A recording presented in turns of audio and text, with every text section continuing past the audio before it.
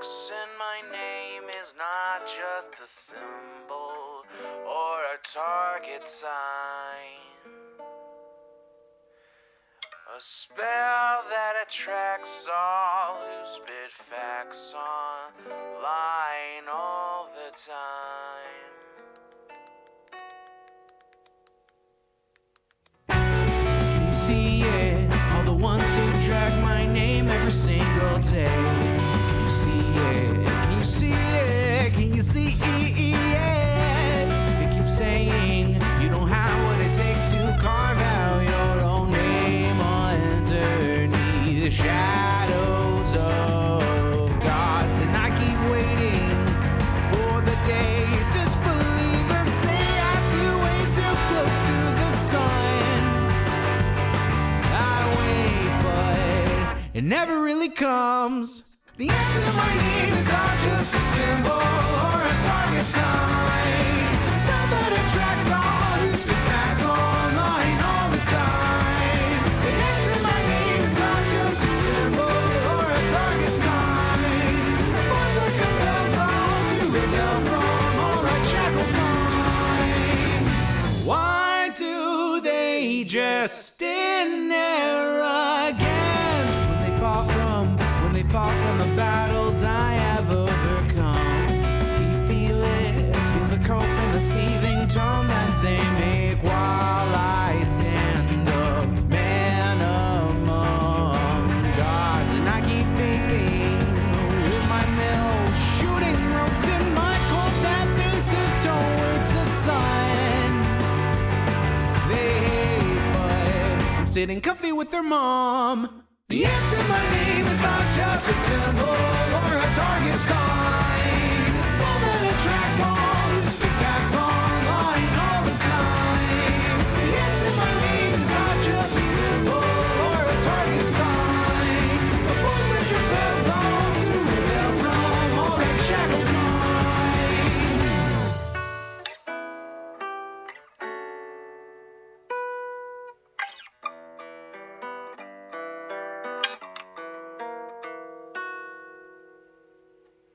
The X in my name is not just a symbol or a target sign. A spell that attracts all who spit facts online all the time. The X in my name is not just a symbol or a target sign. A force that compels all to rebel from all right shackled minds. It's you and me, your mom, it's me. I'll take another hit from my name. You see now, watch me right now, punch your face now. Show you how.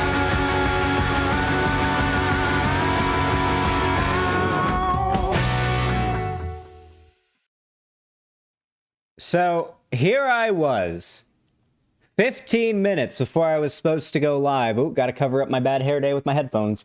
15 minutes before I'm supposed to go live, and Lonnie comes and tells me I'm watching my boy Ethan beat Elden Ring.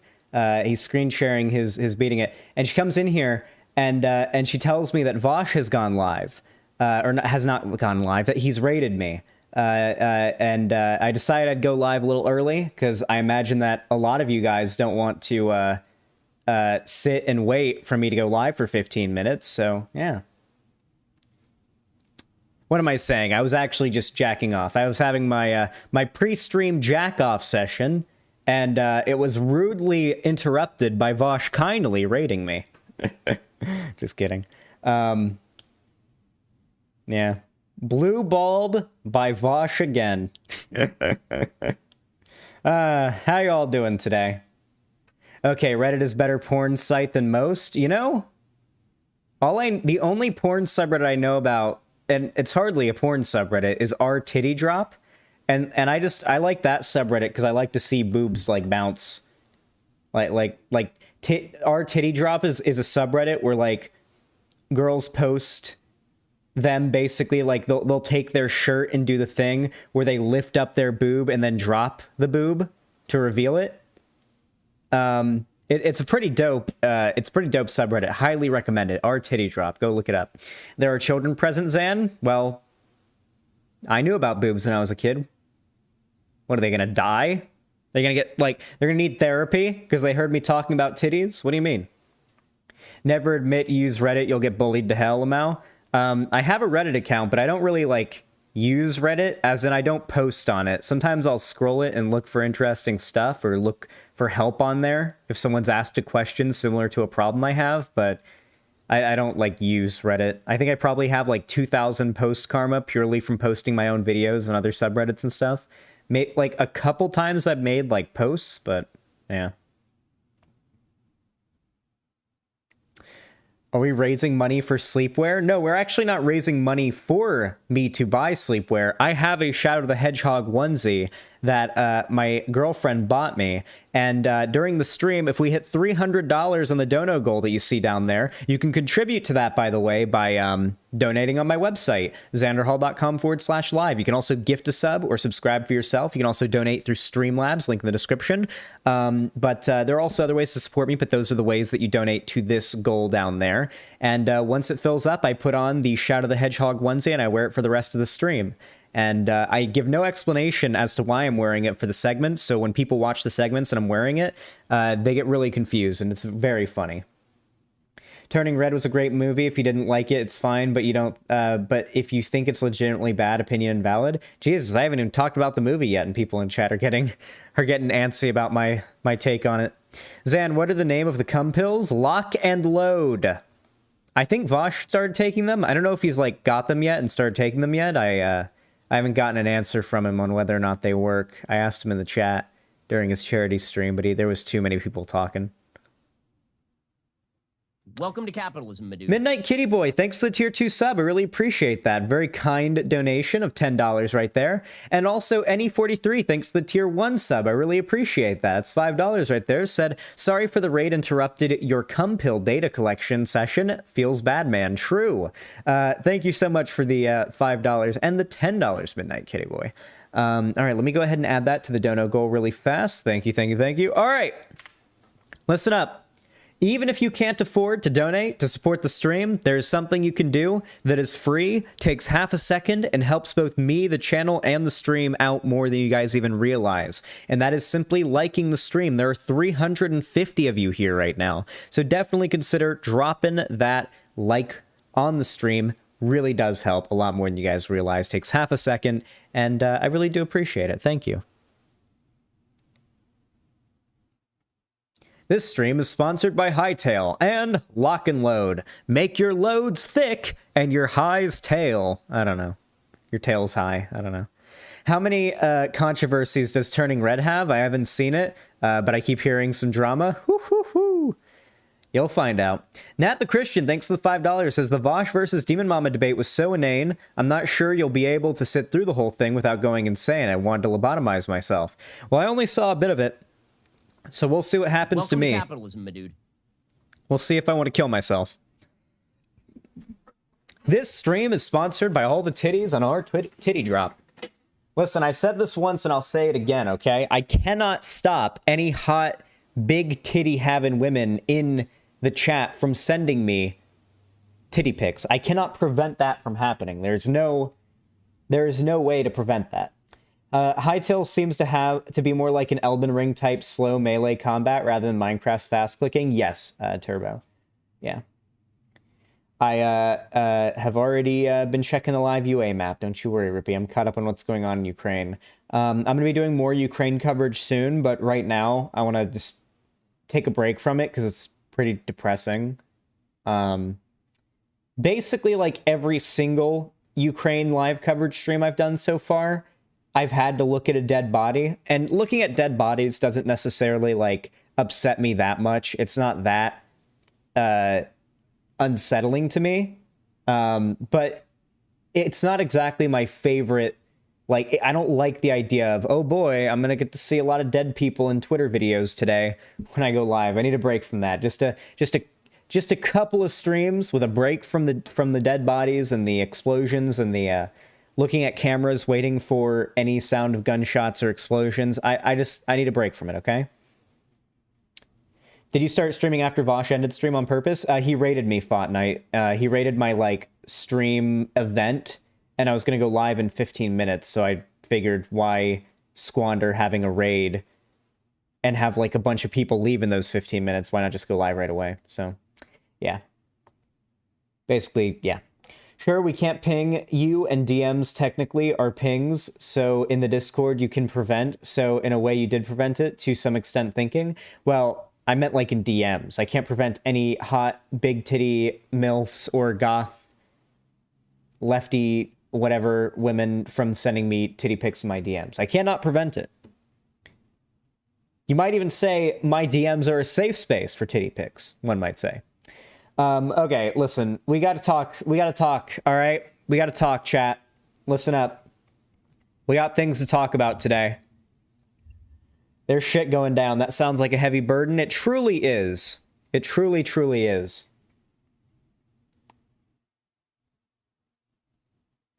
That has worked before. I've actually said, I can't stop anyone from sending me titty pics, and I've received titty pics in my DMs in response to that, and I was like, I gotta do that more often. Fuck yeah. Don't worry. We don't have any underage people, any underage fangirls fucking sending me shit.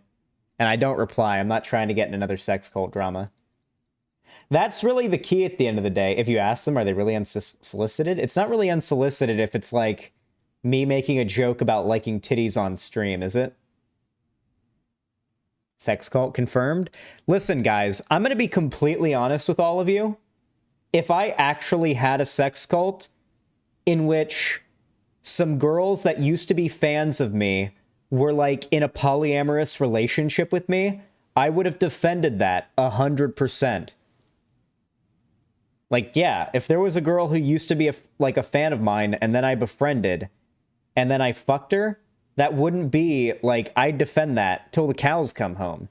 Cancel me all you want over that. Yeah, sure. Yeah. As long as you're not, like, going... It's not like a groupie thing. Like, the problem with, like, the groupie dynamic was that you were bringing a bunch of fangirls who don't know you, well, who you don't know, but who know you or think know you, into a private space to have sex with them, and then just never speaking to them again. That's the groupie problem. If it's just, like, you're a streamer, a girl likes your content and hits you up, and then you talk, become friends, and then you smash or get into a relationship, that's not the same thing. In fact, that's more or less what happened with me and Lonnie. She watched a couple of my videos, hit me up on Instagram, and I was like, oh, wow, she's hot. And then I responded. And then now we've been in a relationship for like nearly 3 years. Mr. Krabs, thank you for the $5 super chat. Says, Zan, a new Sonic 2 trailer came out. Will you react to it on stream? Yes, I will at the end. As a matter of fact, you should media share that Sonic 2 trailer, Mr. Krabs, at the end. I will watch it at the end. Yeah. Oh, wow, 400 viewers. Hey, everybody. Arbiter, thank you for the tier 2 sub. Says, titty pics, pog. True. True, and that's pretty fucking true. That's pretty true. Thank you, Arbiter. I appreciate that. That puts us at a mighty $25 out of 300 on the dono goal. If any oil barons or oil princes or oilers, as we like to say, want to come and chat and oil it up, then feel free. We can get that Shadow the Hedgehog onesie right off the bat. With that said, we are about to get into some spicy, good memes, all right? We're starting with turning red, okay?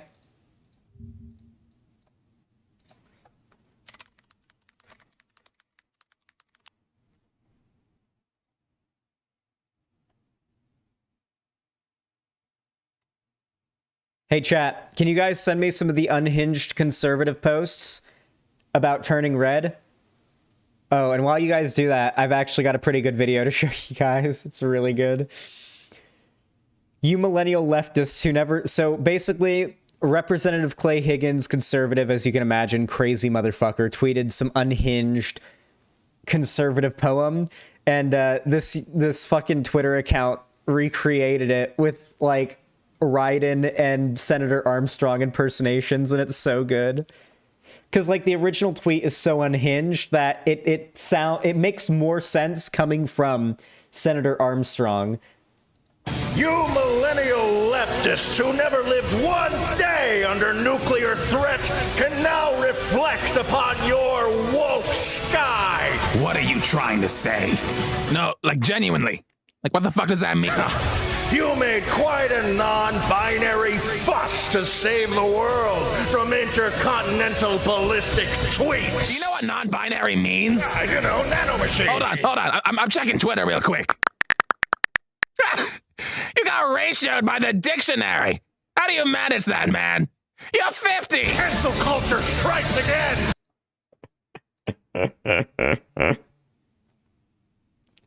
So fucking good. So fucking good. A trans woman voices riding in this video? Based. Yeah, trans women tend to have a lot of vocal range, from what I've found. They're pretty good at voice acting. Voice training will do that. Like, I'm not kidding, by the way. Like, every trans woman I know can do amazing impressions.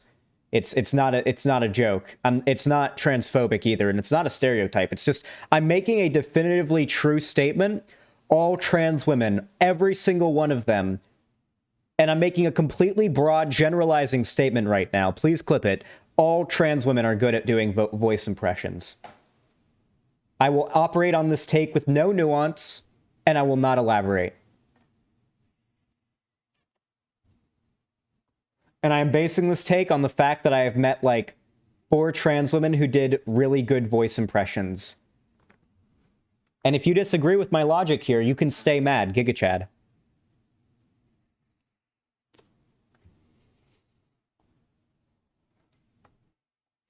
Did you see my DM?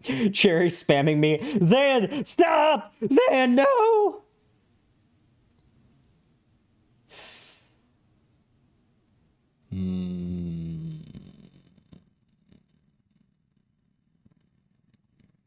Cherry, the chat's gonna be so triggered.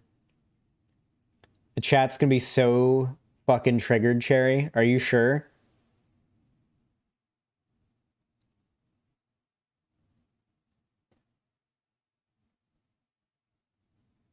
Well, Cherry, what? Okay, never mind. All right, fine, whatever. Fine. All right, do you guys have the crazy fucking schizo tweets about turning red for me? Come on, hit me up.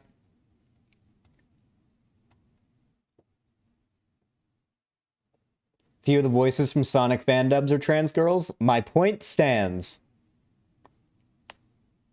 I imagine Cherry doing the Walter White locked in the car screaming face every stream. That's more or less like the meme needs to be Cherry locked in the car screaming, Zan, no! Zan! That's not, yeah.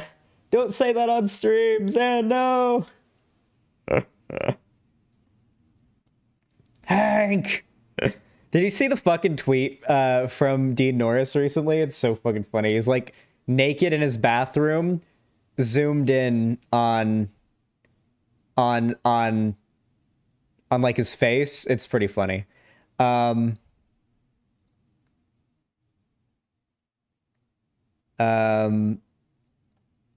right. Yeah, send me more schizo tweets.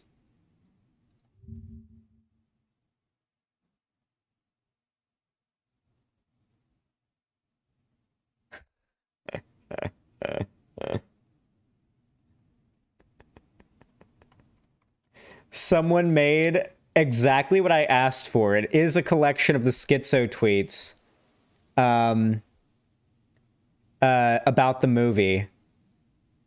But they named the file, they named the document Vosh is better. I'll never escape. Jesus Christ. The sad thing too is that the Xanderhal Vosh clone meme comes from people who like started watching Vosh like in 2020. Me and Vosh have been friends since like early 2019, and the meme started in 2020. The meme was all started by people who, like, weren't even around. Who were probably Nazis, honestly. They were probably conservatives or liberals in 2019. Anyway. With that said, let's go ahead and get this this show on the road, so to say. I almost want to watch that fucking Senator Armstrong video again. It's so fucking funny. Zan was first. That is true. If you go back and you look at my very first YouTube video, you can see first video uploaded December 14th, 2017. It's true. Destiny repeats it a lot. Well, Destiny thinks that Vosh is a Destiny clone. Well, I hate to break it to you guys, but if you go and you watch any of your favorite online content creators and you find out who inspired them, and you go and watch whoever inspired them, you may find their content quite derivative of their inspirations. You'd be surprised at how often, like, being a clone of another creator is a thing. It's not exactly the scandalous accusation people think it is. Xanderhal, ever thought of doing a Vosh clone podcast with you, DMG? DMG? Shark, etc.? No, that would be extraordinarily cringe. Holy shit. Oh my god, can you imagine me and a bunch of streamers constantly accused of being Vosh clones? I assume you meant Demon Mama. Getting together and then doing a cope podcast over being called that? That's how it would look, at least. Even if that's not what it would be. That's how it would look. To be fair, listen, okay? All I ask is that you accuse me of being a Destiny clone, at least. Okay? Just at least make the accusation accurate. I'm a Destiny clone. Flintstones inspired Simpsons, Simpsons inspired Family Guy, Family Guy inspired American Dad, American inspired Brickleberry, etc. I would not go down that road to try to make a point in defense of inspiration at all. All right, listen up. Shut up. Shut up. Quiet. Quiet. Ree! All right. Listen. We're going to watch the trailer for a movie. All right. Shut up, everyone. I'm doing the segment you're all here for. I all know what you want. I know what you want. Come on. I know what's up. You're here for the Turning Red review. A few nights ago, I did a watch party in my Discord of Turning Red. It was on Disney Plus, so we weren't watching it in like some scuffed fucking blurry dude's head in the way camera rip or anything. It was a full-on HD high quality copy and whatnot. And we went ahead and we did a watch party of Turning Red. And honestly, there will be spoilers here, by the way. To go ahead and give my overall like review of the movie, it was cute. I thought it was a good movie. It was a good Pixar movie, and it was really cute. I thought it was a very cute movie. It was very wholesome. I have my problems with it, as I would as an adult taking issue with any story media made for children. But, you know, it is what it is. Anyway, whenever a new Pixar movie comes out, there's basically a flood of either massive support for said movie or just everybody fucking hates it. But regardless, there's always a group of people, usually very right-wing people, who take issue with basically any progressive elements virtue signaled in said movie and try to argue that it's part of some woke agenda that's being pushed in our media, despite the fact that right now Disney is under fire for funding politicians on the right in Florida pushing the Don't Say Gay bill due to the fact that they have Disney World there, and, you know, a lot of their enterprise exists in Florida, and they're incentivized to lobby the politicians in power there. So yeah, despite the fact that Disney is pro-money and will be pro-gay if it means being pro-money and anti-gay if it means pro-money whenever it suits them, they like to form a narrative about some cabal of pro-LGBT whatever pedophiles, they like to say a lot, pushing for progressive themes in media. Usually, if you go far enough, they'll say it's the Jews. But if it's just normal conservatives, they won't say it's the Jews. They'll just say it's progressives in general. It's all the JQ. It's just depending on how far to the center, how close to the center the right-wingers are, they don't outright say it's the Jews. That's basically the scale for this type of media critique. Anyway, so with that said, I went ahead and I watched the movie, and I'm going to be real, it's probably not going to be a movie that I'm going to rewatch much, like, I might rewatch it a couple more times in my life. But I certainly didn't like dislike my time watching it. It's just that I'm not like a Disney adult, you know? Like, I'm not one of those adults who gets super hyped for the next Disney movie or the next Pixar movie. It's just not my thing. If there's like a lot of hype around it already and people are talking about it and saying it's good, I'll give it a watch just to be, especially if it's my job to talk about it like here, just to be caught up. But it's certainly not like my cup of tea. But if it is your cup of tea, and I know plenty of people whose cup of tea it is, then it is probably a great execution of that preference. The only issue with the movie, I guess I'll give like a brief rundown of what it's about. It takes place in the imaginary land of Canada, and it features a young 13-year-old girl that goes by the name of May and her group of friends who are all girls, and they basically... It is a very on-the-nose sort of coming-to-age movie for young girls about puberty and feeling awkward and being your true self. I mean, like, it's more or less like a more like clean version of like the types of coming-to-age movies that teenage boys have had for decades. Like, let's be completely real. 'Cause I'm sort of setting up for like the controversy here, but like, let's be real. There have for a very long time been some pretty egregious examples of coming to age movies made for young boys in their teens that are not viewed as being all that big of a problem. However, this movie, which more or less does that in a far less crass way, has gotten a massive amount of backlash for its depictions of that awkward age of being a teen. Because, and let's be honest, when you depict any media in which the main character is a teenager and they're going through puberty, you kind of have to walk a really weird tightrope of either going all the way in on like the realism of it and depicting underage characters in a gritty, realistic way that really comes off as kind of cringy. A good example of this would be some scenes in some Stephen King stories. A good example would be It. Or there's even some pretty graphic scenes describing masturbation in one of my favorite books, Roots. There's a scene that fairly graphically describes masturbation, like the main character being like 14 or 15 years old and like being out on lookout for his village and then being like, holy shit, I can just jack off all night up here. That's an actual scene that happens in the book Roots. Highly recommend that book.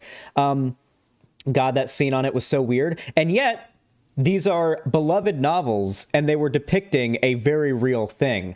13-year-olds jack off. And if you're going to make a piece of media that's meant to appeal to, like, a 13-year-old boy and depict that sort of coming to age part of their life, then yeah, there's going to be a scene in the movie in which they're hiding their porno magazines under their bed. How many times have you seen the teenage boy hiding the porn from their parents or their friends in their room stereotype? How many times have you seen that? How many times? Chat, hypers, have you seen that at least a dozen times in media? Which was meant for like a teenage boy demographic.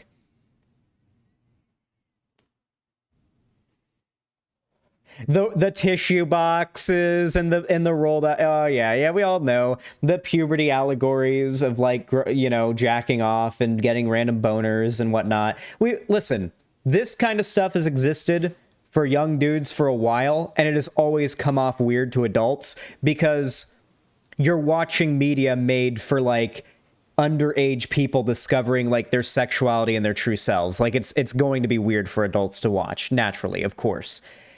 However, it's going to be compounded just as much when you make the subject of said movies teenage girls instead of teenage boys. Ed, Edd n Eddy did a joke about that. Of course they did, and it was a kid's show, and people were fine with it because it was teenage boys, and teenage boys are degenerate little fucking perverts, and we accept that as a society, and we're cool with depicting that in media and in coming of age movies. But when it comes to young girls, it's, well, okay, let's not do the same thing there. We got to apply a double standard now.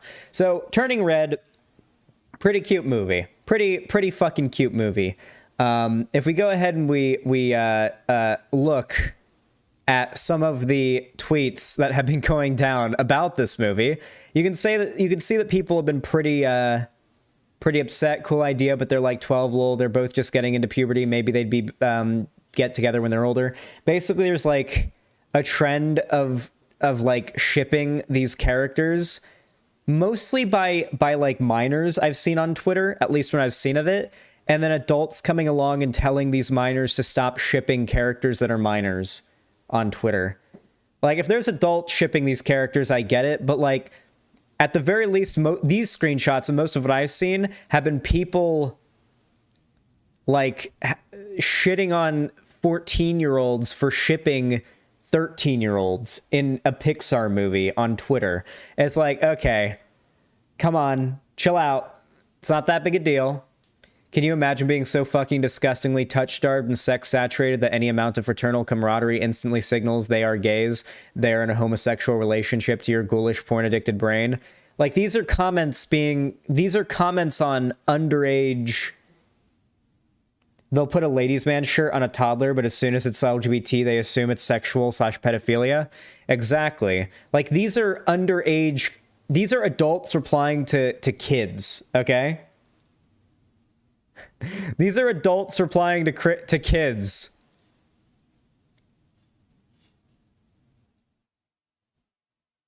I will say that, like, the amount of, like, people trying to, like, headcanon... It's not even...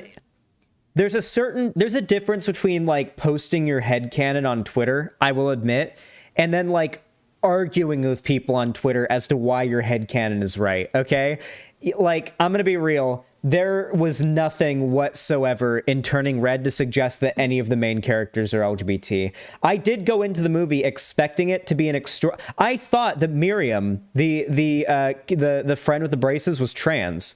Like, going into the movie, I was like blindsided by there never being any explicit acknowledgement of that whatsoever. The most you might get is that maybe she's a lesbian, that Miriam's a lesbian, because there's some lines from like May's mom that are a little bit like derogatory towards her. Like, I don't like that girl, there's something up with her, and it didn't seem like she's trans, considering there's not a lot of...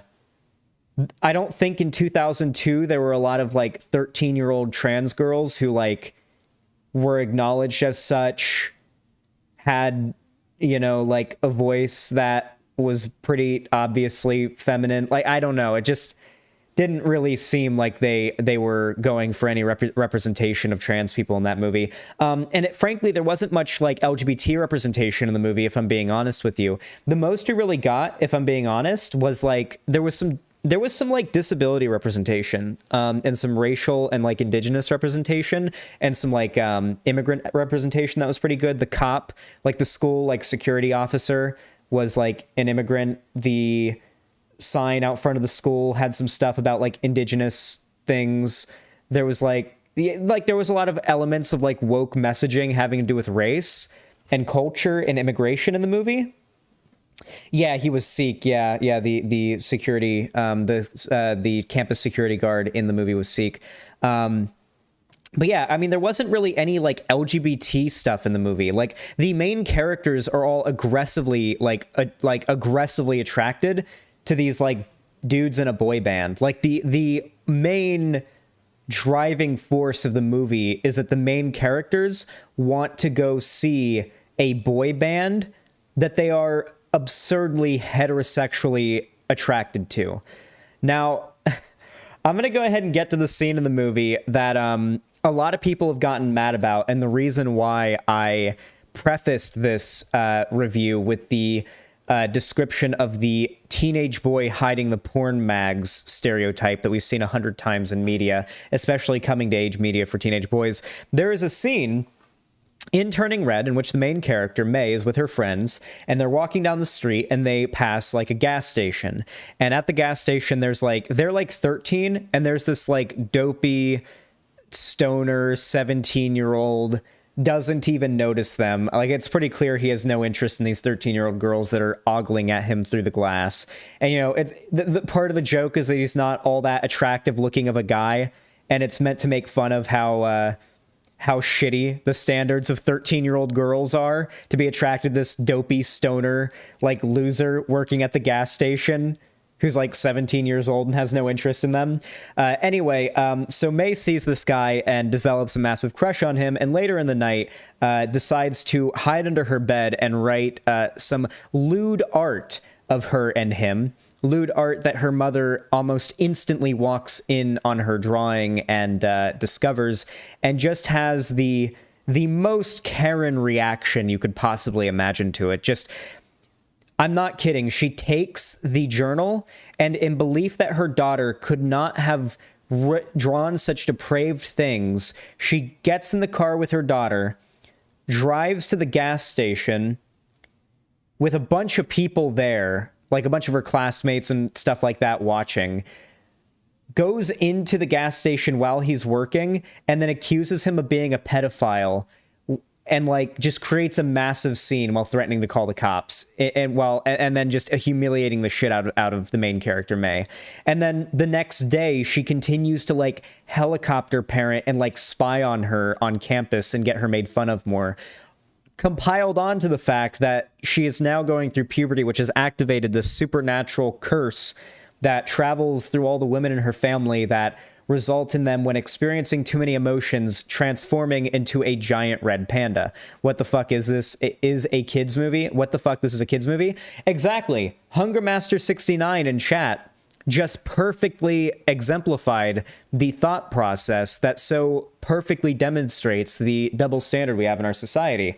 When I talked about, like, when we mentioned like the Ed and Eddie hiding the porno mags thing in an episode of Ed and Eddie, no one got upset about that. But like, when the mom discovers the 13-year-old girl drawing some lewd pictures, and then the parents freaking out about it, a thing that actually happens, now it's a big deal because it's a teenage girl. Yeah, I mean, like, there's an obvious double standard there, and conservatives have sort of acted on that, especially. We've seen them melt down over it. Another huge part of the backlash over the movie is the art style. I think now's a good point to go ahead and sort of segue into the trailer.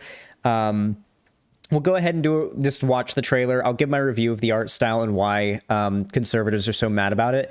And then I'll go ahead and list my issues with the movie, the things I liked, the things I didn't like, and then we'll wrap it up. I know, Canada.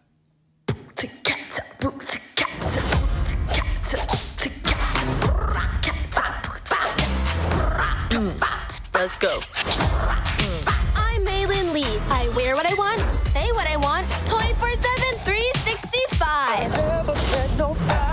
I know, it's a lot. But I don't got time to mess around. All about that hustle, am I right? You know what I will say? You know what I need to say right now about literally all the advertising for any like Pixar movie? The advertising for Pixar movies make them look so much more obnoxious than they really are when you watch the movie. It's actually not even funny. Like, this trailer's making me cringe, and it feels obnoxious, despite the fact that I watched this movie and did not feel like it was obnoxious, annoying, or cringy. For the most part, like, this is very clearly a movie that's, like, the target demographic is, like, teenage girls. So there were some scenes that just really didn't vibe with me too well as, like, a 22-year-old man. But, like, I'm not going to fault the movie for that. I'm not in its target demographic. I'm a grown man. I'm not a 13-year-old girl, the target demographic of the movie. However, there are a lot of grown men on the internet that like to melt down over media made for 13-year-old girls not appealing to them. Poor town. This is gonna be the best year ever. And nothing's gonna get in my way. I legit thought this character was trans. Just Twitter and me not knowing anything about the movie going into it made me I went into this movie thinking this character was trans, and I was like, oh yeah, we're gonna have a massive fucking meltdown over a trans character, and it's gonna be and no, she's not trans. She might be gay, maybe the most progressive this character could be, or I guess in their representation, is bi, because half the movie she's like simping for a boy band. So, you know, it's not quite as gay as I think people made it out to be before it came out.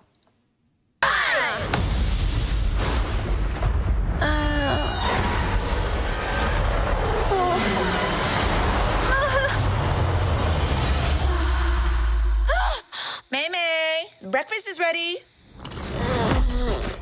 I would fuck the mom. I would fuck the mom, and I wouldn't pull out. Coming.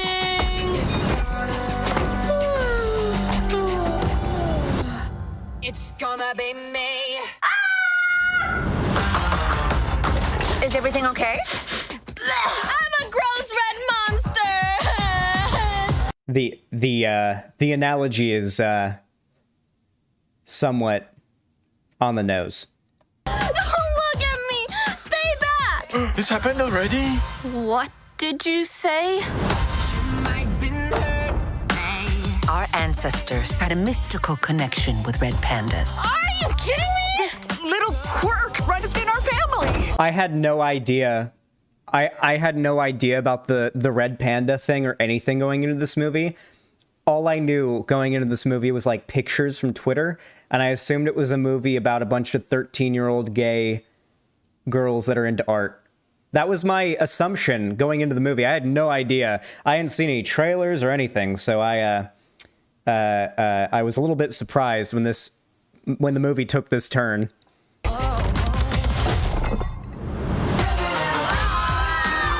You're so cute. Sick. I've always wanted a tail. I'm a freak. We love you, May. You're our girl. Whoa. You're you. Any strong emotion will release the panda. Abby, hit me. Oh. She's a Do rare you know how panda. dangerous this is? You'll get whipped up into a frenzy and panda all over you.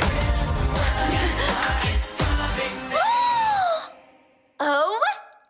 I remember I saw like a shit ton of people on Twitter pointing out that she has a continuous insulin patch, which I guess was like a big deal to some people on Twitter with type 1 diabetes. So that was pretty cool.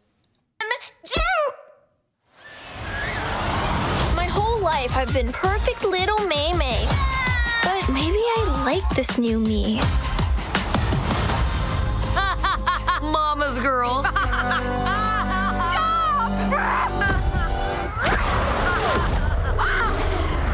It's gonna be me. Now, as you can see, there is something. This is the image. This is the image that everyone gets mad about. We can just have this image on screen.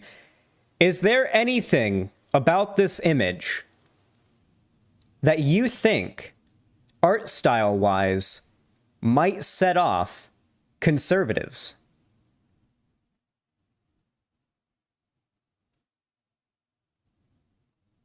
Well, unfortunately, the vast majority of you have not been exposed to the hellscape that is the conservative cartoon criticism part of YouTube, such as YouTubers like ER. Unfortunately, I have been exposed to that, and I know exactly what about this art style upsets conservatives so much.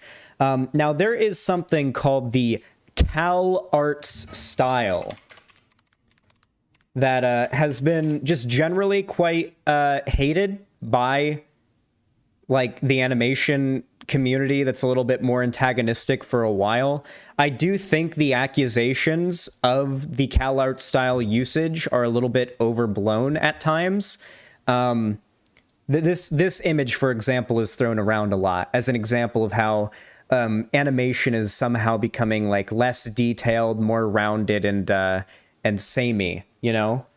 Even though this is kind of thing has been happening for a very long time, since Hanna-Barbera adult animation has done this with like the pseudo Family Guy art style for like over a decade. Anyway, this sort of like as people in chat have said, bean head, bean mouth, and sort of rounded art style has become quite prevalent in animation, especially in the last 5 or 6 years. And when people saw this movie, especially when it comes to the face, like the head shape and the mouth shape, a lot of conservatives got really mad and said, oh, it's the Cal art style. Oh, man, oh, Pixar animation has gone downhill. Now, I'm not like the biggest Pixar animation watcher myself. Oh god. Y2K AOK. Yeah, this movie takes place in 2002. Anyway. Yeah, anyway, I watched this movie, and I've watched a couple of recent Pixar movies that have dropped that people really liked. I watched a pretty long-form review criticizing Raya the Last Dragon, which literally was Avatar the Last Airbender. Lindsay Ellis was right. She didn't deserve to get canceled, and fuck everybody who got mad at her for saying it. It was 100% true. If you're mad and you think it's wrong, then cope harder. I watched a long-form review of Raya the Last Dragon, which showed plenty of its art style. I watched Encanto not too long ago and saw its art style. And I watched this movie, Turning Red, and saw its art style. I believe those are like the 3 most recent Pixar movies. And then obviously I've seen the classics from Monsters, Inc. to Toy Story to, we all know, to Incredibles and Incredibles 2. And I've seen plenty of like I watched Incredibles 2 because I had to. I mean, everyone loved the Incredibles, right? But like, I've been exposed. Wait, Encanto and Raya weren't Pixar? Was that Sony? Was Raya Sony? I could have sworn Raya was Pixar. Huh. Well, it makes sense. It sucked shit, from what I heard. It's also Disney. It was Pixar? It was Disney? It was Disney, but not Pixar? Disney and Pixar... Hold on. Is Pixar not, like, part of Disney? And Encanto was a Disney studio. Wait, Pixar and Disney aren't the same? Pixar is Disney. I'm going to... What's the deal, chat? What's going on? Chat, this is why capitalism is so fucked. There's so many, like, every single company is, like, owned by, like, a few parent companies, and it gets really confusing. Okay. I know for a fact that Pixar is a Disney-owned enterprise. So what my understanding is, there is a Disney Animation Studios, which is Disney's animation studio. And then there is the Disney-owned Pixar Animation Studios. But essentially, they're all made by Disney-owned animators. There's probably a lot of crossover in their production, no doubt, right? Yeah, for sure.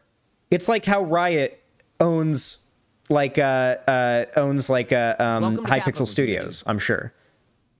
Nat the Christian, thanks for the $2. All Pixar is Disney, but not all Disney is Pixar. Thank you. Yeah, regardless, I've seen a lot of the movies in that vein as of late, and none of their art styles are the same. Across all of these movies, while there is the similarity of it being like 3D animation most of the time, across all the Pixar movies, to be more specific, usually they just kind of switch up the animation for each movie. Like, they fall into like a fairly similar batch of like style of being that 3D sort of recognizable thing, but like they switch it up every movie. I mean, Up was Pixar, right? Finding Nemo and Finding Dory were Pixar, right? I mean, they look not too dissimilar to this, but they all look a little bit different from each other. This isn't like the new Pixar style if you don't like it. I can't argue as to why you should like this style. That's not what I'm doing here. I'm not arguing why you should like this style. If this style is obnoxious, derivative, and annoying to you, then far be it from me to try to convince you that is... I can't change your opinion.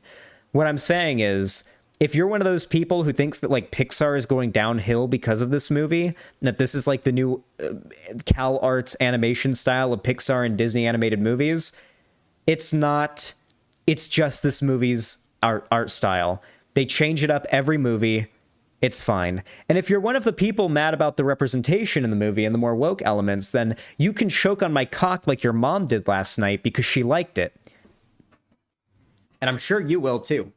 Anyway, with all that said, let's get to the parts of the movie that I liked and I disliked. I thought it was a cute movie. I thought the animation, you know, the art style was pretty. You know, like, it's a beautiful looking movie. Like, when you actually watch the movie and see, like, the stuff in motion, it's very pretty looking. You know, there's a particular location in the movie towards the end that's like a bamboo forest that almost looks like Limbo, and it is gorgeous the way they animated that place. It is how I imagine the afterlife to look if it exists. Probably like the best depiction of it. So yeah, that was pretty cool. It's a really pretty movie. The voice acting is very good. I mean, it is at times the voices can be a bit grating because these are teenage girls speaking, but like, it's good voice acting, you know, like outside of like the scenes where the voices get a little high pitched. It's good voice acting. Just the general acting is good. The animation I thought was good. I thought it was very colorful and cute. The messaging I thought was pretty good. There is one thing about this movie that bothered me. And I think it would bother me if I was a kid as well. And that's the only reason why I'm voicing this criticism. I have got plenty of criticisms as an adult man I could make, but as far as like this being a kid's movie and reviewing it as a kid's movie, there is one thing that I think even young kid me would have noticed. And that would have been the mom did not have nearly enough redemption for us to forgive her by the end of the movie. While her actions and her motivations are explained well, and we understand why she did what she did, her actions are still so deplorable throughout the movie, it doesn't really feel like she's made up for them at the end. And Kanto had the same problem with the matriarch of the family. Like it doesn't feel like the problem is solved at the end, right? Like, it doesn't feel like full atonement has been made and like the loose ends are tied. Like, Encanto's happy ending, like actual Encanto's happy ending, is they never got their powers back and they had to live normal lives. Because the ending of Encanto just leads to the cycle continuing of all of them feeling like the weight of the world is on their shoulders and their powers cause them to be responsible for all of the stress and the tasks they have on them. It's just going to be a repeat of the events that happened previously. There's no reason to suspect that all wouldn't happen again after the end of Encanto.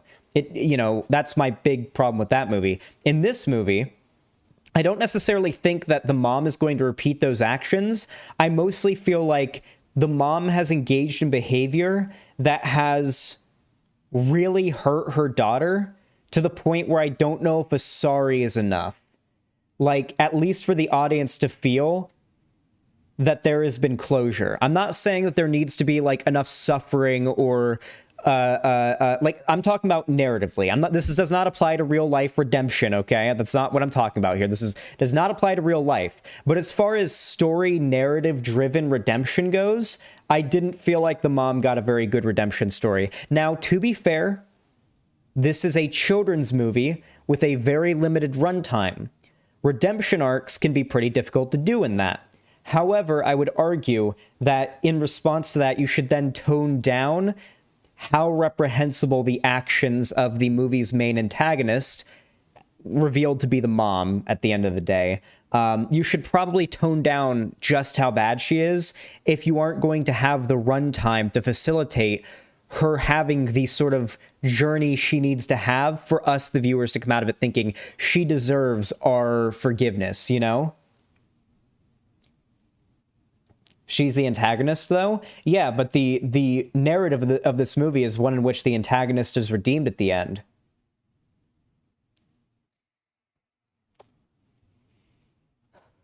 Like, listen, I'm not trying to go all Lily Orchard on you guys. All I'm saying here is that, like, most of the movie is spent with May, the main character, either having a mental breakdown or bawling herself to sleep in her bed over things her mom has done. And then at the end of the movie, May realizes her mom was just like her as a kid and had the same treatment. And it's not that the mom comes to a realization in the end, it's that May comes to a realization in the end, which allows her to communicate her feelings to her mom in a way that results in her mom understanding her. And it's not the worst thing in the world. It doesn't destroy the movie at all. However, it did bother me. It did bother me a bit that, like, it wasn't the mom has an epiphany and realizes on her own that she's wrong and reaches out to apologize to her daughter and make things right. That's the type of redemption arc that I like to see in media. And I do love redemption arcs. As I said before, not trying to go full Lily Orchard on you. I don't know. It just felt a little bit unfulfilling to me. And I think young me would feel the same way. But if you watched the movie and you did not feel as such, so be it. That's fine. Just my opinion. Anyway, those are my takes on Encanto. I hope you enjoyed my review. If you did, please consider leaving a like, subscribing, ringing the bell icon on my channel. All those things help the video, the segment, and me a lot more than you even realize. And of course, if you want to see more from me on the great wide web, consider following my social medias, all linked down below in the description, including my Instagram, Twitter, and my fan Discord, as well as my TikTok. And if you want to support me financially, did I say Encanto instead of Turning Red? I said Encanto instead of Turning Red. I meant Turning Red. And of course, if you want to support me financially, please consider donating, subscribing, or gifting a sub over on my website, xanderhal.com/live, or you can support me on YouTube, Twitch, Streamlabs, and through Patreon. But no matter how you support me, whether it be through a like, a comment, a view, or even a financial donation, I really do appreciate it. Thank you so much for watching, and have a good one. Ooh, I need a drink of water.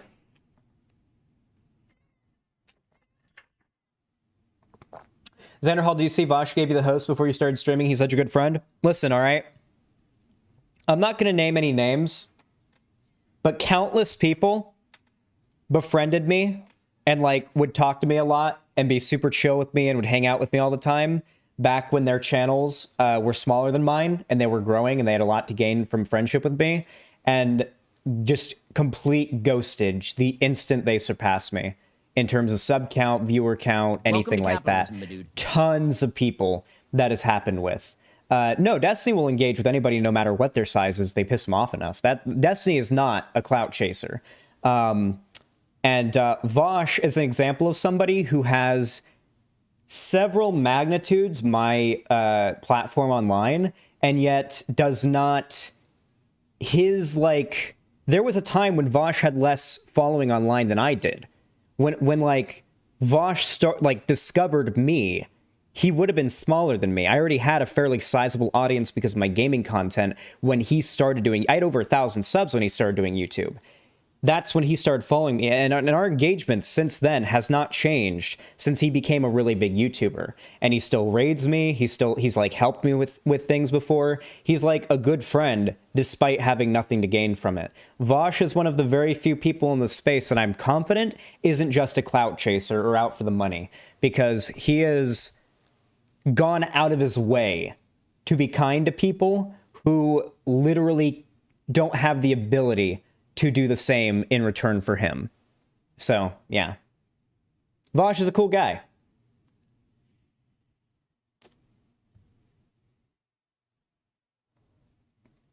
Also, Xanderhal, update to what I sent you earlier in DMs. I sent you a new one? Okay.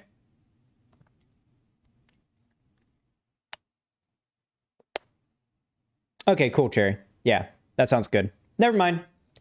We pog. We poggin. Astatine, thank you so much for the tier 2 sub. I really appreciate that. Very kind of you. Thanks for the $10. Very, very, very pog. That puts us at $35 out of the 300. Listen up, guys. If you guys want to see me in that Shadow the Hedgehog onesie, you guys are going to have to pump those numbers. If Vosh was a clout chaser, why would he say like half the things he does knowing that they won't help his career at all? That is also a good argument as well. I always call him Vunk. Any thoughts? That is your name for him, I guess. Thoughts on Astolfo? I could probably do a pretty good Astolfo cosplay if I was a femboy. I got the cock for it. I know a few redemption story arc that happens that are great, like the one from Full Metal Alchemist. My favorite redemption arc so far probably has to be... Lonnie, you're not watching right now, are you? Lonnie isn't watching, is she? These are spoilers. Zuko's a pretty good one. Zuko's a pretty notorious one. My favorite... Okay, she's not here. I think she's out picking up a vape. Anyway, my favorite redemption arc is probably Negan from The Walking Dead. He's had a pretty good one. The way they've done Negan's redemption arc was pretty interesting. Granted, you could never do one quite that grand in a movie for kids that's 2 hours long. But the one in The Walking Dead was pretty damn good for Negan. Oh, he's redeemed. I left season 7, I think. After season 7, a new showrunner and director takes the reins in the show, and I would argue the show goes in a significantly better direction than it's been since season 5. I think the show was probably at its peak in seasons 4 and 5 for when Scott Gimple was running things, and then got really iffy in seasons 6 and 7. And then they got a new showrunner, and like season 8 takes a bit to like get the wheels rolling, I think. Or no, it's not season 8. It's season 8 is still Jamie Lannister was an excellent one. I would say Jamie Lannister, but they ruined it in the end. That's the thing. They had Jamie Lannister turn out to be a selfish asshole in the end anyway. So Jamie Lannister's redemption arc doesn't really count. It depends. Jamie Lannister up until season 8. Great redemption arc, sure. 1 through 7, seasons 1 through 7, Jamie Lannister, fantastic example of a redemption arc, sure. In Game of Thrones.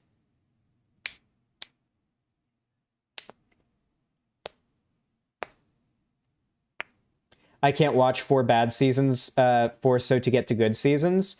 No, Untable Sarah, seasons 1 through 4 of The Walking Dead are great. It's just that, like, the peak of The Walking Dead, like, the peak of the show's popularity and quality to many people was seasons 4 and 5. And then seasons 6 and 7 are kind of, like, iffy. And the show kind of, like, plateaued in that period. And then I'd say the most recent 3 seasons of The Walking Dead have been pretty damn fantastic. Especially this final season of the show. We're in the final season of The Walking Dead, and it has been, in my opinion, phenomenal. They nerfed Walking Dead so hard. Well, what they did in The Walking Dead after season 8 is that guns are not really a thing anymore. For most of it, they basically revert, like, there's such a long time skip between seasons 8 and 9. It's literally like a 6 or 7, maybe even 8-year time skip, I think, happens, to the extent that there's no more gasoline, so there's no more cars.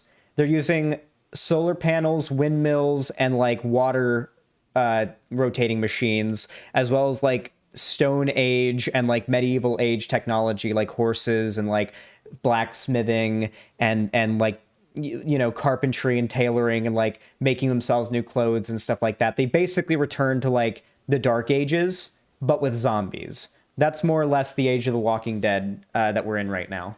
It's like Game of Thrones, sword, shield, bows and arrows, catapults, melee weapons. Like, if someone has a gun, because there's so few bullets left, if someone has a gun with bullets that can work in it, it's a huge deal. They're, like, a huge threat, because everybody just has, like, machetes and swords and shields and, like, flails and, like, axes and shit.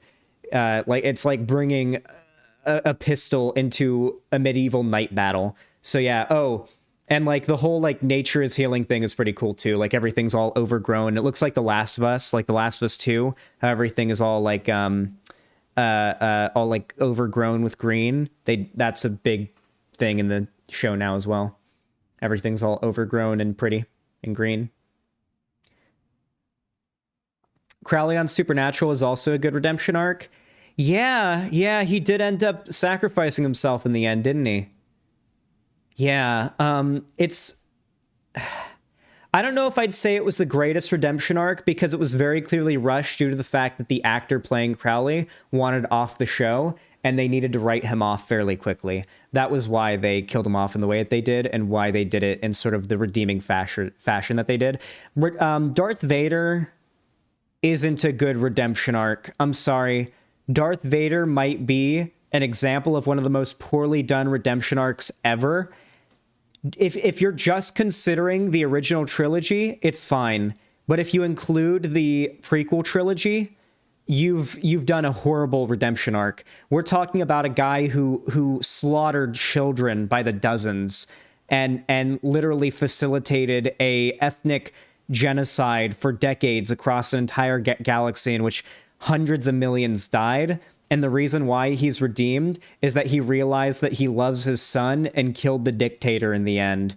Like, sure, he did save the day, I guess, though he really wouldn't have. Like, if Darth Vader wasn't even there, Luke would have just killed the Emperor, and like, it would have been over.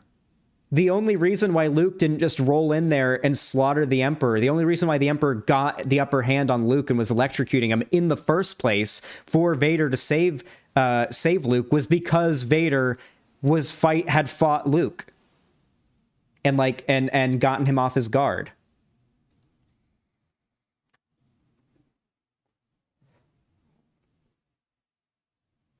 Luke couldn't kill the Emperor by himself. That's the whole point. In that scene where Luke swings his lightsaber and Vader blocks it, do you think, had Vader not blocked it, Palpatine would have been okay? Because what I think that was a scene of Palpatine showing off his faith in Vader. That scene was Palpatine. Like, let's say if Vader didn't protect him, I think Palpatine gets his head cut off, because that was Palpatine showing off how much he trusts Vader. I think Luke would be able to cut Palpatine's head off had Vader just not even swung his blade. I don't know. When you consider the events of the prequel trilogy, it feels like Vader would have needed a lot more to be redeemed. Hell, there was like a really cool like alt universe comic that I think was put out back in the day that was like a what if story that was like not canon, but it was like a what if canon, you know what I mean? Of what if Darth Vader didn't die on the Death Star and had successfully been extracted and saved and had become a force for good. And it was a pretty interesting comic. It basically involves Luke having to go into hiding with Darth Vader to protect him because the new Galactic Republic wants to hunt down and kill Darth Vader. And Luke wants to protect him because he's good now. Yeah, he has like the white suit in the comic. Yeah. Yeah, they gentrified Darth Vader. They gentrified his armor. Yeah. Sounds cool. Yeah, I watched oh, dude. I think I watched an Eckhart's Ladder video on it, and can I just show you the most unexpected Twitter follow I've ever had. Like, sometimes YouTubers that I follow that I'm a really big fan of that don't get into politics at all will follow me on Twitter, and I'll be like, holy shit. This is one of the most unexpected for sure.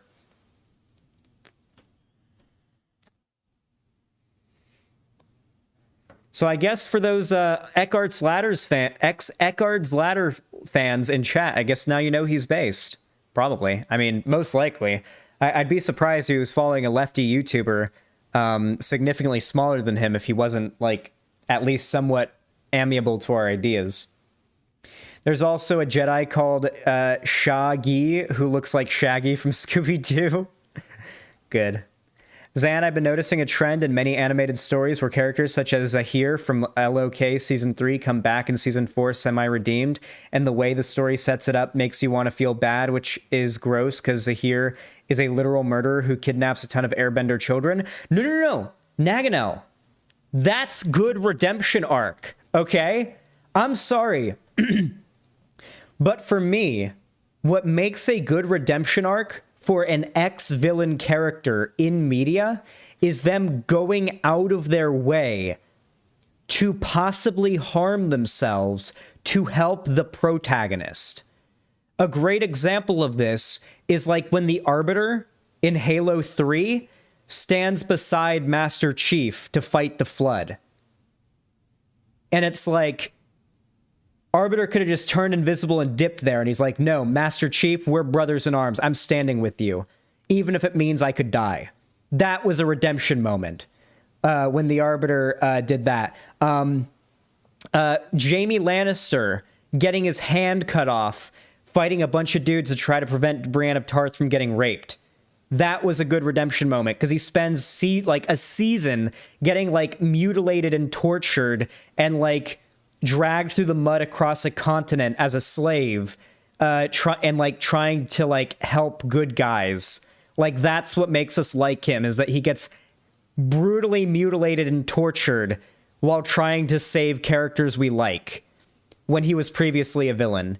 Negan in The Walking Dead. Lonnie, you're not watching, are you? Lonnie, you're not watching. I heard noises in the house. That was either you or the cat. I don't want to spoil The Walking Dead for Lonnie. Was that Lonnie or was that the cat? I don't know. I don't know if Lonnie is still out shopping. I'm going to say it. I gave her enough time. Negan and The Walking Dead, they trick you into thinking he's betraying the group. He sneaks out of his cell and he joins up with the new villain after being locked up in a cell for like 8 years. And it looks like he's joined them and he's taken his opportunity to be free. And then at the moment that the new villain is at her most vulnerable and doesn't expect anything to happen, Negan slits her throat, cuts her head off, and brings her head back to the good guys.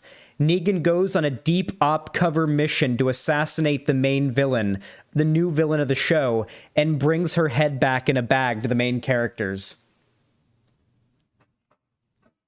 And then repeatedly after that goes out of his way to save other main characters. So pretty good shit, I think.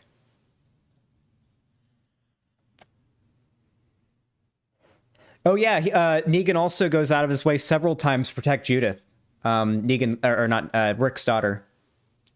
Xanderhal, okay, but one of the worst redemption arcs had to come from Steven Universe, unironically. Yes, the Steven Universe redemption arc, like from like an adult filmmaking or storytelling perspective, is pretty cringe. But like if we're just talking like children's media, I didn't see it as all that bad. I think that the redemption arc of the mom at the end of Turning Red was worse than the redemption arc of Steven Universe, and maybe that's just because I don't give a shit about gem alien creatures. But yeah. There's no redemption for killing Glenn? Honestly, yeah, there is. Negan versus Governor, who wins? Negan. Negan's smarter than the Governor. Negan's still alive for a reason.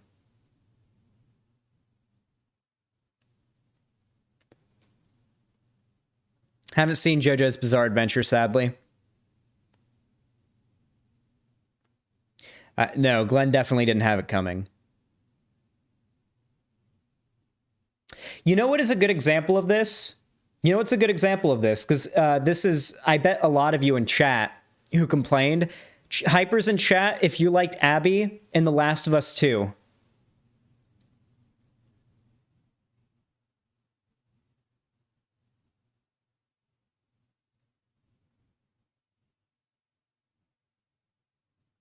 If you liked Abby in The Last of Us 2, you can't say Negan is irredeemable, okay?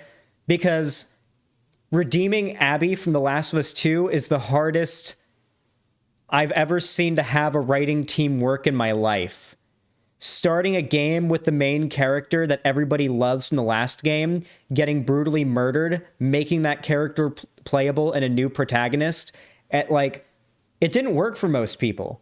I think the way that you make The Last of Us 2 much more liked to the broader gaming environment would have been making it an option at the end, whether or not you kill Abby, whether or not Ellie kills Abby at the end, and making it a player choice option.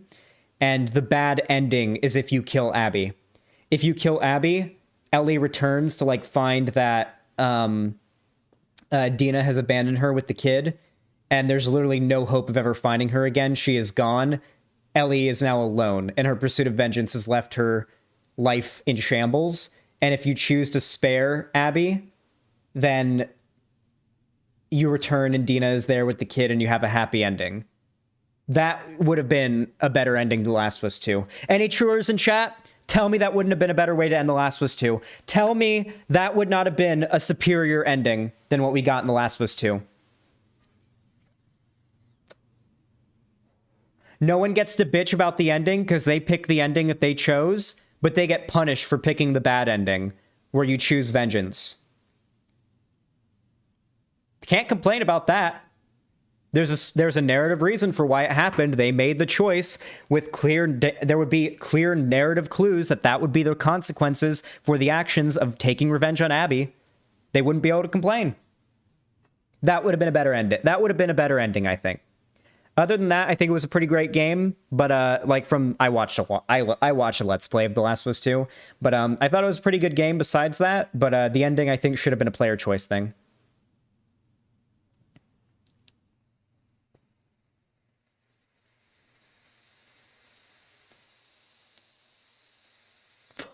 This is a long stun lock. Fuck it. Cherry can cut this into a segment for like the other channel, or as like a second upload. We can do second uploads. Why not? Yeah. As like a second upload. It can be the Xanderhal rants about redemption arcs in media.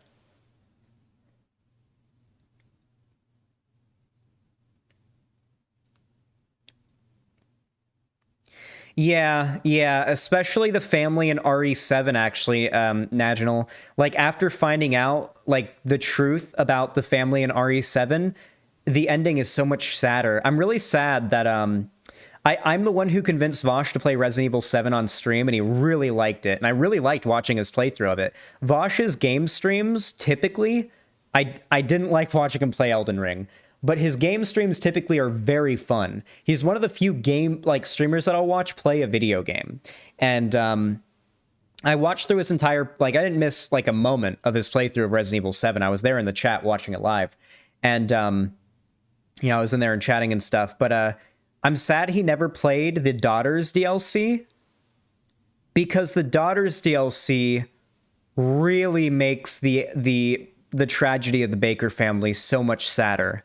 For those of you that don't know, the Daughters DLC takes place shortly before the events of Resident Evil 7, in which you play as Zoe, and you see the family normal. Like, they're all normal and everything. It's the night of the hurricane that washes up the big tanker ship in the swamp, and, you find Mia and Evelyn, and it's the night that everything goes to shit. But you get a good segment where it's, very clear that the Bakers are very kind, normal people, except for Lucas. Lucas was always a psychotic piece of shit. Zoe, Marguerite, definitely, obviously, Joe, and Jack Baker were all great, though. They were all great people, it seemed. It's really sad. Would have been nice to be able to actually cure them and save them. At least Zoe and Joe made it out, though, in the end. And I think, no, Lucas, Jack, and Marguerite all die by the end of the story of RE7. Zan, isn't there a cutscene where Jack talks about how Evelyn got into his head? Yeah, there's a scene where where that gets revealed to you, but what makes it really sad is the Daughters DLC where it's just full on shown to you what they were like before. And how it was their kindness, and how they were just such a it was their kind Southern hospitality that doomed them in the end. Had they just left those two strange women in the swamp that night, they would have been fine. But they saved Evelyn. They brought her back in. They saved her life. And in return, she enslaved them for it.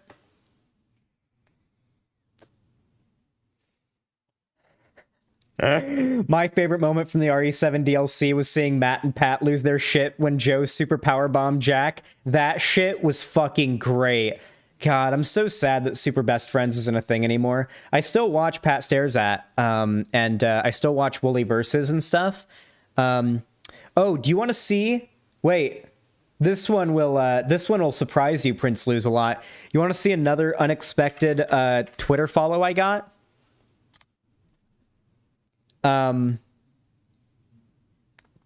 Pat from Super Best Friends doesn't follow me on Twitter, but his girlfriend does. His girlfriend Peach Saliva does follow me on Twitter, but Pat doesn't. I'm gonna get that Pat follow though. I'm gonna get it.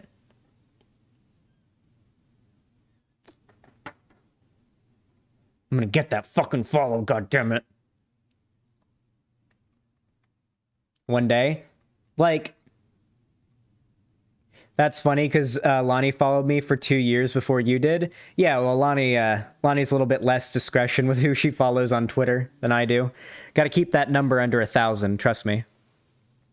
I can never follow more than 1,000 people on Twitter. I'm sorry. Maybe once I hit 100,000 followers, then I can up it to 2K. Is RE6 actually worth playing? RE5 was already unbearable because inventory pause didn't exist. RE7, okay, RE6 sucks. RE5 is okay. RE4 is great. RE3 is great. RE2 is great. RE1 is great. And RE0 is great. RE7 is a masterpiece. Resident Evil 7, I think to this day, besides the playable teaser for Silent Hills, is probably my favorite horror game of all time. Resident Evil 7. Besides PT. Resident Evil 8. I've only played through it once. I haven't replayed Resident Evil 8 at all. And it's not because I didn't like it. I think that if Resident Evil 8 had come out when Resident Evil 7 did, and I would have played it and loved it just as much as I did 7. But the fact that I played through all of 8 on stream, and the fact that I'm just so busy that I don't have the time to replay a game I played on stream off stream, it just means that I can't get as attached to it and have that sort of like bond with like the story. I also do think that RE8 suffered a bit from its scale. Had RE8 really just been you in a massive castle with maybe a bit of the village grounds, and then it's Lady D and her daughters the whole game chasing you, and it's just really creative, different ways the daughters all have really creative different powers to chase you with, and then Lady D is like the one that when she shows up, you gotta fucking run, and the whole game is you in the grounds and castle of Castle Dimitrescu. And that was the whole game. I think the game would have been better. Not just because I liked Lady Dimitrescu so much and she's clearly the best villain in the game, but because it would have meant we would have had a whole game's worth of runtime to become attached to the villains. In the same way, we had a whole game's worth of runtime to be attached to Jack Baker, who is the most standout villain in RE7, but Marguerite, who, granted, not attracted to, I know, but Marguerite, I am attracted to Lady D, don't get me wrong. Lady Dimitrescu I'm attracted to, but we got a lot of time to get attached to, like, Jack Baker, Lady Marguerite, and that's really it. We didn't really get much with Lucas. That was the big complaint from RE7. People felt really underwhelmed by Lucas. Like, the 3 big family members you had to fight were dad, mom, brother. And the brother fight was basically just a glorified, like, Jigsaw portion. I liked it, and I understood why it was done that way. And it doesn't bother me, and I love it. But, like, Marguerite and Jack Baker felt so much more memorable than Doll Lady or Moreau or Mother Miranda, or Heisenberg is a bit more memorable than the rest. Like, I think he's kind of up there with Lady D just because his section is so long, it's on par with Lady D's portion of the game. But, like, even then, since he's relegated to the last third of the game, you know, it's kind of, yeah, the Monster Doctor is Heisenberg. Yeah, he was pretty cool, but, like, imagine if the whole game was just getting to know Lady D and her daughters all having really creative, interesting powers. That would have been, I think, the only way for RE8 to top Resident Evil 7.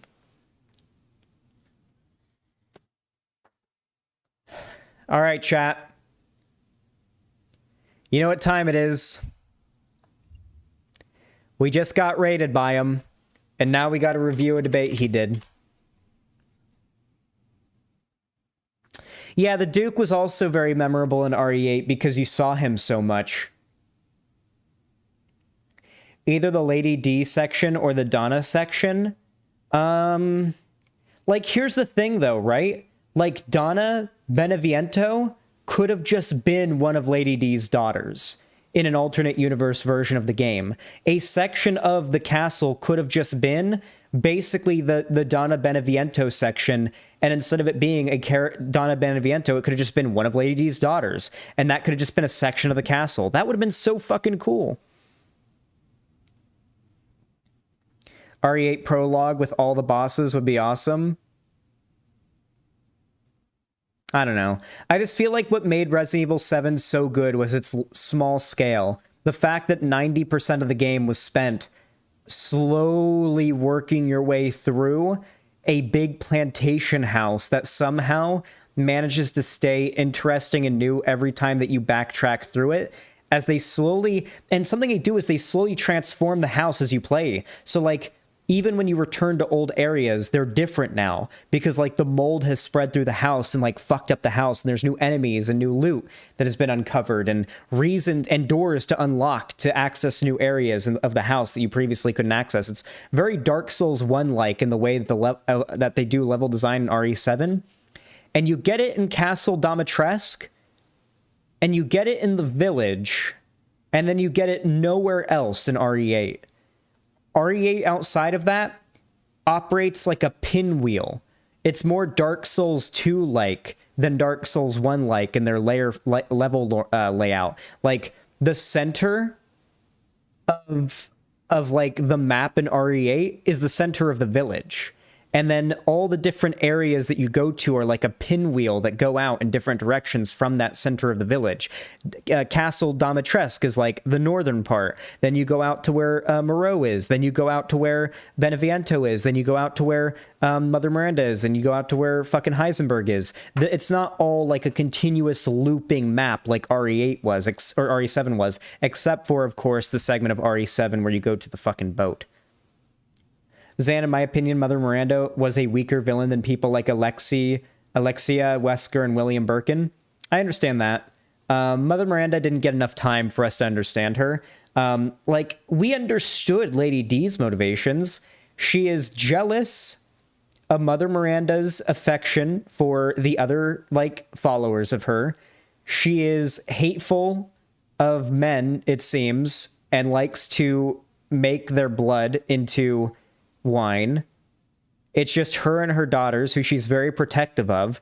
It's a very interesting dynamic that could have been explored a lot more through a full-length runtime of the game, but sadly it feels like we were left wanting a lot more, in my opinion, from RE8 and a lot of its characters.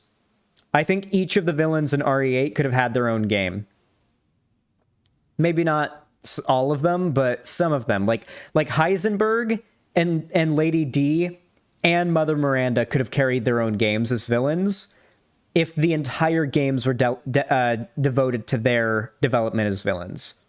They could hold up entire games and be good villains, and they'd be memorable.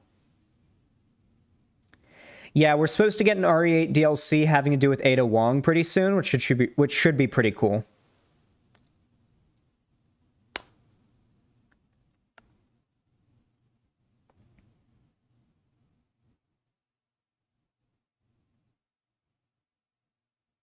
I hope it's focused on the villains, though.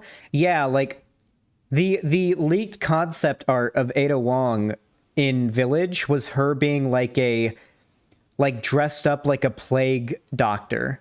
Like, she's dressed up in, like, plague doctor clothing, and she's, like, a vampire hunter, like a werewolf monster hunter type, Bloodborne-y kind of aesthetic she has going on, and she was there before Ethan Winters arrived and was hunting the villains of the game, trying to kill them before Ethan even arrived. That was the leaked, like, concept stuff that came out for the game originally, and people suspect that will be the contents of the DLC.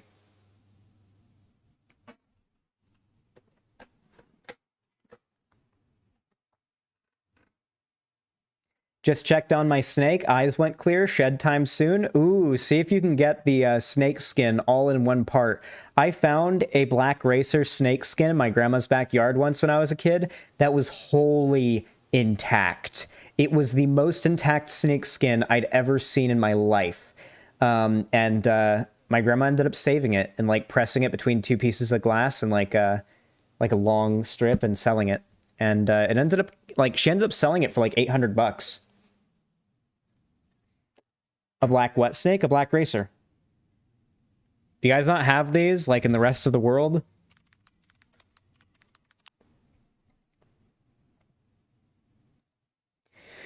Eastern racer. Well, in Florida we call them black racer. The eastern racer is a species of non-venomous snake in the family Colibridae. The species is endemic to North America and Central America. 11 subspecies, including the non-nomotypical subspecies, are recognized, which are a group or commonly referred to. Yeah, they would fucking they look like this. See?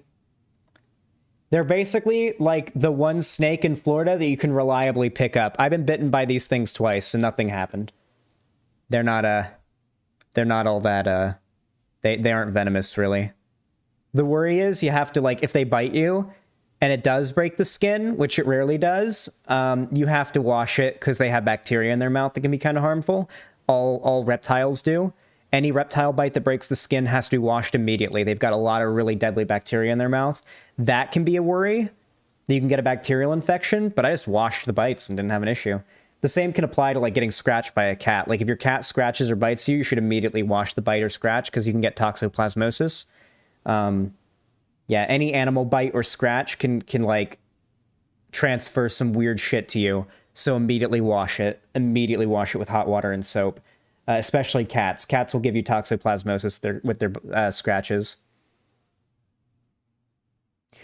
Bro, if a cat lives in your house, do you have toxoplasmosis already? Most likely, but it's worth trying to, you know, keep safe.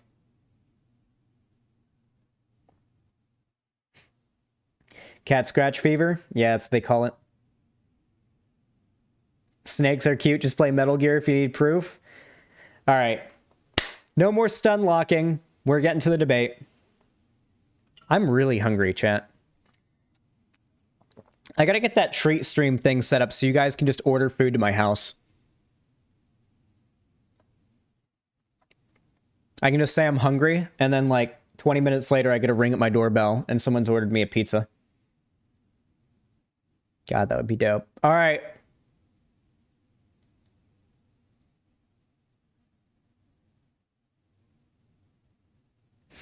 Toxoplasmosis makes you strong? I don't think so. Just dox yourself. We'll send you pizza. I'm gonna pass. All right, now we just got to find out when the Demon Mama convo starts. Zan, can we send you PCP? God, my streams would be pog as fuck if I was on PCP, huh? Can you imagine if I was on PCP? Those would be some great fucking streams, guys. Holy shit. Those would be top tier. Have you had soul food since meeting LB Griffey? I haven't met LB Griffey in person yet. We haven't met in real life yet, sadly, but we will be having some Roscoe's chicken and waffles together one day, trust me. He promised me that, and I promised him I'd take him up on that. So here, really quick chat. I'm really hungry. I need to go search my fridge really fast for something. I don't think I have any food in the house right now, so I'm probably just going to be very disappointedly coming back empty-handed, but I might actually like start retching, like start like dry heaving in a minute if I don't eat something, so I'll be right back. Hey, and guess what I'm doing? Pausing the video before I get up to leave. Some other streamers could learn from that.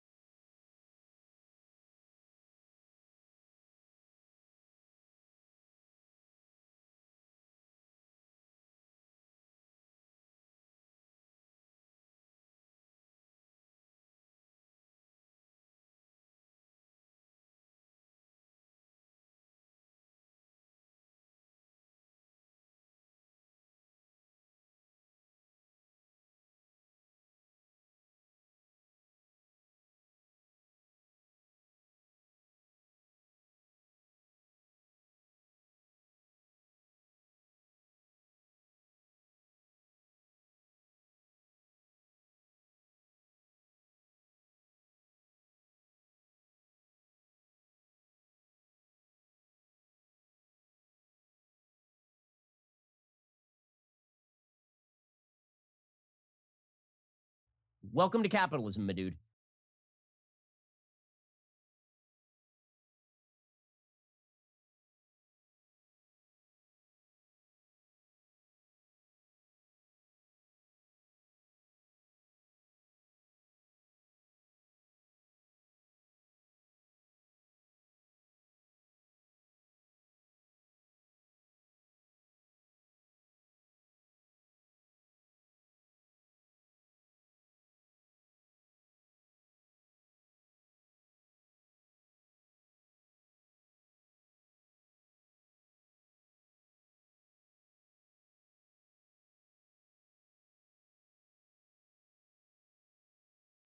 Well, I was right about there being not much in the way of food. Thankfully, we have some strawberries, and I think they're still good. I don't see any, like, anything too questionable on them or anything like that. When's the expiration date?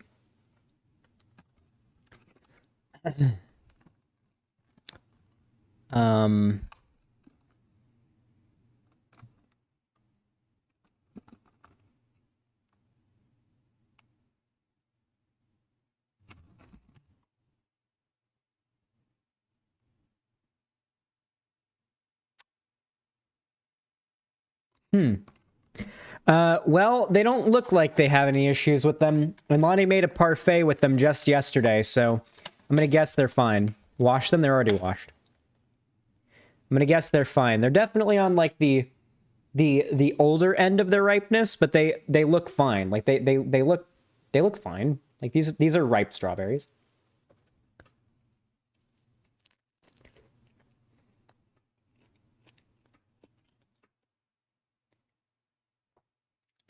I know, Cherry. Strawberries are very good, unlike cherries, which you named yourself after for some reason. Cherries are disgusting. I'm sorry. They are. Cherries are the grossest fruit.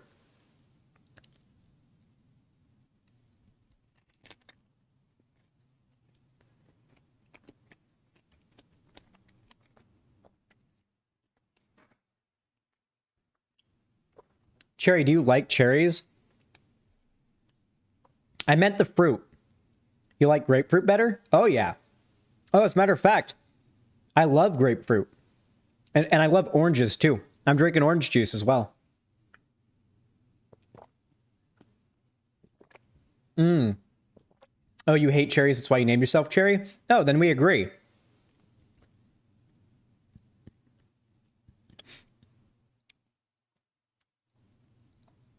Access to pure chemical grade. Oh, is this the part? This is kind of... Oh, I'm not showing it. I'm sorry. I'm a moron. First of all, we need global infrastructure to wisely, brilliantly, as I always do when posting a GigaChad picture. It's insulin, vaccines, chemo equipment. Please enlighten me. Is this all important lead up that we should watch? Is this bit here important lead up to the debate that we should watch? Because I have no fucking idea what they were arguing about. I joined stream for like 15 minutes of their conversation earlier today, and they were talking about making medicine in bathtubs. And I had no fucking idea what instigated this or what caused it. All I know is that Demon Mama tweeted something about DIY meds.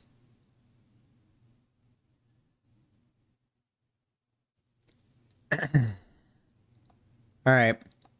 We'll watch a bit of this lead up before the debate, because I have no fucking clue what's up.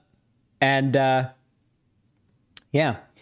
This is really not worth watching, in my opinion. Yes, but, I mean, you guys seem to want to watch it. Are you going to record this? Nah, it doesn't need to be a segment. I don't want to, kindle the flames that much to this, you know? Like, I just want to watch the debate, and if I'm going to watch it, I might as well react to it on stream, because then it will give me opportunities to give my takes on what's being said, you know? Yeah, I haven't seen it.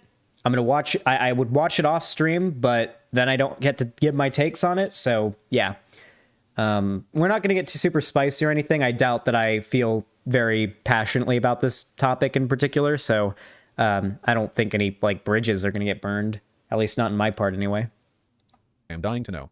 You realize some of the medicine we rely on comes from resources that aren't evenly geographically distributed, right? And we need lab equipment to distill, synthesize, and purify that medicine still. How do you construct lab equipment without industry? Do you have any fucking clue how exact the design specifications are on modern lab equipment? Any idea at all? What? Do you think it's all beakers and centrifuges? You fool, you absolute fool. Oh my god. You have no fucking idea how advanced that equipment is. Equipment so advanced it needs several factories and an army of specially trained engineers and scientists to maintain and develop. To get replacement parts, machines to within a micrometer of allowed size tolerances. Chemicals kept so pure they need an NMR spectrometer to make. Do you know what an NMR spectrometer is? Because I don't. It uses atoms to figure out molecules or some shit. It's magic as far as I'm concerned. Could you build that on your own from scratch? No, you couldn't. Nobody could. You need an industrial supply line. There we go. Yeah, I'm writing out a manifesto on Twitter. I apologize. Oh yeah, micrometer is a generous tolerance with some of the new stuff people build. Yeah, what's below micrometer? What's 1/1000th rather than 1/1,000,000th? Nanometer. A nanometer. Yeah, like a nanometer specification. Yeah. See, smarter than Vosh. The people just don't know it. This is the truth that they won't show you. All right, they'll never show you the truth that I am in fact smarter than Bosch. You've now written all theory? Yeah. If people don't want to work in a factory, how will you get people to work in factories? Doesn't this inherently require coercive violence? I think it's possible. There are also to picometers too. Orient society in such a way that necessary work can be produced. I haven't seen this part yet. You'll literally see me arrive in the chat, in Vosh's chat. You'll see in Vosh's chat when I arrive. Look for the blue name Xanderhal saying, "Hey everyone, I'm here," and then you'll know when I arrived. You'll know the part that I pre-watched when you see me in chat pop up there and say, "Hey, I'm here." With a great minimum of incentives or coercions. Please go I will admit, further. I haven't been given much of a reason. Well, I wanted to get like a little bit of the background on what led up to the debate. When's it start? Oh, okay. This seems to be the memes. Comment Lamau. Okay. Demon Mama, you're acting silly here. All right. This is a conversation in which the explicit subject is preserving versus destroying supply chains. If your point here had been, we can supplement existing medical supply lines by encouraging people to educate themselves on some of this stuff, then that would be good, you know. But in a lot of these replies, you don't really clarify that either. So all of your replies to this are either calling people bad faith for interpreting your statement in a way that you don't like, or saying like, haha, I made them mad, you know? I looked through this, and I don't think any of these tweets say, like, I think we should preserve medical supply chains. He asked how we can produce medicine. But you can't produce medicine that way, Demon Mama. And your tweets here presuppose supply chains, right? Because, like, lab equipment, I mean, that's a supply chain thing, right? I mean, you can't. Okay. Like, I looked at the chemical makeup of the molecule insulin, and the most chemistry experience I have is that I was in AP chemistry for 2 years. I did AP chemistry 1 and 2 in my I think it was my junior and my junior and my senior year. I'm high as fuck right now. I'm sorry. Listen, all right, I could get super chemistry with you if I want to. I used to be able to go down the entire periodic table, and I would add every time a new element would get discovered, which has only been like 1 or 2 since that song had came out, and I'd like learned it, the periodic table song. I'd like artificially add it into the song where it would be supposed to go. And that made things a little difficult. Chemistry is cool and easy. It wasn't easy. It certainly wasn't easy. But like, when you look at a molecule of insulin, because insulin is what the debate, at least the part of the debate that I ended up seeing, turned into. Like, if we look at a molecule of insulin, here we go. This is one molecule of insulin. This is what it looks like. Not a chain of insulin molecules, not a structure of insulin molecules. One insulin molecule looks like this. Okay? They use bacteria and mold to make it, I'm pretty sure. Because the bonds between like that is a pretty simple molecule, TBH, sure, but like this is a simple molecule in the field of medicine. And yet, if you know about chemistry, you know that to create something like this alone does take a fair amount of work.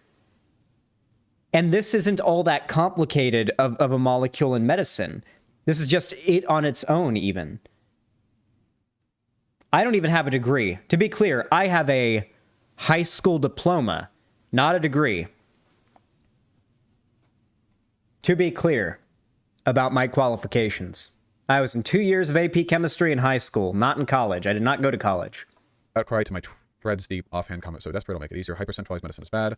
Medical and chemical self-education is base. Safe informed DIY is base. Basic self-diagnosis space, very valuable. Thread. Zan, you produce these very, very different from a regular chemical reaction. I know. It's like, it's done, from my understanding, similar to like how they can make, they make this, like, they use bread mold to make silk, like really high tensile strength silk, because if you like edit the proteins in a certain way, it like builds a structure in a much more, it's really complicated. I'd put on a SciShow video to explain it better, but I'm too high right now. And I feel like watching this.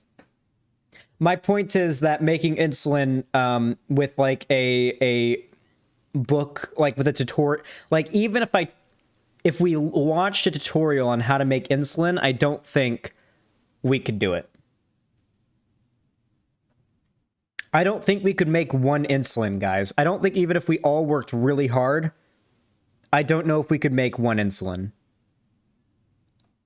Are these things easy? Should they be treated carelessly? Absolutely not. I don't know what DM's take is yet, by the way. I'm just saying, like, as far as like the practicality of making at-home medicine goes, I don't know if I could make a single insulin right now. Currently, medicine is locked behind an absurd machine of profit, publicly funded research and valuable knowledge for self-teaching, and even school teaching is locked up in copyright. In our country, millions of people have no promise of healthcare without crippling debt or outright denial. Okay, I do want to point out, though, that if you think there's gatekeeping behind...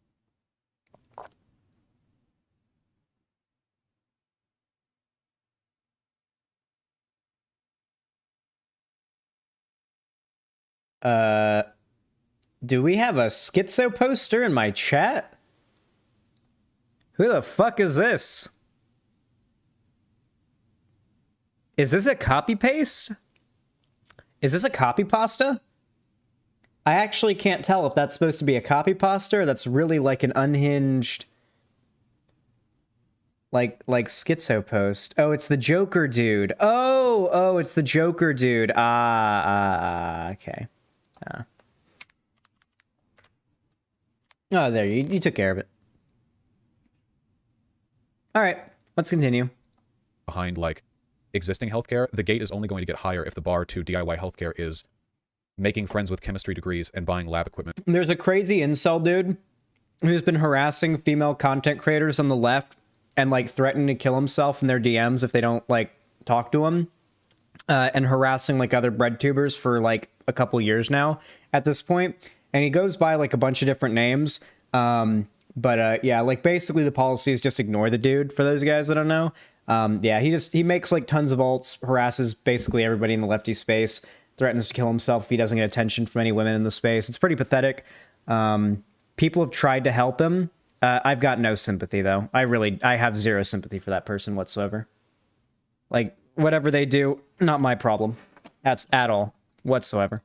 From one of thousands of lab supplier equipment and learning chemistry and picking up a medicine. But like the gate, I think, is getting quite a bit larger and more fortified behind these rather than the current system, which is you need like a couple $100s usually for like basic health insurance per month. There are a few things where something that happens when you become a content creator is that people start to become very entitled to your attention if they if you give them sympathy for like a time they're going through. There will be people, if you become a content creator, who will try to use, whether they be telling the truth or not, them being in a bad situation to get things out of you. And you got to be careful of that kind of shit, because it does happen. And it is a reality of being a content creator. And it makes like those moments where like you check your Twitter inbox and you see somebody say, hey, I'm homeless right now and have nowhere to live. I'm doing a GoFundMe for people to donate to help me get a place to live. And I like check their account and it seems legit. And I retweet it and I'm like, but fuck, what if one of these days I retweet one of these posts and it ends up being like someone scamming people, you know? or the times where it's like almost certainly like someone's scamming people because the account was made like 2 months ago or whatever. So I decide to pass on like signal boosting it. You know, then I can't help but think, but what if it wasn't like just some person trying to scam my audience out of money and donations, you know? Doing some DIY chemical stuff can be okay, but like it can be quite dangerous. Lab equipment. Yeah, I already reviewed Turning Red. I mean, it's very expensive, yeah. Because my knowledge of sickness and treatments and how to manufacture create those treatments are also locked by Okay, when's the debate start? A part of like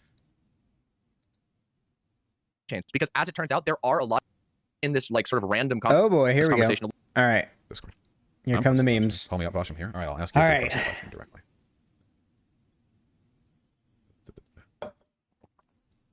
Would you still have any problems if Demon Mama had never posted that tweet? Like, is your problem only with that one tweet? Well, it seems like a lot of the stuff that Demon Mama followed it up with was kind of obfuscating, and it seemed like the context here. I don't know. I reaffirm the value of supply chains. Okay, I'm an anarcho. Oh God, it sounds like the context of this debate is very important. West United Nations as supply chainer. All right, I'm just repping my cause. Okay.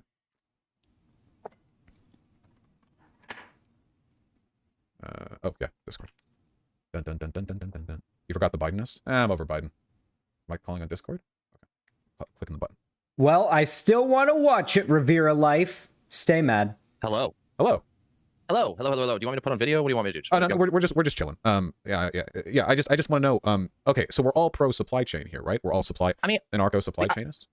What do you mean by supply chain? Like, this is one of the things that was really annoying me about this conversation is that, like, so first of all, the response to my initial like 6 whatever thread deep comment was like, some people were saying that I was denouncing supply chain, some people were saying that I'm like anti-bureaucracy, some people are saying I'm anti-organization, and some people, including yourself in this conversation a little bit, have gone and implied that I'm like against people working together as an organization, and I find that like very weird. When you say like, am I against supply chain? Like, I don't know. I don't think you can be against a supply chain. I think a supply chain is something that exists that is a way that you source something. Like, I'm not against any of those. Like, I don't know how you can be against that. So that question doesn't really make a whole lot of sense to me, and I don't really know like what is being asked when somebody says like, are you against a supply chain? I wasn't talking about like supply chains as a concept. The person in this like sort of random conversation we were having was saying like, oh, you can't produce medicine at all without basically capitalism, and I don't agree with that. I think that there are a lot of medicines that can be produced on a smaller scale that isn't locked behind. I think that they did. No, that was my interpretation of it. And, like, I talked in DMs with this individual person, but like, I don't know. They said, how like, do you manage large supply chains without bureaucracy? And then they explained why supply chains can be helpful to manufacture medication or generally leverage comparative advantage, blah, blah. Right. And then this is literally how all specialization works, how would you produce medicine. They don't mention capitalism. Right. And the positive example that you've provided so far, the Open Insulin Project, is one which would rely on the existence of supply chains and which has a bureaucratic structure. If you were to form wait, hold on a second. Okay, so, there's two different things between saying like advocating for the world that the Open Insulin Project is working. So, from the start here, yeah, the person Demon Mama and Doe were arguing with did not once mention capitalism, markets, or any of that. Just the supply chain, the existence of bureaucracy to manage and enforce like standards and produce like medicine, right? Like that's all they said. They didn't mention capitalism here. Though to be fair, I don't know if I've seen yet in any of these tweets Demon Mama saying supply chains are bad. So yeah. Want to go through the tweets myself first? Yes, please.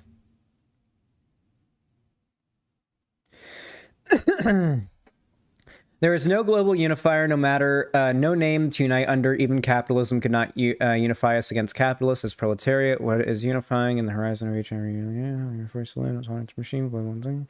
Any communism worth fighting for is one no longer separates how we live from our political actions. Freedom can't be born through managerial bureaucratic practices, but only through practicing freedom itself against those very bureaucratic practices. What does this mean? How do you manage large supply chains without bureaucracy? Okay, that's how this started. Okay, so Doe tweeted something I don't understand. I'm gonna be completely honest. This is too much theory for me. Okay. This is too much theory for me. I can't understand what it said. I can't. I'm going to be real. And then this person responds, what does this mean? I agree with that statement, to be fair. How do you manage large supply chains without bureaucracy? Fairly decent question. Why would I want to manage large supply chains? So it seems like Doe is saying that the idea, I don't know if Doe's making a joke like, I don't want to manage large supply chains, like personally, like Doe, like it doesn't want to manage large supply chains, or if it's saying there shouldn't be large supply chains to be managed, which is what I would suggest here if it is acting, you know, is just debating, right? So to manufacture medication or generally leverage comparative advantage to produce surplus to lower total required labor hours. That sounds boring and exploitative and like something I'd have more fun blowing up. Okay, this is clearly shitposting. Okay, clearly it's shitposting here, so like it probably could have ended with the shitposting memes. This is literally how all specialization works. How would you produce medicine? This person is now taking shitposting too seriously from Doe. Like, this is very clearly, like, all right. I'm sure Doe does actually want to blow up bureaucracies and supply chains of certain things in a ideological sense, but very clearly this statement is not... the statement, that sounds boring and exploitative and like something I'd have more fun blowing up, is very clearly not Doe trying to make like a serious argument against a serious point on a serious platform. And then Demon Mama replies, make a few friends with a chemistry degree, buy some lab equipment from one of thousands of lab equipment suppliers, learn chemistry or pick up a medicine book from a local library, talk to rural doctors and healers who are already doing this now out of necessity. This tweet got a lot of shit. Ooh, look at that. 132 likes to 681 quote tweets. Good God. It's not that big a deal. Jesus. Twitter is a serious platform. I thought the sarcasm in my voice was obvious, but I understand that some percentage of my audience has autism, and I'll try to be more obvious with my sarcasm in the future. I apologize for my ableism. Anyway, continuing onwards.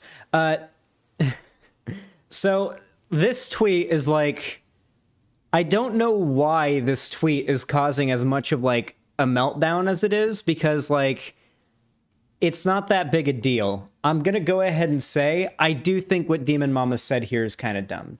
I'm sure there are rural doctors, and I don't know what healer is referring to, but I'm sure there are doctors and medical practicing people in rural or low-income areas that are engaging in, like, self-done medicine and whatnot, but I imagine that it's certainly not being done on the scale or with enough complexity to synthesize medicines that are anywhere close to as, like, complex as like what we would need to be produced by, as complex as what would be being produced by supply chains and bureaucracy. They beating your ass in the quote retweets. Kind of weird a comment this steep is blowing up, but I guess I'll take it, still considering this discourse without even trying.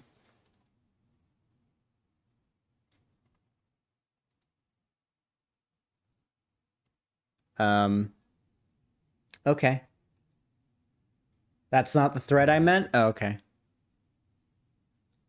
Okay, and then I guess Demon Mama did a separate thread as well. The performative outcry to my thread's deep offhand comment is so desperate. That is true. That this is nothing to like lose your shit over. Is it a bit silly and like maybe not quite, like maybe it comes off a little bit LARPy and like online? It does come off a little LARPy and online, you know. I've been a little LARPy and online before. We've all been a little LARPy and online. We all make mistakes. But this, all right, this is because of DDS, okay? DMDS, I guess it would be. Demon Mama Derangement Syndrome, okay? Like, there are a lot of people who got way madder at this than was necessary. Like, I saw people losing their mind. I thought she'd, like, said that we ought to destroy Big Pharma and only source medicine from, like, local like drug dealers that are like mixing drugs together in a bathtub. That was the impression I got off of Twitter. Yeah, a lot of wasted energy on this. Hyper-centralized medicine is bad. That's true. Medical and chemical self-education is based. That's true. Stay informed. DIY. Safe informed DIY is based. I mean, of course, safe informed DIY is based. So the problem is that I don't think anyone disagrees that safe informed DIY is based. I think the problem is that like we can't like do the it's okay as long as it's safe and informed thing, right? Because when we have a discussion about DIY medicine, we're really having a discussion about access, right? About whether or not people should have access to DIY medicine and whether or not there should be policies put in place that limit or expand that access. So like it's more or less irrelevant as to whether or not the DIY would be safe and informed when we have this conversation. You know, it's kind of pointless, but I understand what she means. Basic self-diagnosis is based and very valuable. I mean, like thinking, hey, I might have something wrong with me, I should go to the doctor. Yeah, probably. Are these things easy? No. Should they be treated carelessly? Absolutely not. But currently, medicine is locked behind an absurd machine of profit. Public-funded research and valuable knowledge for self-teaching or even school teaching is locked up in copyright. In our country, millions of people have no promise of healthcare without crippling debt or outright denial. People often run out of options. They often die because of substandard or total lack of care. This is not only because of immediate care being locked up behind cost, but also because knowledge of sickness and treatments of how to manufacture and create those treatments are also locked behind costs, even ones that are developed collaboratively or publicly. Access to knowledge is often controlled directly by profit-seeking corporations. Avoiding death by finding a way to get what you need is a good thing. We should make it easier for people to do that as safely and intelligently as possible. We do that by breaking down needless gatekeeping and taking monopolistic control out of the hands of anyone. No one should be able to control access to the knowledge of life-saving cures or pain-alleviing cures of diseases and how to prevent them. This knowledge should be made as accessible as possible by all means, including self-education and self-empowerment, and yes, DIY.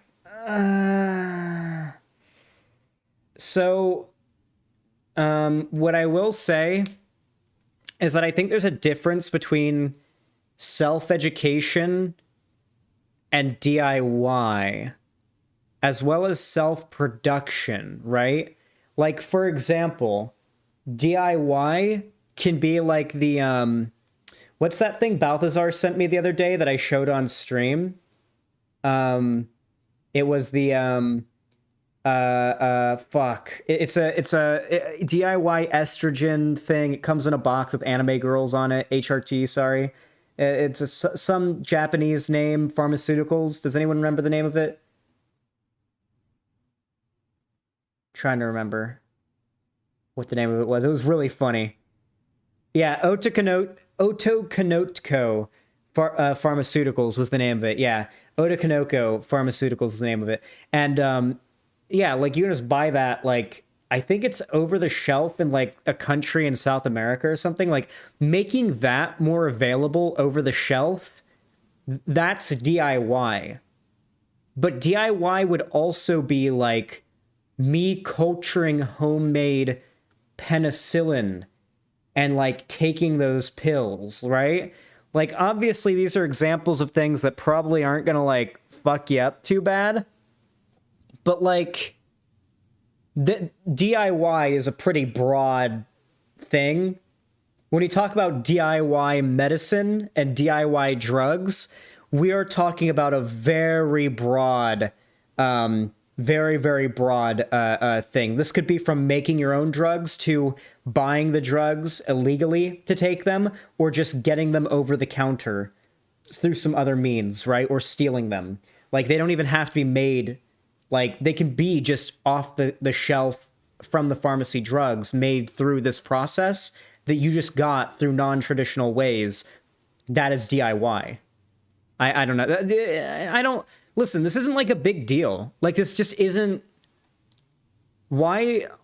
Listen, the thing that I've seen people get upset about mostly has been Demon Mama's conduct, like after like the tweets and everything, like engaging with people. It has come off, I'll admit, as a little bit condescending, but like at the same time, I try to be careful with saying I feel like a woman is condescending, because so often I'm totally cool with the same behavior from dudes, but then when a woman does it, it bothers me. And I've noticed that double standard in myself before, even as a lefty.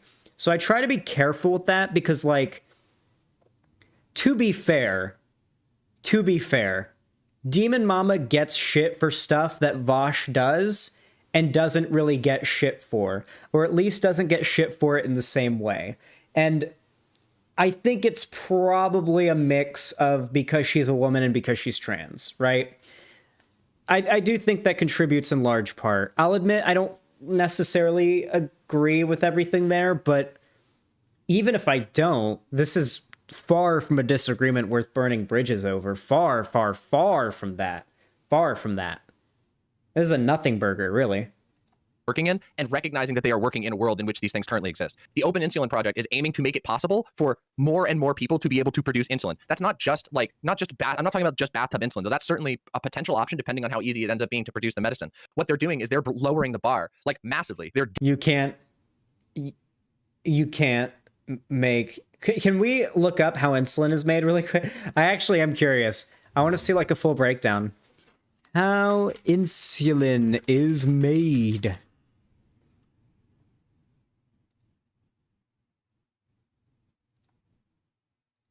Here, actually, this is a good example. This is actually a good example of the problem that she brought up, because she did bring up the existence of some real problems. Inside the factory where most of the world's insulin is made, that probably isn't good. It probably isn't good that most of the insulin in the world is made in the same factory. Can't type, lol? I spelled it right. What do you mean? I typed it just fine.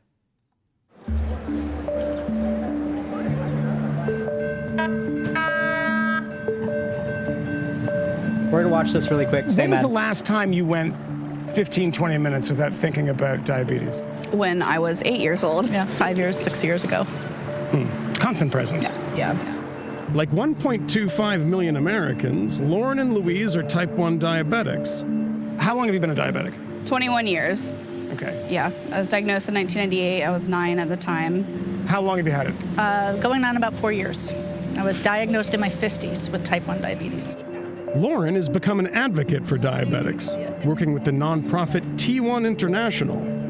Her family lost their insurance soon after she was diagnosed. The fact that people get diagnosed in their 50s with stuff like that tells me, fuck, maybe I should, like, get my blood tested for anything at some point, for everything at some point.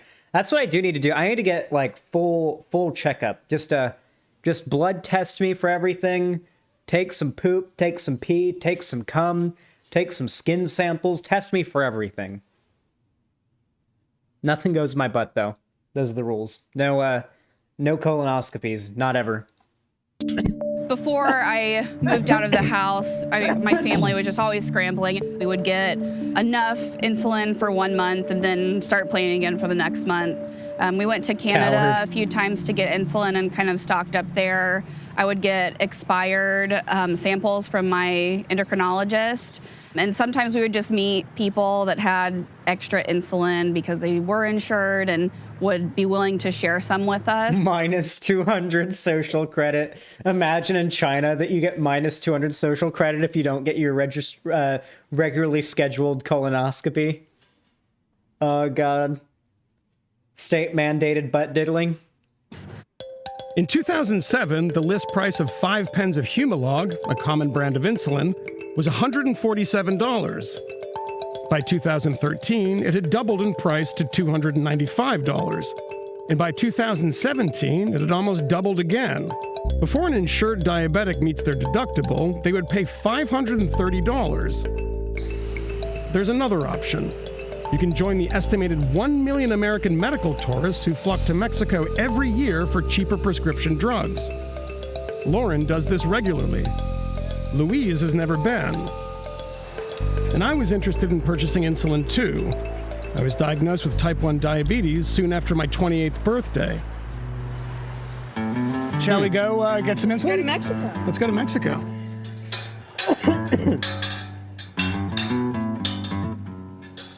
Wait. It's that easy to get in and out? Bro, I could make a living, like, ferrying people into America. That's shit security. You think I couldn't sneak people into that? Welcome to capitalism, my dude.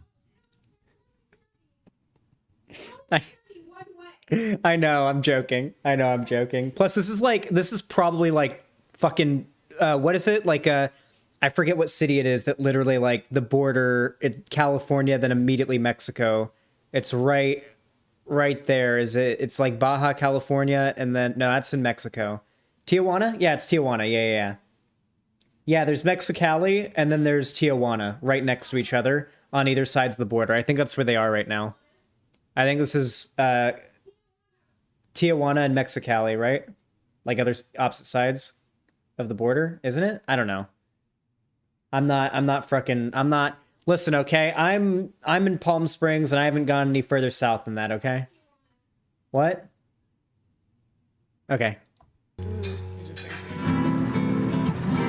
Lonnie's talking to me, but not in chat, so you guys are probably really confused. So, I mean, I saw on the internet that there are a bunch of these big ones that basically advertise for Americans. Yeah. And the websites are in English, and they say, come, we'll take your money. Yes. Your healthcare system's terrible. Yeah. And we're going to go find those guys. Yeah.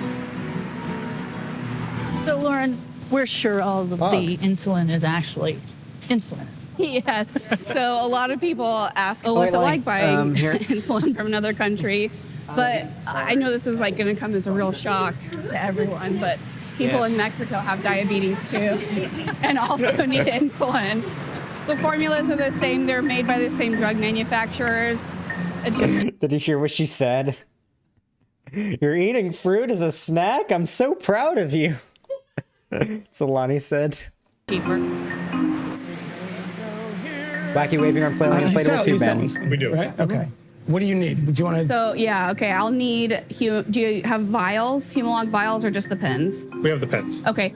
All right, so it comes one in a box, and then it tells $17. Hey, Luna. For one pen. For one pen. I can get a pen of this. My cat is behind the monitor. Oh, she's sticking her little head out. Come here, Luna. Come here, Luna. Come here, little baby. Come here. Come here.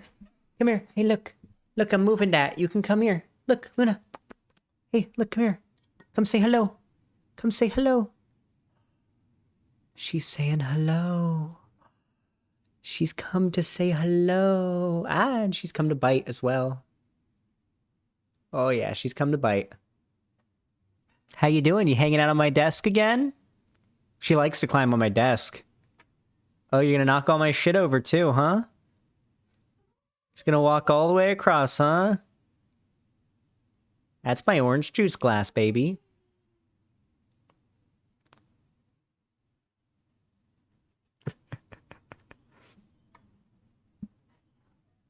Oh, now she's laying down. Oh, look. Oh, she's rubbing on my keyboard.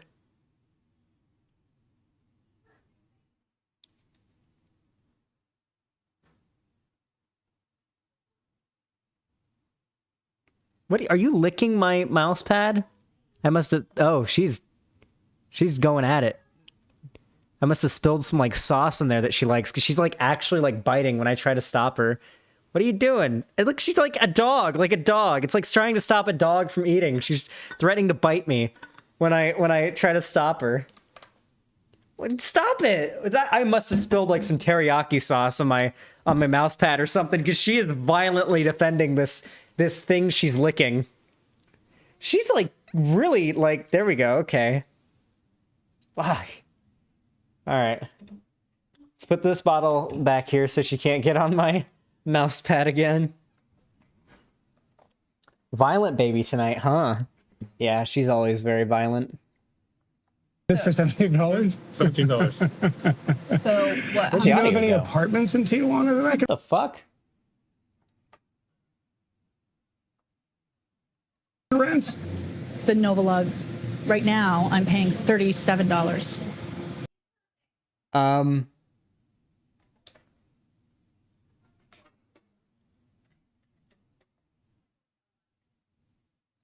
You pay $37 for the Novolog. Hey, chat. It's your. What happened? What could I have possibly done that fucked my audio? I did. I just unplugged it and plugged it back in. I just plugged my headphones back in and replugged them in. It's not a connection issue. Oh no, Luna hit the mute button on my keyboard, that's why. She hit the mute button on my keyboard. There we go. Copay. So this is cheaper than your copay. So this is $850 to $900 worth of insulin. Yeah, the 3. And you're paying how much? It's gonna be $115. $115. So a 5-minute walk over the border saves you 800 and some odd dollars. Yes. Yeah. Rodrigo is an American citizen. He moved to Mexico to run this pharmacy with his family. What percentage of people that come in here are American? Probably the majority. It's ridiculous the amount of people. Like on a Monday, we'll get a good 900 tickets. So that'll come through. I mean, it's too much. We couldn't handle it. The space was too small. That's why we had to open up over here. So because of the... God, how much money, how much American money is going to Mexico because American politicians won't put policies on how expensive medication can be? Like, honestly, in the long run, the big pharma would probably be making more money if they lowered the prices of their fucking medicine, because there'd be less people going to Mexico to buy it for cheaper. Crisis in American healthcare, you're expanding. Yeah. That's pretty much it. Well, it's great for you. Yeah. I'm fine boostering the, hey, listen, I'm fine. Listen, I am fine, though, with conservatives fucking over the economy even worse, because I get to point at more examples of how they fuck up the economy. It's great. Zan, not even close. So few people do that comparatively. Really?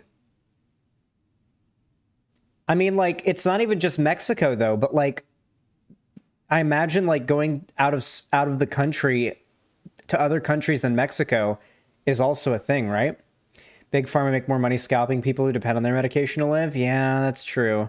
It is, like, you do kind of get an exception on the supply and demand type thing if people will literally die without your supply, right? You do kind of win in that department every time, right? I'd imagine, right, Ryoma? All right, let's resume this. It is. That's why it's so huge, the medical tourism here. Because, you know, you have the border crossing. They opened a lane specifically for medical tourism. Insulin is cheap in Mexico and Canada because those governments negotiate market access and prices without middlemen. But in the US, access to markets are controlled by pharmacy benefit managers, PBMs, who manage drug benefits for insurance companies and employers. A PBM will allow drug companies access to their customers for a price. So drug companies offer PBMs bulk rebates on the price of insulin to sweeten the deal. But instead of these negotiations driving prices down, PBMs and pharmaceutical companies end up wildly inflating insulin list prices, because higher prices mean bigger profits for the PBMs and insurance companies. Someone ends up pocketing the cash rebates, but a lack of transparency in the system means it's nearly impossible to track down where those savings end up. And it's patients, the one party who has no negotiating power, that ends up paying for this scheme. In the US, there are only 3 companies that make insulin. Okay. Eli Lilly. Okay. We gotta get the cat out of here. We gotta deal with it. This is a problem. This is getting to be a problem. Luna.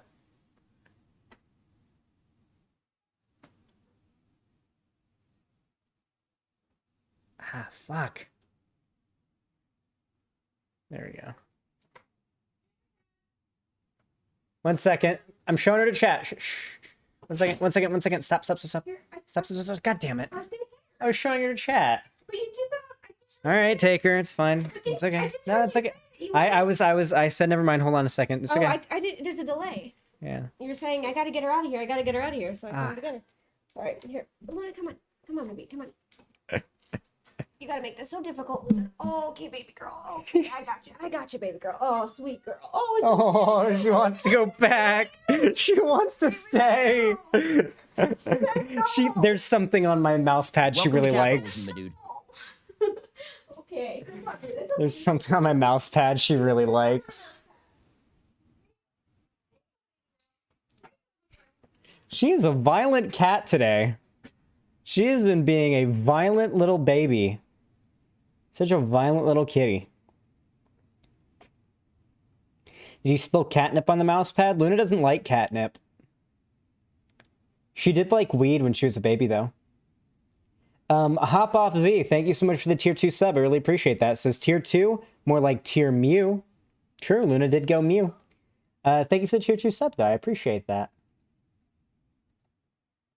Luna was a little stoner when she was a kitten, according to Lonnie. Actually, Luna just apparently really liked to snuggle up on people when they were smoking weed when she was little.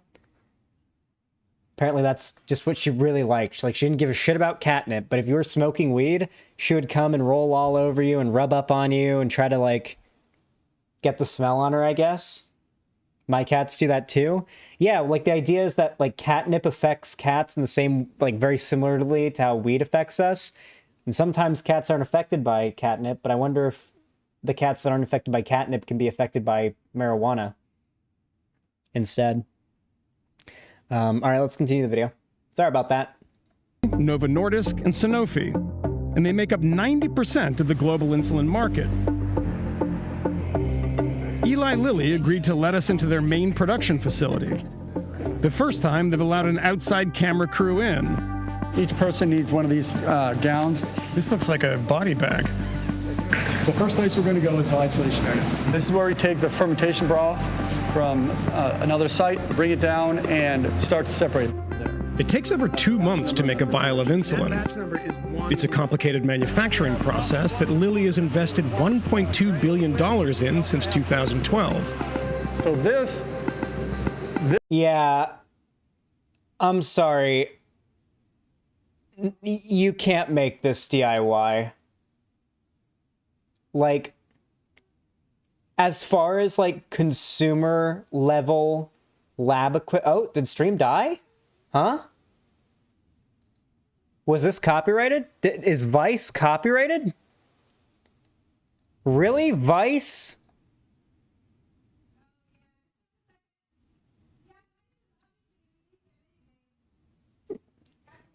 You can't even say it right. Why? You can't say it would obviously give me a DMCA. You say I'm just joking with you.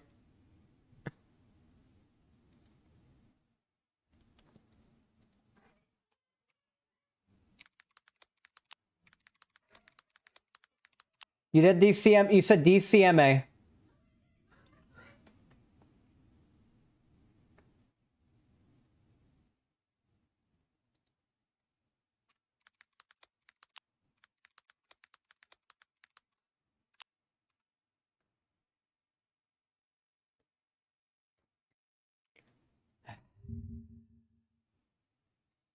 So annoying.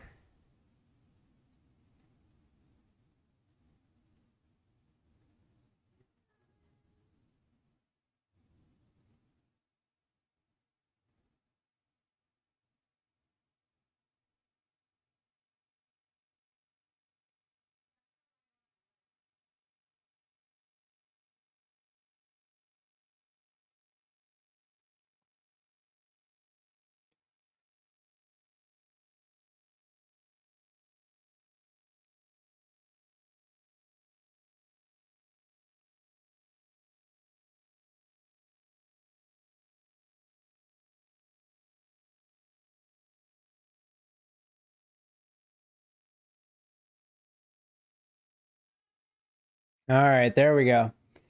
Damn copyright. All right, mark Vice as a YouTube channel you cannot react to on stream on YouTube. YouTube will stop your stream if you watch anything from Vice. Fuck Vice. That's how you know that a corporation doesn't actually give a fuck about any of the stuff that they report on, is when they copyright strike people who signal boost their stories. That should indicate to you what the people at Vice are really after. It's that money.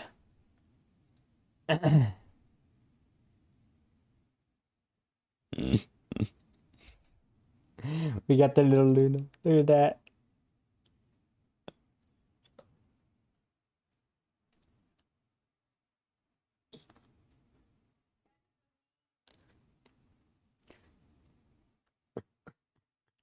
She wants to play. It's her turn to play on the Xbox now.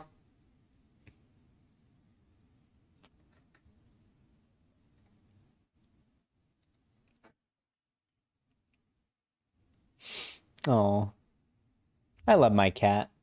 All right. Let's speed through this debate real quick because I want to get to Doom Eternal. Debureaucratizing. Yes, it's still a bureaucratic organization, but they are massively taking a step towards debureaucratizing it, making it possible for smaller firms and sometimes even like tiny firms to be able to produce medicine. That's like for legal doing advocacy. A step. Wait, but that doesn't have anything that to was do a with question. what I'm talking about. Well, I'm asking like through legal Eternal. advocacy to try to open up some of the regulatory standards to allow them to be produced more broadly.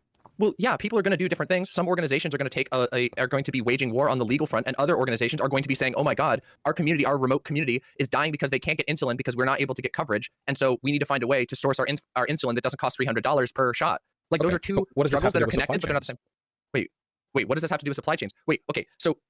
That's the question. You're the people who are fixating on the supply chains. Like I responded to this random dude in this conversation, and I've had DMs. By the way, hold on. Let me finish. So, and I've had DMs with this person like since, which is like okay, cool. But yeah, my response was no. Wait a second. There are ways to start alleviating my response was to be, here's how we start alleviating the reliance on massive global supply chains. Because as it turns out, there are a lot of drugs, and not just drugs. There are a lot of drugs and equipment, like whether it's from scalpels, whether it's to IV bags, all these different things. Many of these things can be produced without massive global supply chains, and those are.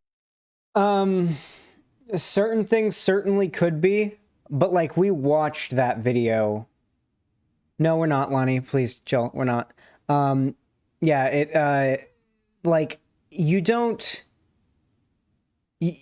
like, insulin is not that complicated of a thing to make as far as chemicals go.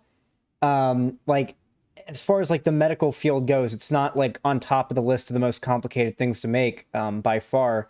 It's tough, and you saw the factory that was needed, but, like, it gets much more crazy than that for synthesizing chemicals and medicines and vaccines and shit like that. I don't know how viable this idea of like do-it-yourself making insulin or any other type of life-saving stuff could be. I knew a guy in Florida who would culture and make his own penicillin and amoxicillin.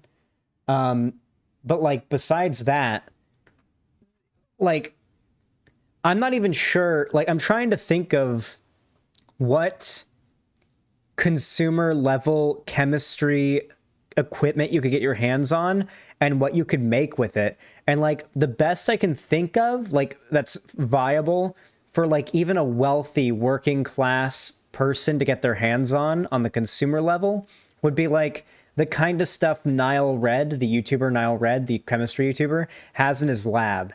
And I'm not even sure if like he has the budget or enough equipment to get far in as like a doctor if he had to be making medicines. Like I don't know if he could get far with what he has. Are controlled specifically. Wait a second. Wait, hold on. These things can be produced without these enormously locked down, highly centralized supply chains. Like, I mean, for example, we saw this happen with issues with masks, right? Like during COVID, one of the huge issues that we saw with masks was that, well, actually, masks aren't exactly like super hard to produce in large numbers, as long as you have the stuff prepared to do it. If you don't, or if it's an issue of copyright or all these other things, it can become incredibly difficult. So what I'm saying, it's not producing insulin that's tough. It's ensuring quality so that it doesn't kill everyone who uses it that's tough. Well, of course, no redo, but you wouldn't even be able to make it in the first place, most likely. Anything that would be on the market, claiming a market, I guess, depends on the scenario, that would be claiming to be insulin probably wouldn't be real. But to be even more clear, yeah, I mean, there would need... I feel like she could have very easily acknowledged all of the same issues and all of the same problems without as much of the pushback. Not that I think that anything she does is going to please the people who hate her. Without as much pushback, I think, from like, you know, Vosh or the people on our side of things. Had she just said, I think there are ways to decentralize the production of medicine so that it isn't inaccessible to a significant amount of Americans. I feel like there is a road you could go down that to like, I feel like that take alone wouldn't be an issue. But yeah. Speaking of Nile Red, you should reach out to him, Xanderhal, and see what he thinks. Nile Red is, I think, a little bit too big for me to get access to. I mean, I follow him on Twitter and stuff, and I'll, like, if he tweets it or anything like that, I'll reply to it. Usually that's how I get the follow, is like a witty reply. Hey, guys, when I reply to a YouTuber's tweet, a big YouTuber's tweet, when you guys like and reply to that tweet, that's how you get big YouTubers to follow me on Twitter. And that's how we get those collabs and those signal boosts and whatnot, and that's how we grow. So when you see me commenting on another YouTuber's posts on Twitter, like my tweet and comment on it. Make sure they see it. Helps the channel. Saying here is like, wait a second. No, like, yes, people coming together, people with their friends who are specialized chemists, people with their allies who are specialized chemists, coming together to alleviate reliance on super monopolized, big pharma controlled supply chains is a good thing. Yes, this is a way that we can do. Is this segment the best or worst time to plug the podcast? The best time. Me and Demon Mama are doing a podcast together. It'll be starting soon, TM. And the art is already done for it. We do need to do a little bit more just for like, we got to decide on a name and get like the logo, like the logo made, but that part's not going to take a lot of time. We already got the art made and everything, and we've got like the idea of how we're going to do it. So it should be pretty cool. We're going to do a podcast, and it's going to be pretty cool.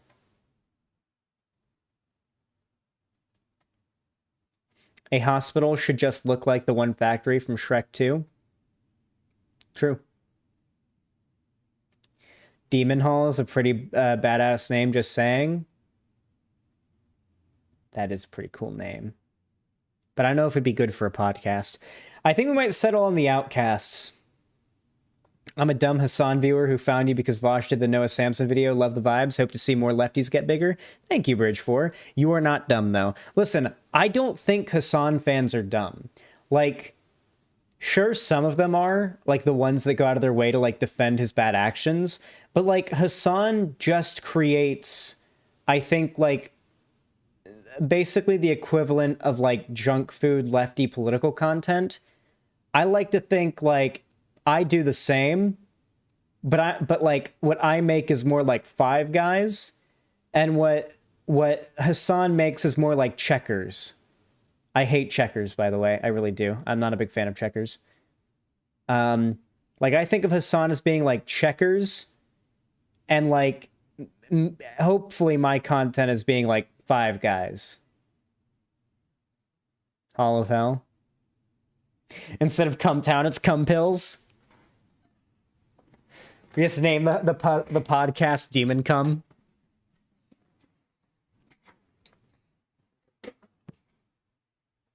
Hell of a haul. Hell of a cast. That could be a hell of a podcast. Would be cool. But then people would think it was a hell of a boss podcast. 20 micrograms of the gene protein used to make insulin cost about $600. 20 micrograms of the protein used to make insulin costs $600.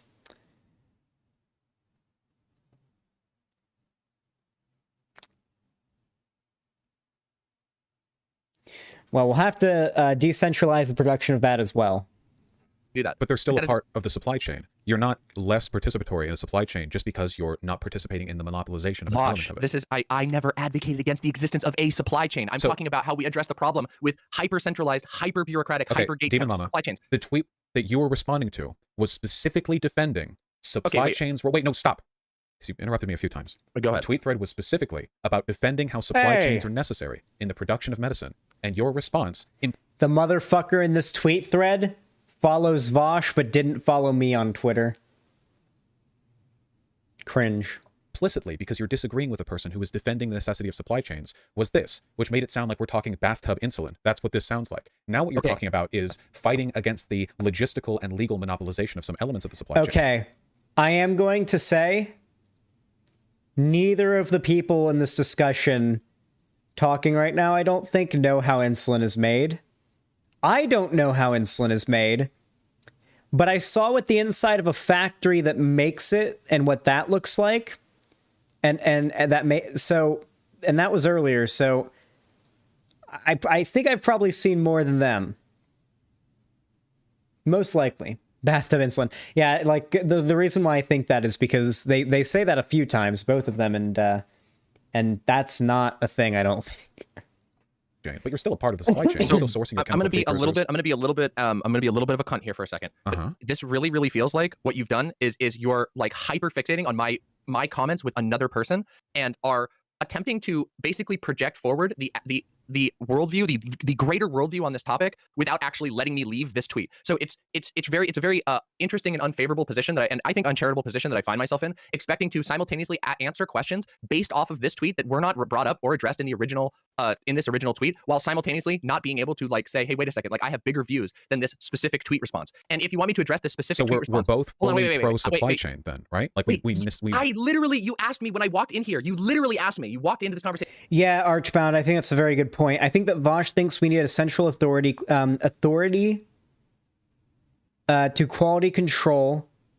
I'm trying. You kind of had a little bit of bad grammar here, so I'll just say your take, basically. Basically, what Vosh is saying that there needs to be a central authority, such as the FDA, to ensure quality control on like certain products, especially if we're talking medicine, something that if you're overprescribed, underprescribed, or hell, just given the wrong thing, you could die or get really sick, or there could be really bad outcomes, or it could just not work, and then whatever sickness you have kills you or hurts you more. These are all like real like concerns to have, and I think that Vosh is probably more in the right here, for sure. Definitely. I don't disagree with what Demon Mama said on Twitter, though, about it being a problem that these things are centralized to the extent that there's a monopoly on the purchase and production of the medicine. Oh, the crazy Joker dude's back.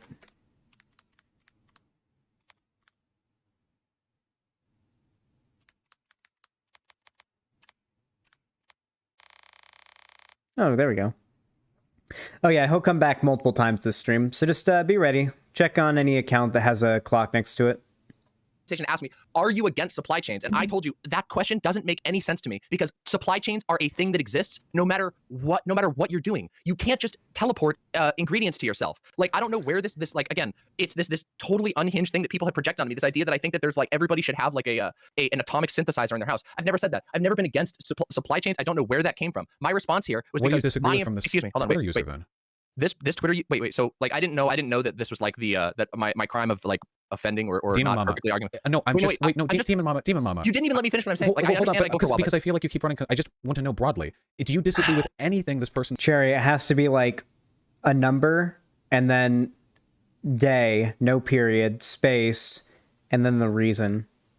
Said then, because if you don't, then it seems like very random to in a tweet thread of a person you don't disagree with who's defending supply chains to then respond with something that sounds really weird and doesn't really address the supply chain question, but then to go on to defend supply chains, but like sort of tangentially. Do you disagree with anything that they've said? That's all I want to know. Yes, I was pretty clear with what I disagreed with them. I said I don't think that their characterization of large hyper-bureaucratic centralized supply chains. Now, I recognize maybe other people engaging in this conversation that you weren't a part of, that none of you were a part of, because this is... Hold on a second. I feel like sometimes Demon Mama has a tendency to kind of avoid answering direct questions sometimes. Is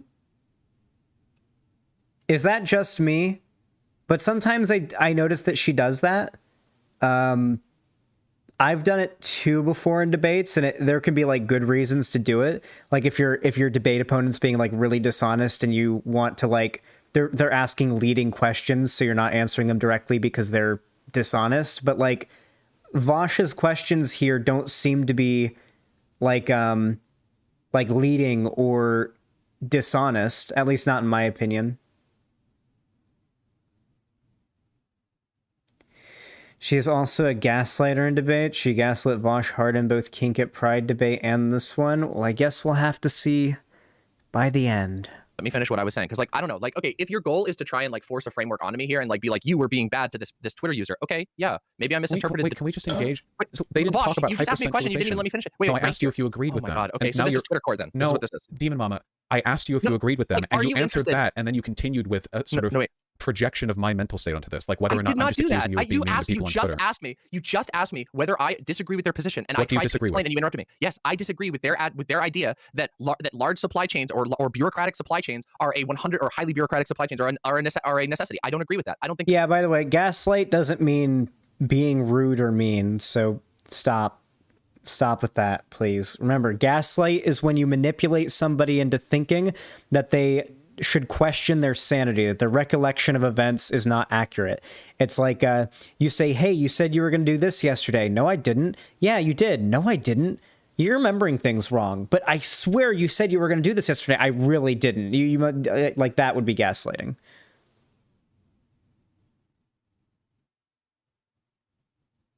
I know what gaslight means, and that is exactly what she did. Chat is dumb.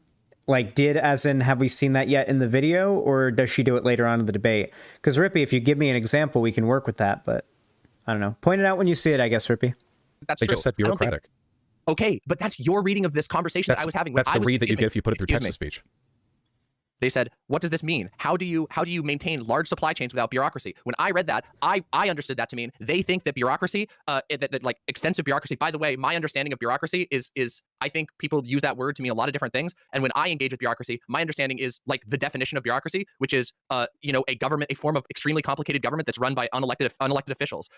I'm not. Also, it's not gaslighting if it's a debate with somebody on the internet. It's gaslighting if you're in a relationship with somebody that you know, and it has to do with interpersonal dealings, okay?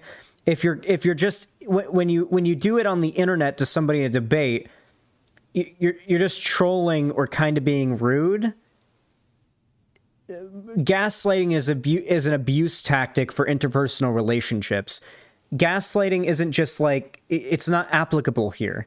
Demon Mama cannot gaslight Vosher. Maybe if they were having a public argument about a private quarrel or something, then that could be the case. But I don't think that what would be happening would qualify as gaslighting.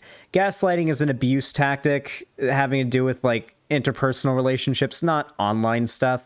People are really quick to jump to that word because it's like a new trendy word that everyone's always using, and everyone's always using it wrong. So everyone wants to feel like they're the one person who really knows what it means. They're using it right.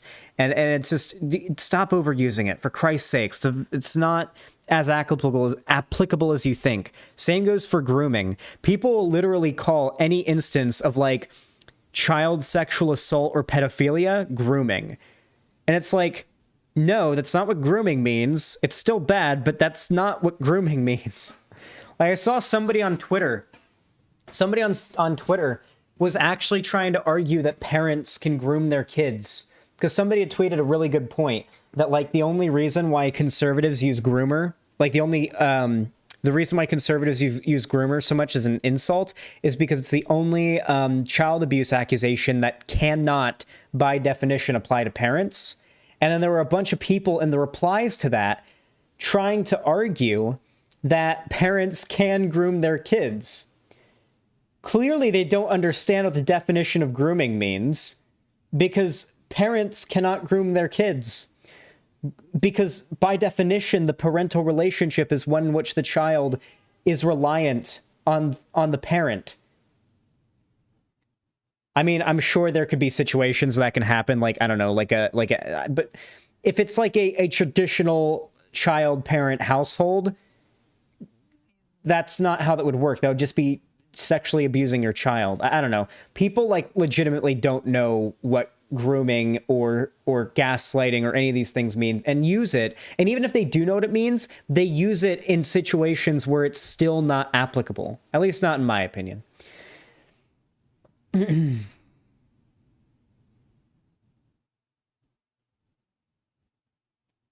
Okay, so Rippy, we're going to continue to watch, but what I do want to say is that just because somebody in the debate is seemingly recollecting what they've said or what another person has said differently than how it really happened, doesn't necessarily mean they're actively, maliciously, and manipulatively gaslighting their debate opponent.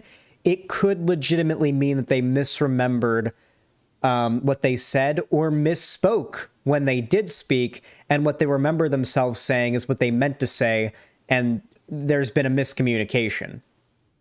We'll watch through to the end. We'll watch through to the end of the debate, and I'll give my takes on it, and maybe by the end we'll agree, all right? I'm not, like... Listen, all right? You guys... Every bridge that I've burned with actual friends has happened in private. So you guys don't know, like, how ready I am to burn a bridge with somebody if they do something that I don't think is cool. Like, I'm not like super duper biased. I'm not going to like see past anything that Vosh or Demon Mama do that I disagree with. I'll see it and I'll call it out and I'll criticize it. Don't worry. I've done it before with people that I like. You guys have seen it.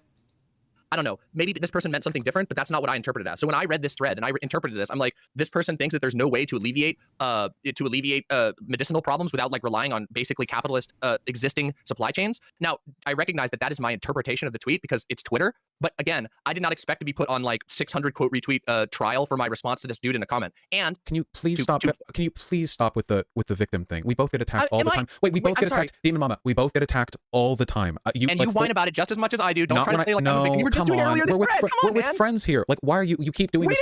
Wait, DM, why do you keep doing this? Like, and I got attacked for this tweet this far down. All I've been doing is asking you what you believe and trying to contrast it against content that I see in the thread. I've been very neutral and level-handed in how I approach this. I would appreciate it if you stopped projecting antagonism onto my behavior. I don't think that I've projected antagonism onto your behavior, but I apologize if that's the interpretation, and I recognize that my frustration with certain aspects of this conversation are more generalized. You know, some of us, listen, I'll leave that one out. So I don't want to be mean. By bureaucracy, I think they just mean an administrative structure, like the bureaucracy that you'd get in a basic, like any kind of company formation. You have leaders who delegate responsibilities and tasks. You have to maintain the supply chain by having people who work transportation, production, distribution, quality assurance, regulation, like that kind of thing. I don't think they meant like you need like a hyper monopolized capitalist industry. That's totally fine, and that's totally fine. That's totally fine if that's the way you interpret it. That's not the way I interpret it when I responded that way. And when I hear the word bureaucracy, I don't. That's not what I use. That's not the word I would ever use to describe like internal organization of an organization. Like, I don't use the word bureaucracy interchangeably with having an internal structure.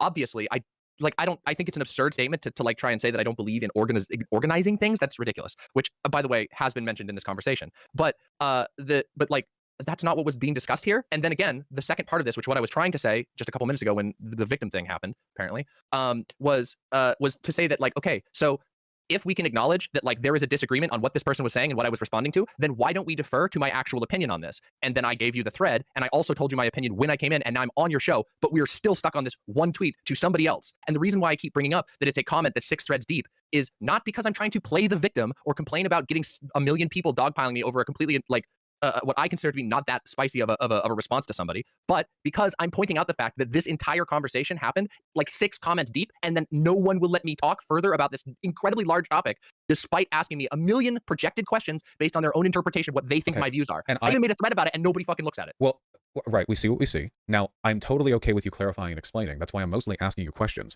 The issue is, if you have a problem with people looking at this and asking you questions about this tweet, like, it seems to me like you want to run away from it. But I want to ask you, like, I want to explore. I want to know what you meant by it. But if you're angry at me for wanting to know while giving you room to add additional explanations, then it seems like your issue isn't that you're not being given room to fully explain. Your issue is that you're being asked to explain it all. You know what I mean? No, sure. I can understand that some people might have that interpretation, but I think that's an uncharitable interpretation. I've been pretty willing to answer. Actually, I've been extremely willing to answer questions on this. Okay, so I just including yours. I've answered every one. Right. Okay. So we're not anti-supply chain. We understand that bureaucracies, in the sense to which I refer, so like an administrative structure, are necessary for producing the lab equipment and precursors. Right. Okay. Yep. So with all that being said, then what medical work are you interested in doing through the procedures recognized in this tweet? The immediate production of necessary medication to rural areas and areas that are underserved, and I think that can be done. A great example of this is immediately HRT. HRT is a drug that can be sourced. Not entirely. Obviously, we live in a capitalist world, so there's going to have to be some sourcing that interprets. I'm not saying that you can be entirely independent, but what you can do is you can produce and give access to people who literally would not have any other option by doing things like this, by talking to rural doctors who are already having to deal with this, who are already have been cut out of the capitalist supply line and have to find alternative ways to source and or create medicine, to learn chemistry, to become inspired and say, hey, look, this is the part where I joined. Look, there it is. That's me. Look. That's me. This is the part that I pre-watched, okay? I pre-watched like the next 15 minutes and that's it. Because I had to get up and make food. A couple of things there were, okay, rural doctors don't make bathtub estrogen because they've been cut out of the global supply chain. I don't know what you mean by some of them do. Some of them do, yes. Some of them actually do that. And in fact, wait, what do we mean by doctor? Particularly bad areas. What's that? What do we mean by doctor? I'm talking about doctor. I'm talking about licensed doctors that literally, that there are, wait, I mean, like, I don't know. Like, I just feel like it's, how do I tell you that there are parts of the world in which people literally don't have access to medication or they can't afford the medications? By rural, do we mean like in the U.S. or do we mean like Rojava? Because I assume we meant, okay, both in the United States. Maybe this has happened once or twice, but I would be very surprised if rural doctors are being cut out of, because the American supply chain, medical supply chain, is pretty holistically reachable in the borders of the United States. If you have money. Well, if they're doctors, their practice would make money from the Xanderhal, not a true live streamer, I've been lied the doctor to. would provide the eval, but you would get like the pharmacy. Pharmacy is unlicensed. I'm sure there's variants here, but like I don't know. I feel like this is, again, we are kind of talking about, we're getting off on a little bit of a tangent here, but I'm okay talking about is I'm talking about this particular what I'm saying is that we're now getting into the nitty gritty of whether or not there are areas of the United States in which it is incredibly difficult to source easily produced medicines. And I would argue that it is. I would recommend looking into the issues with attaining certain types of medication, specifically insulin, HRT, painkillers, that are in like rural reservations, in which even if you have a medical practice, that doesn't mean that you can sustain the access. That doesn't mean that you can sustain supplying your patients if they can't afford it. Okay, so a couple of things here. I don't know why you would need to. I don't know what kind of painkillers, like opiates. Like you can buy these for pretty cheap. That's the only type of painkiller. Huh? It's not the only type of painkiller. Well, I mean, if we're talking like opiates or like Tylenol or ibuprofen or something, like you can either get these on the street or at a pharmacy. I guess the issue that I have with this is that like what you're talking about right now are like people at the margins in the most extreme underserved conditions, desperately trying to work to overcome. But like this is very much a marginal case. In the vast majority of cases here, the means by which one could do this are infinitely more difficult to overcome than just using the medical system right now with all of its gatekeeping as it's currently available. I know bathtub estrogen is like a common like thing, and there are exceptions, sure. I don't know much about the DIY stuff, but great. But in terms of real medicine, I mean, estrogen isn't medicine in like the same sense as like something that's meant to help you with I think it is. Not with the same sense that something like meant to help you with a disease or an illness. That's fundamentally a different thing. And like you can kill people by misproducing these. I agree. I've never said anything about that. Like I don't know where the disconnect is here. That's the thing that's frustrating me. Is like I don't know where the like I don't know what word I'm supposed to use here, but like the response to what I'm saying, which is that I don't advocate that like if you're struggling to get your medication, that like you becoming a chemist is going to fix your problem. But what I do think is that lots of people becoming passionate about chemistry make lots of people becoming access about distributing information that is currently locked behind, people becoming passionate about how to make cheaper, more durable, more accessible scientific equipment or medical equipment, that all of these things, if people take the time to pursue these things, study them, research them, get motivated about them, that they can begin to change the not just the culture, but change the function of the world. If you have people who feel disempowered, who want to alleviate problems, like what you said, which is that, okay, I want to touch on one of the things that you just said, which is this idea that it's just easier to go through the standard system of medicine. Well, that's always true. It's always easier to do what you're being told by the people who are telling you to do it. And sometimes that does mean like, yes, it is easier to find a way to go get a job at McDonald's and pay $300. Those sheepish diabetic people. What do you mean? Wait, yeah. what? The Okay, ease so of you wanna let me access to finish, or, medical like- resources is obviously something we should prioritize. Yeah, we're not in disagreement about that. Then why are What you I'm saying is comparing that it to one like of you're saying what they want you to do? Like everyone, like it's you're not like falling for the system if you get medicine from within I'm sorry, the was traditional. was that the takeaway? Well, you said do what they want you to do, and then you compared it to getting a job at McDonald's, and that did seem like wait, kind hold of a on. loaded Like, comparison. did you want to let me finish that sentence? Because like I literally didn't even get to finish the thought. I feel like you might be jumping the gun a little bit. Okay. Because like what I was saying here is that yes, it is when there is a system in place, playing by the rules of that system is always going to be the case. And sometimes, and I'm not saying that you're a bad person for ever doing that. I fucking get my medicine at a pharmacy, of course. But what I can recognize is that, hey, hold on a second. A system that allows for insulin, for example, to be locked behind a $300 price tag is not a sustainable system, and that puts people who need insulin, people who need HRT, can apply any medicine here, in a disadvantaged position. So how do we alleviate that in a system that is this locked down, when there are people who do find themselves in the position of being denied this stuff, who, when they come to the end, they don't have an alternative? And the answer is, in my opinion, or I wouldn't say the answer, I would say one of many answers, is to pursue the massive ungatekeeping of the production of and research of and understanding of diseases, medicine, medical technology. That is, I think, a huge part of it. That's a different thing, though, because what you're talking about, making this medicine easier to access, less legally gatekept, easier to produce, cheaper to produce, this is stuff that's going to be done by multi-billion-dollar industries, court battles fought by high-paid lawyers, and teams of experts who combined have enough education to build black holes. This isn't going to be done by... I don't think so. Wait, it absolutely is. I don't think so. I think wait, hold on. After all the fuss about interrupting, these advancements, especially stuff like cheaper production of insulin, I mean, historically, in almost all commodity productions, the way you make cheaper the production of something is by streamlining the economy of scale, which allows for its production. Sometimes you have chemical breakthroughs that allow for that, but generally those breakthroughs are going to be done by people who have the biggest and most well-funded teams, and that's almost always going to be people already in the pharmaceutical industry. So if you want to make the process more efficient, you're not going to do... it seems to me like there are two different things here, and they're unrelated. And one of them is we need to reduce gatekeeping, reduce centralization, we need to make this more accessible, more cheap, and the other one is having friends with chemistry degrees and learning to make this stuff yourself. And that's the part of this tweet that I disagree with, because it seems like all this stuff... I will say the make a few friends with the chemistry degree one is a little... That one was a little silly. That was a bit silly. If you're adding onto the tweet, I agree with. Yes, we should make this more accessible. We should make this more cheap. We should make this easier to produce. We should destroy the systems of gatekeeping that keep people from getting access to this. But we should not be encouraging like DIY painkiller meth labs where people with no regulation or oversight right there you just said it. Fix systemic problems. You just said it right there. Do you see what you just projected onto my actual tweet? I feel like that right there, what you did right there, saying that like I'm advocating for like meth labs and shit is what I was trying to say at all. I feel like that's ridiculous. I feel like that's the sort of core of the uncharitability. Where in this tweet am I supposed to assume government regulation and standard and production control is involved? Nowhere. You're just talking about something else now. Wait, so if there is no quality standard for what you're producing, then I will compare it to a meth lab. Because the only difference between it and a meth lab is you're making. Who's talking about quality standards? Like I don't know what you're talking about. Well, hopefully the people who need the medicine. Wait, but quality standards are an integral part of the discussion about the supply line and the bureaucracy of medicine's production. If we're going to have that conversation, we have to have the discussion about the FDA and large bureaucratic organizations with the power of the law behind them enforcing standards by which medicine has to be produced and the quality it needs to meet. Like, that's an integral part of the discussion. It's implied in the tweet. I mean, at the very least, it's implied in the discussion that Bamzolino, like the arguments Bamzolino was making, which is what Demon Mama was responding to. Yes, obviously. Where did I say anything that you should just not care about the quality of the medicine? Demon Mama, it's not about not caring. It's that they don't have the what you're advocating for doesn't entail the regulations which would allow. Yes, for good quality I recognize that it doesn't entail the regulation. But regulation isn't the only thing that protects the clarity or the purity of medication. Is this a joke? Are we to go back to 1900s America? Are we to go back to the rat shit dropped in the... No, wait, Demon Mama, stop with the indignance, Demon Mama. You're not as fragile as you're pretending to be here. Are there or are there not federal regulations on the production of this medicine that you're advocating for here with your chemistry knowing friends? Of course. How are federal regulators regulating the production of an unlicensed lab with people who have learned chemistry from medicine books and lab equipment they bought online? Huh? But they don't have to. Wait, that's not the only. Wait. That's not the only. Wait. Okay. I'm sorry. I'm unironically confused as to what you're asking me here.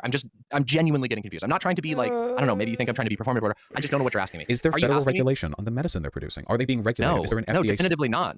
Definitively not. If you're doing it yourself, then no. Then that doesn't mean that there's no quality control. That doesn't mean that there aren't systems of quality control that can be put in. Wait, what quality control? Okay, hold on. There's numbers of ways that you can do this. In fact, we already see this. One of the best examples is even in the cannabis industry. Even before federal regulation, long before federal. No, that's a really bad example. Demon Mama, no. Demon Mama, no. The cannabis industry is not a good example. So like, back in the day, like when weed was very much not legal, I mean, like, talk to anybody who is around. Like, so, okay, do you want to hear something? Do you want to hear something really interesting? They threw there was this guy, I forget who it was. I think it was a guy that went on PKA or something. And he was talking about his friend who runs a dispensary, and they had to throw out a shit ton of their product because there was too much mold on it. And that's a licensed California dispensary that has to follow the rules to the T, otherwise they will get destroyed, because even in weed legal states, they have to follow the rules strictly. They had to throw out hundreds of pounds of marijuana because it was a little bit too moldy. Do you think prior to the legalization of marijuana and the consecutive regulation of the industry that came with it, do you think that before that, people who are responsible for the production and distribution of weed in America, where it's illegal, cared about how moldy the weed was or how dry and shitty it was? And that's weed, okay? Weed is not a synthetic thing. Marijuana is a plant that you grow. And even there's issues. People spray pesticides. People would spray pesticide on their fucking marijuana plants, and people would get sick from smoking it. That was an issue that happened. Xanderhal, my dad, was one of the people growing that weed. They did care. I'm sure plenty of people did care. But, we're talking about, even with the marijuana industry prior to its legalization, which is what we're talking about here, even then, the amount of middlemen that existed, and there will be middlemen, the amount of middlemen that exist between the production of the product and the average person buying it means that it's just not going to be as good, you know? The quality was fine. You can't cut weed. I'm not talking about cutting weed. I'm just talking about the quality at which it's produced. Obviously, upon its legalization and federal regulation, it is going to be moldy weed was fine. Yeah, it was probably fine to smoke, but the government is extremely strict. If there's a little bit of mold in the weed, you got to throw it all the fuck out, which means you're throwing away a lot of money. Something that I highly doubt that if the government wasn't telling you to do it, that most weed distributors were doing. Okay, I call bullshit on that. I'd be willing to bet they were a lot more willing to let some moldy weed get out into the public for that money. I doubt they were throwing out thousands and thousands of dollars worth of slightly moldy weed.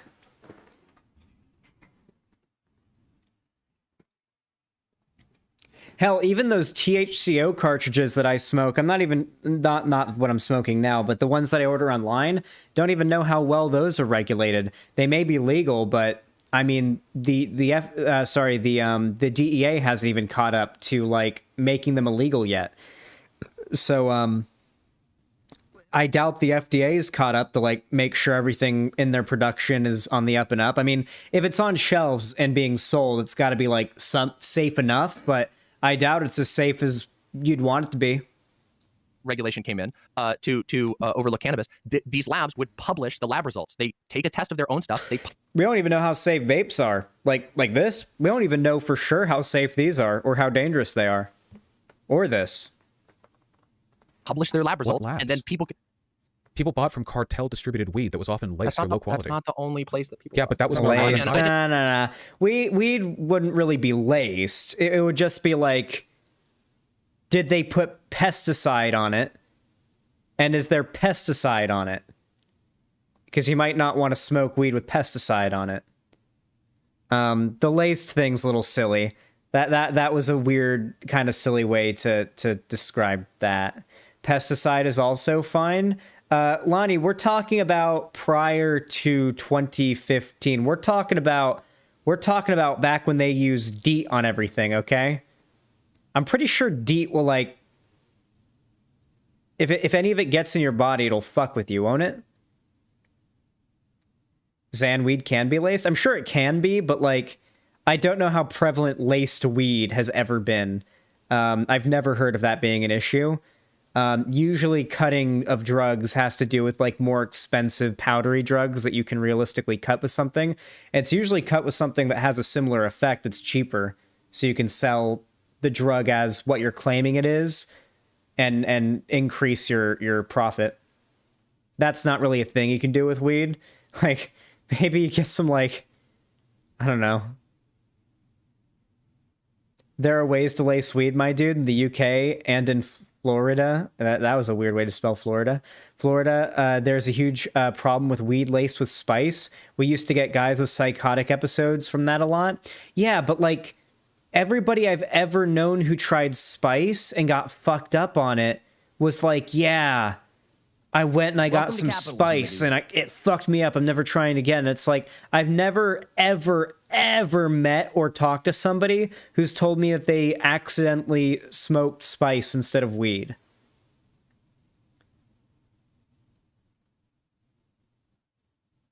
I'm sure it's possible. I did. I'm sorry. I did once. I mean, if spice passes well enough as weed, possibly, yeah.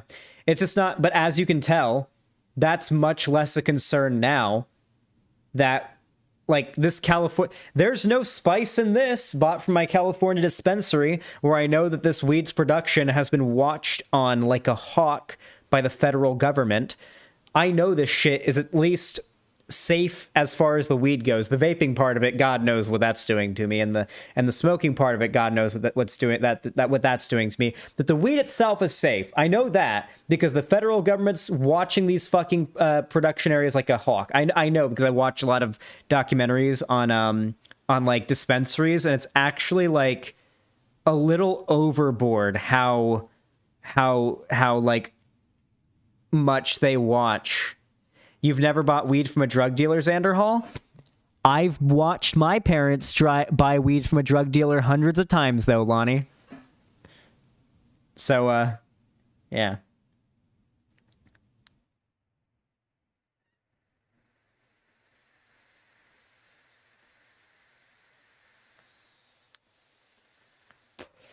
Weed is safe but addicting? Yeah, it's pretty addicting. You don't grow a chemical dependency on it, but, like, it's easy to get addicted to the nice feeling. What's that have to do with anything? You said that I'd never bought drugs from a drug dealer before, as if that would make a difference in the argument. And then I said, but I've seen it happen. Yeah, we're doing the bullying chatters arc. I told you guys. We talked about it yesterday. This is the day before yesterday. I feel like no matter. Wait, stop, please. No matter what I say here, you have a very specific. It feels like you have a specific angle on this. And oh yeah, sorry, California government. But I'm pretty sure that like there are still federal inspections. No. Wait, too, Coyote. There are federal inspections and whatnot. I know that for a fact. I literally like a week ago watched a documentary on a California weed dispensary, or not dispensary, weed like growing up, and there are federal inspections fairly regularly. Not from the California the California government, but from like the federal government, because there are standards that are upkept by the federal government, even in states where a thing that is, yeah. I'm pretty sure it's the case. That's what they said in the documentary. It was a Vice documentary though, so maybe they lied to me, just like they got me fucking my YouTube stream taken down. That no matter what I answer, you just immediately pivot to something else. And that is frustrating. Are you I'm trying to answer what seriously you're advocating that the free market will self-regulate to produce high-quality products without federal regulation? No. And no, not even close. And the fact that you've come to that just shows to me that like I feel there's no attempt to engage. Addendums. When I ask a question that is yes or no, I can addendum whatever the fuck I want. But you don't impose. Wait, it doesn't detract anything. You ask me a question and I speak. If you want to have if you want it to be like an inquisition and you want me to just answer with single yes no. But you're just whining. I'm not whining. You are. Wait, chat. All right. Boss, DM. Okay. Are you not advocating for the free market to No, I'm self-regulate? not advocating for the free market. I'm advocating for people to specifically take an effort to be the ones who say, okay, there is a need that needs to be met here. How do I learn what is necessary to do this? How is that different from the free market self-regulating? Oh my God, I don't know. If you don't see how that's different from the free market self-regulating, then I just don't think that. Like, I don't know how you can. Wait, how is it not? Enterprise. It does sound like what she's encouraging is medical entrepreneurship. I said as much in Vosh's chat, but.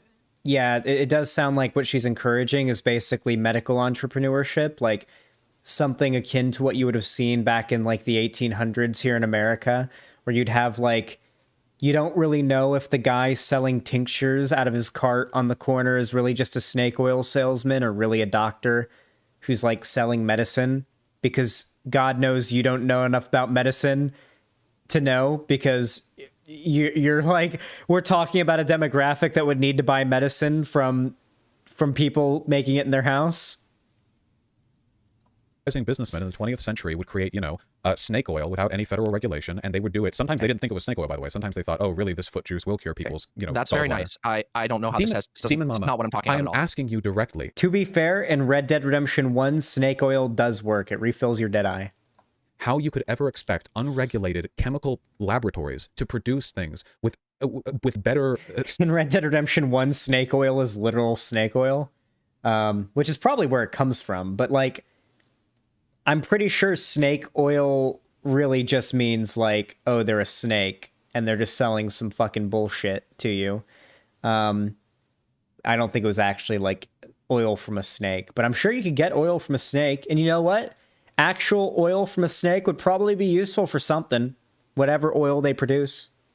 Standards of quality, then the free market will regulate itself. This is the same. You have an unregulated industry. None of what you're saying here is anything that I was talking about there. I never advocated I literally never advocated that like even people going and researching this stuff and learning how to do it on their own and being equipped in that way, that it would have better results than better results in the actual, in like the medicine itself than the massive global hyper pharmaceutical industry. Would have worse results. I mean, it could. Yes, it could. No, it objectively would. The pharmaceutical industry has regulations that keep that medicine clean. Welcome to Sure. capitalism, Yes. dude. Fine. Like I don't know. Again, that part is fine. Thank you, Prospect 2. I'm sorry. I'm trying to figure out what the core question is. It just seems like you're doing the... Prospect 2, thanks to the tier 1, gives us up to Spyro Gal, says, trophy of having a reasonable discussion, and then Xanderhal.gg. Hey, thank you. I appreciate that. That puts us at $61 out of 300 on the Shout of the Hedgehog onesie goal, by the way. Listen, guys, I hate to say it, but if you guys actually want us to hit the onesie goal, and there are 438 people watching right now, if you guys want us to actually hit the onesie goal, you guys are going to have to kick it into overdrive on the donos, low-key. On God, no cap, you guys will have to kick them into overdrive. Anarchists. It's funny because earlier I said that a lot of anarchists sound like libertarians, and you're doing the, oh, well, there won't be any federal regulation on this medicine that could easily kill a person, but no, we'll have quality right, control no because the redo. people who are doing it will choose to make it of high quality. I didn't say that, though. Then by what system could you make sure that these unlicensed laboratories, which are producing medicines through DIY methods, are of high quality? Because right now, the system to ensure the quality of traditionally produced pharmaceuticals is massive and incredibly extensive. The FDA... No, wait. You get my thirst traps, that's my funds. Dude, it's so unfair. I don't get any exclusive thirst traps from Actual T, okay? If you guys go and you follow Actual T on Twitter, you get all the thirst traps, okay? I don't even get any exclusives, okay? It's a hard knock life out here for me. Snake oil was an actual thing, then they sold fake snake oil, and that's how we have the modern term today. Oh. Stop being such a coomer. I'm just fucking memeing. Come on, chill out. Wait, the FDA does an incredibly stringent job overlooking the production Of course I get exclusive thirst traps from Actual T. What are you talking about? of these, because the consequences of Welcome mistakes to which they have capitalism, made dude. could be catastrophic. You need experts and millions of dollars of equipment. They have those nuclear testing machines to make sure that the molecules are lined Thank up you. right. T thirst All traps this is are done- snake oil, no What are you exclusivity. getting at with that? Like, I Fewer recognize accidental deaths. Okay. Oh my God. Like, I don't know how to. Like, I feel like. Why would there's, you like, ask me? What does regulation of the pharmaceutical industry get us? What do you mean? What? Who said that? You just DM. You just asked that directly. Are you trying to gaslight me? You just asked that explicitly. I'm sorry. Did I don't know what. I'm sorry. Unironically, I don't know what you're talking about right here. Did I miss? Are you high? No. Okay, I'm wait, not we high. gotta I'm literally rewind. not high. Like, what are you talking Wait, about? let's rewind and play it at normal speed. Hold on. Hold up. Welcome to capitalism, my dude. Oh shit, you guys are pogging. Any, thank you for the tier 1 gifted subs to Jazz Dog and with Otro. God damn, you know you can gift multiple subs at once. It's actually pretty cool. But yeah, thank you. Really appreciate that. You're pretty fucking based. That is $10 Redinos right there. That puts us at $76, almost like Fallout 76, everyone's favorite Fallout game. If Fallout 76 is your favorite Fallout game, then you shouldn't donate to get it off of $76. Everyone loves Fallout 76. That was the best one, right? Don't donate if Fallout 76 is your favorite Fallout game. People going and researching this stuff and learning how to do it on their own and being equipped in that way, that it would have better results than better results in the actual, in like the medicine itself than the massive global hyper pharmaceutical industry. Would have but that's worse not the results. only... The I mean, pharmaceutical. it could. If you can't afford to donate, that means Fallout 76 is now your favorite Fallout game. There's no way to change it. You can't reverse it, not until you donate. Sorry. Yes, it could. No, it objectively think- would. The wait, pharmaceutical industry has regulations that keep that medicine clean. Sure. Yes. Fine. Like, I don't know. Again, that part is fine. But I'm sorry. I'm trying to figure out what. Xanderhal, what is Vosh's worst political take? As of late, not much comes to mind generally, mostly because the vast majority of the time I'd say I agree with Vosh. But just generally, off the top of my mind, what's happened recently is I really didn't like how much he downplayed the bad behavior of the truckers at the Canadian trucker protest. Like the example that I'd point to would have to be like there were the truckers were like going around the streets of like, I think it's Ontario, like harassing people, screaming at people, throwing stuff at people, threatening to hurt people, just generally being like what you'd imagine a parade of dumb conservative anti-vax rednecks would behave like in the streets of a city. They were acting like the January 6th protesters. They were acting like the insurrectionists. They weren't like doing exactly the same thing necessarily, but they were acting that way, just more or less a larger scale of that. And the gathering wasn't much different. Ottawa? Oh, okay. Well, I'm very, very bad at Canadian geography. Fictional countries are very difficult to learn the geography of. But yeah, they were ripping the masks off of people's faces. Zan, Ontario uses the A. What? Ottawa is in Ontario? Oh, okay. Okay, so yeah, they were in Ottawa. Okay, listen, guys, chill. Guys, Canada, all right? Fictional nation, fictional country. It's not real. There are Canadians in my walls. I say Ontario wrong, so it's Ontario. Well... Welcome to capitalism, my dude. This is fun. 76 can kiss my ass. True. Thank you for the $5. All right. You guys no longer like Fallout 76 anymore if you didn't donate. All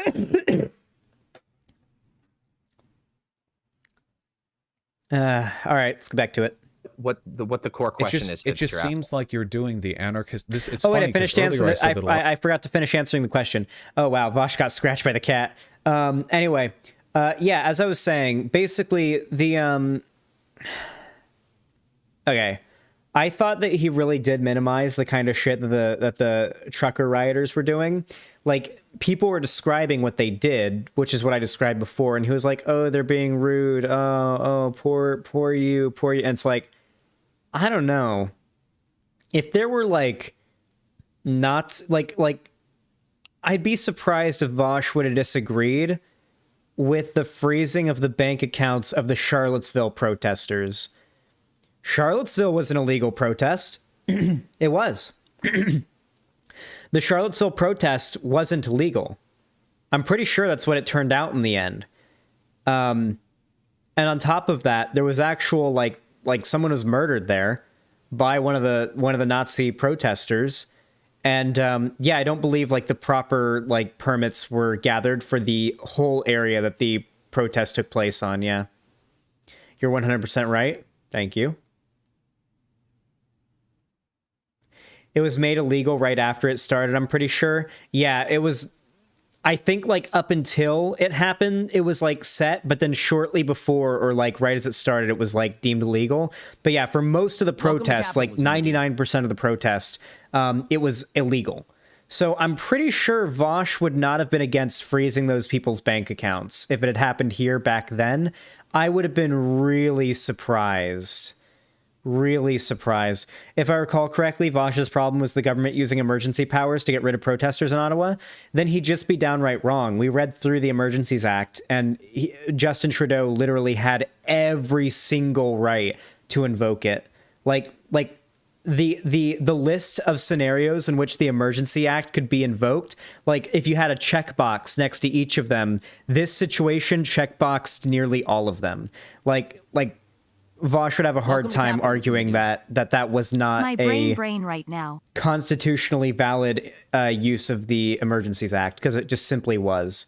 The good argument, the argument I think Vosh had going for him most was that when the government does crack down on protesters, you always, whether you agree with it or not, you always want it to be very overt, public, and explicit, so that it's like you want it to be like, oh, a guy is getting beaten up by the cops, because that goes viral and that causes change. Someone having their bank account frozen doesn't go viral and cause change. It means somebody has to post on Twitter, hey, the government froze my bank account, can you please donate? And they get like 5 retweets and live in poverty.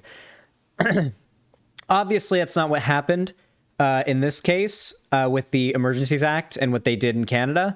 But if that did ever happen, if it did escalate to that degree, you wouldn't want it to be this silent thing, right? The point wasn't that the Emergency Power Act's criteria weren't met. It was that it shouldn't be in place to begin with. Yeah, he'd also have to argue against, like, mask mandates and whatnot then. Like, I'm sorry, but like, Vosh has been completely fine with some levels of government overreach in cases where it works in the public interest. And yeah, Lowell agree or disagree with Zan. Here he's totally wrong about what Vosh would think about it. Totally against account freezing for protesters. I don't know. If it had happened back in 2017, granted, his opinions might have changed, but I mean, if it had happened, if Charlottesville happened right before the Emergencies Act invoking, I do feel like his take would have been different. You have to be willing to acknowledge how your biases can affect you. Like me, Vosh, and any other American lefty are far more willing to allow bad things to happen to people on the right here in America, even if it's like an overuse of government power. If it's like the political group that we're used to, we've grown up seeing on the TV, spreading misinformation and pissing us off our whole lives. Like, there's a reason why basically every Canadian lefty was on board with like Trudeau and the Emergencies Act being invoked, but like shit tons of American lefties weren't. Like, there's a reason why there was such a barrier there between like why so many Americans were against it and so many Canadians were for it, right? Clearly where you grow up and like who you've been exposed to and just how exposed you are to this group is going to affect how willing you are to permit government overreach against that group. And that's fine. If there's a big If the government had actually done like a temporary bank account freezing on all the Charlottesville protesters, I probably wouldn't have made a big deal about it. Lance wasn't on board with the Emergencies Act. Liberals were fine with it. Yeah, but like Lance is one Canadian figure. Like the overwhelming amount of progressives in Canada were on board with it. Hell, if you want to raise me like an anecdote, I'll raise you another one. Actual T in chat is a Canadian lefty who is on board with it. Like, if you want to go off of anecdotes, I'm pointing, like, the data shows that the vast majority of left-leaning progressive and Canadians, and even just the Canadians in the areas affected by the protests, were in favor of the Emergencies Act being invoked because they were that desperate to get the protests finished off with. That doesn't mean that they're right. Sure, but Vosh is in favor of mask mandates, is he not? That is an example of the government overreaching in order to enforce something that goes against your freedom in order to... And vaccine mandates? He might also be in favor of vaccine mandates. That's different context. Nope. In both cases, we are talking about the government overreaching and impeding on your rights, on citizens' rights, in order to prevent public harm. That's not secret overreach. Yes, as I said before, I agree with Vosh on the secret part of it. Yes. Vosh's point about how just bank account freezing is like a non-explicit thing that you can't really polarize a political movement upon. I agree with that. However, I still do maintain my position that if this had happened with Charlottesville or an equivalent protest here in America, I don't think his take would have been, at the very least, anywhere near as vitriolic. A lot of the antagonism that Vosh used in delivering his takes were both in his wording and obviously in motivation directed at left-leaning Canadians that he was like furious at for, I guess in his mind, being okay with this unacceptable example of government overreach on the freedom of the right to protest.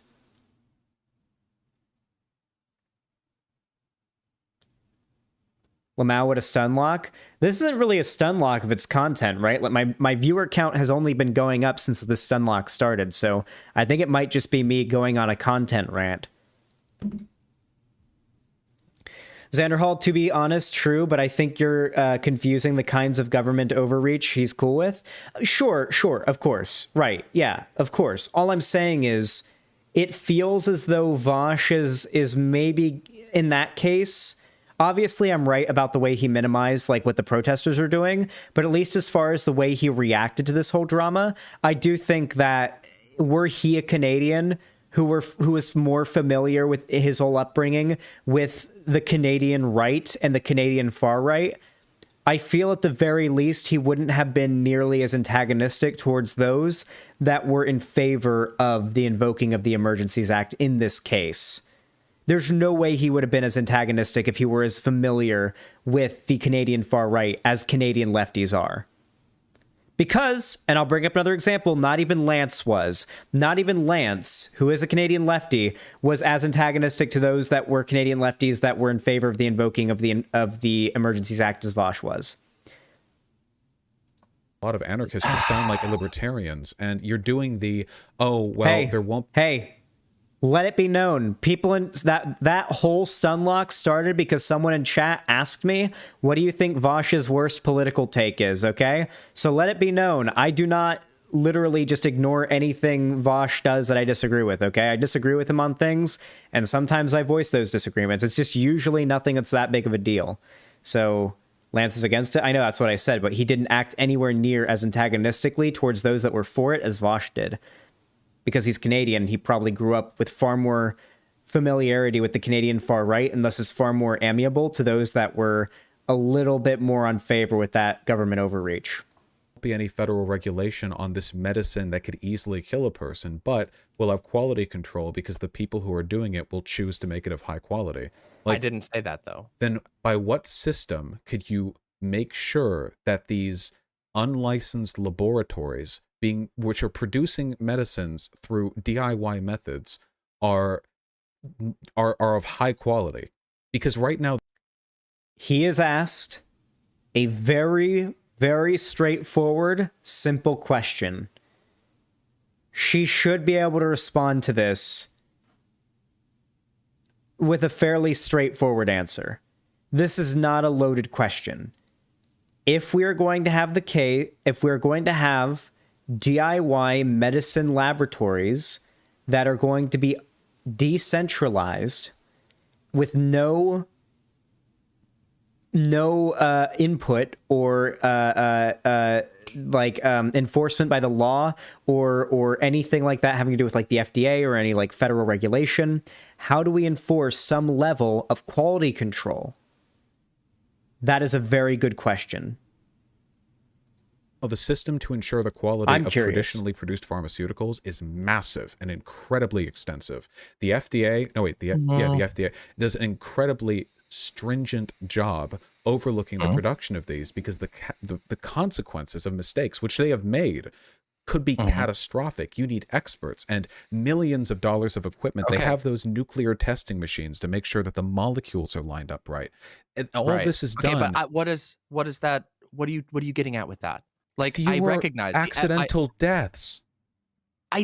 Okay. Oh my God. Like, I think this is the part where he misheard her. She said, "What are you getting at with that?" And he heard her as saying, "What are you getting out of that?" I don't know how to like. I feel like. Why would you ask me? What does line... regulation of the pharmaceutical industry get us? What do you mean? What? Who said that? You just DM. You just asked that directly. Are you trying to gaslight me? Wait, okay, wait. Who is it, Rippy? Are you here? Is Rippy in chat? Is Rippy in chat? Because that was Vosh. That was Vosh falsely accusing, well, don't unban them. Because they were extra wrong. They were actually just mega wrong. Demon Mama literally wasn't gaslighting there. Sure, she was being like antagonistic in this debate and whatnot. And Vosh admits this at the end, but this was a miscommunication. Demon Mama said, it was an hour-long ban? Oh, all right. Well, Demon Mama said, what are you getting at? Then Vosh heard it as, what do we get out of that? And said, less deaths. And then Demon Mama said, I don't know why you responded to what I said like that, like in confusion. And then Vosh accuses her of gaslighting him in response.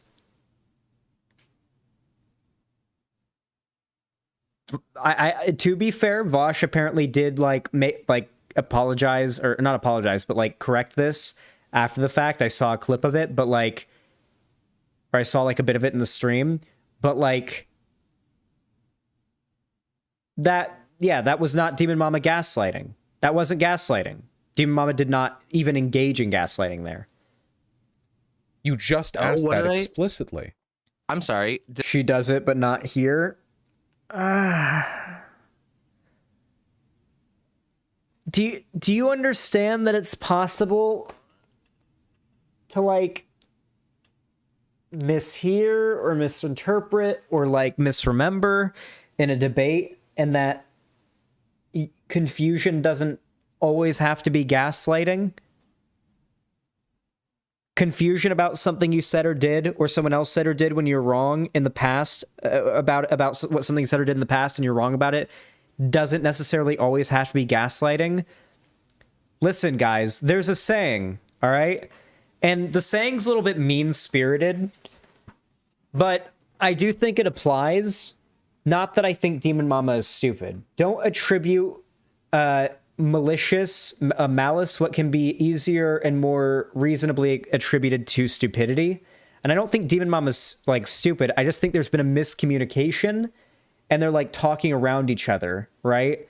And that now you're like, people just really want to attribute malice to that on either side of this.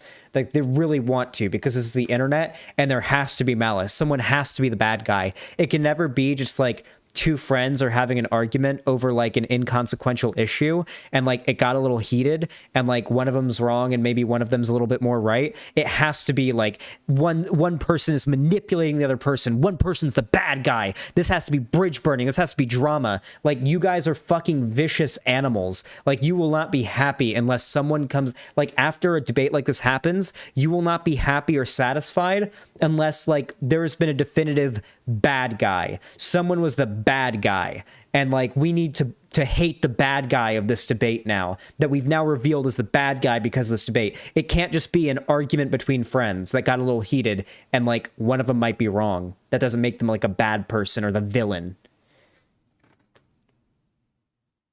Yeah, we still love Demon Mama and Vosh. I'm starting a podcast with Demon Mama pretty soon. Even if I do disagree with her on this issue, it's fine. I'm starting a podcast with Demon Mama soon, and I mean, Vosh and I have been good friends for a very, very long time. Like, I mean, there's no reason to stop that. Like, this is just like the least worth burning a bridge over drama conceivable. Okay, Vosh will be a guest in the podcast most likely as well. Yeah, absolutely. Yeah, I don't think this is gonna lead to like a full-on bridge burning. Like, I'd be surprised. But I mean, God knows, far be it from me to try to like prevent bridge burning, but certainly I'm not going to facilitate it, which is why you'll notice that my coverage of this debate has been a lot more measured and kind to both sides than I normally am when I do debate coverage. I don't know what, I'm sorry. Unironically, I don't know what you're talking about right here. Did I miss? Are you high? No, I'm not high. I'm literally not high. I am. What are you talking about? Like, I don't know what you're talking about. I don't know what you're asking me. You said I did. I said that. What does the what does the FDA get us? I never said that, or at least if I did, Sure, I didn't mean Joshkins. to. Do you? Okay. Like, what I'm you, saying is, Holic what are we Master. talking? What are you getting at? I think literally what I said is, what are you getting at with this? I didn't say what does it get us. I think the FDA does some very good things. I think it does some very good things. Like, obviously, By the way, Holic Master in my website chat made my theme song. The one that I did, the Zanbot just posted in the chat. Yeah, that's Holic Master, so poggers. like, I think that the FDA is an example of a bunch of interlinking organizations that can check one another. But that's not the only thing I'm talking about in this, nor was it the only thing I've ever been talking about, nor was it even what I was directly addressing in the tweet that everybody is so frustrated about. Then in these But I mean, I don't know. DIY Like, I just feel labs, like at this don't point, you Listen, I've watched Doe and Vosh and Demon Mama and Vosh have spicy debates plenty of times, like to the point of like hurling insults at each other, and they have still been friends to this day. I don't think like Vosh doesn't come off as the type of person who like takes this too seriously. Or takes it too personally, and it doesn't seem like Doe or Demon Mama do either. And I lump them in together because they're like, I think they're in a relationship. So yeah, I'm pretty sure. I don't know 100% know. I think Demon Mama has a real sex cult. Please point out it is super weird that a lot of people in Vosh's chat kept saying burn the bridge already. I'm tired of these people. There are a lot of people in both my community and Vosh's community who hate Demon Mama and are just like gnawing at the bit for like an excuse to like hate Demon Mama, and they want me to have an excuse to hate Demon Mama because they want me to hate her too. And the same goes for like a lot of people, and the same goes for me. In Vosh's community, there are a ton of people that hate me. Like, I get tons of hate posts about me in Vosh's community. Just because we have like a lot of overlap and whatnot doesn't mean that there's not a lot of deranged people in all of our audiences that hates one of the other of us for some deranged, stupid reason. You can even be morally lucky when it comes to the YouTubers you like. You know, maybe even luck out and just end up liking the right YouTubers that happen not to be assholes. But then, you know, maybe you get it wrong, you know, on one person. I don't know. We really need to start calling out hate parasocialism more. It's really annoying when people demand you cut ties with creators or when people demand Vosh does. Yeah, I mean, that's really what it is at the end of the day. People have a fantasy, a fan fiction of what they think the relationships of content creators look like in their mind. And it almost like... Sometimes I wish I could just do a stream where I just like spill my guts about like what it's really like to be a streamer and what streamer relationships are just realistically like, from like the not really mundane to the spicy. But I just feel like I'm throwing too many people under the bus if I do that. Like, not in like a negative way, but just as far as like exposures of privacy that are unnecessary. Remember when PhilosophyTube lost hundreds of dollars on Patreon because she didn't cut ties with ContraPoints over Buck Angel stuff? I know. The pronouns were different at the time, and that's what you're referring to, but I know what you mean, yeah. Yeah, I mean, that's the kind of stuff that I'm talking about. People have a fantasy about, like, I feel like people think that, like, I'm like curious. I'd like to hear from people in chat what they think like the relationships between content creators on the left look like, or even just among streamers and content creators, period. What do you think they look like behind the scenes? I'm actually really curious what you guys think, because my conception before I became a YouTuber was downright delusional. I thought it was like a big group of friends, like a community, almost like a digital neighborhood. You know? And in some ways it's almost like that, but it's not like that at all in every bad possible way.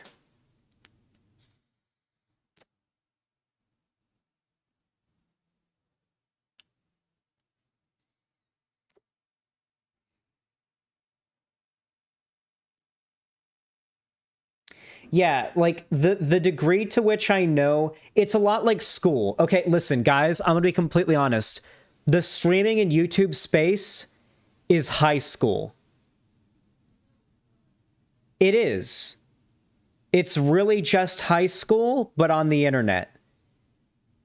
There's a lot of like, yeah, it's all just like, you know, we're humans, right? We're behaving as humans do, just online, right? And it ends up being really, really toxic. But like, at times it's also cool, right? Like you have your close friend group, right? These like your ride or die motherfuckers, like the people that you're always hanging out with, the people that you're always collabing with and hanging out with. You've got like, they're the clout chasers, which are equivalent to the people in high school that would like only be friends with you because you always like had gum on you or whatever, you know? And like, they just always happen to sit next to you at the lunch table when you've got a pack of gum to share with your friends. You know, those are the clout chasers. And then there's the douche tubers, the flexers like Rice Gum and and whatnot, like the douche tuber types like J Station. Those are like the kids who would like come to school and literally flex, you know, like they'd either be flexing their like expensive stuff they had because they came from a rich family, or like they'd literally be flexing because they think they're really strong even though they're in 5th grade and they've got noodle arms. Like, there's so many comparable like things, and then the drama is just as mundane and petty. That is the reality of it. And at the end of the day, just as we look back at high school and think, holy fuck, if we just went back to that with our adult perspectives, we would have given each other such less of a hard time. Somehow we throw that lesson away that we learned from high school as we come into the political space, and we end up recreating the exact same toxic environment that we all, as adults, look back at high school as being ridiculous and petty, and have recreated it for us to suffer in as adults, despite us having what should be the best job on earth. Being a YouTuber should be the best job on earth, and yet the community that has been built around it is literally just a recreation of a toxic environment that we all learned is bad when we grew to be adults. When we graduated high school, we learned it was all mundane, petty, low-stakes bullshit. Honestly, it's because most people who follow the streamers are under 25. But you know what? Maybe that is true of most creators. Do you guys want to know what my demographics are on YouTube? Maybe this is why my audience is so different. And it's also possible this is what the reason for my lack of success. This is what the reason for my lack of... God, I don't speak well. When I hear myself say it, this could be like an explanation for a lot of the lack of success I've had on my channel in comparison to like other streamers. My demographics are actually pretty weird. Let me show them to you guys.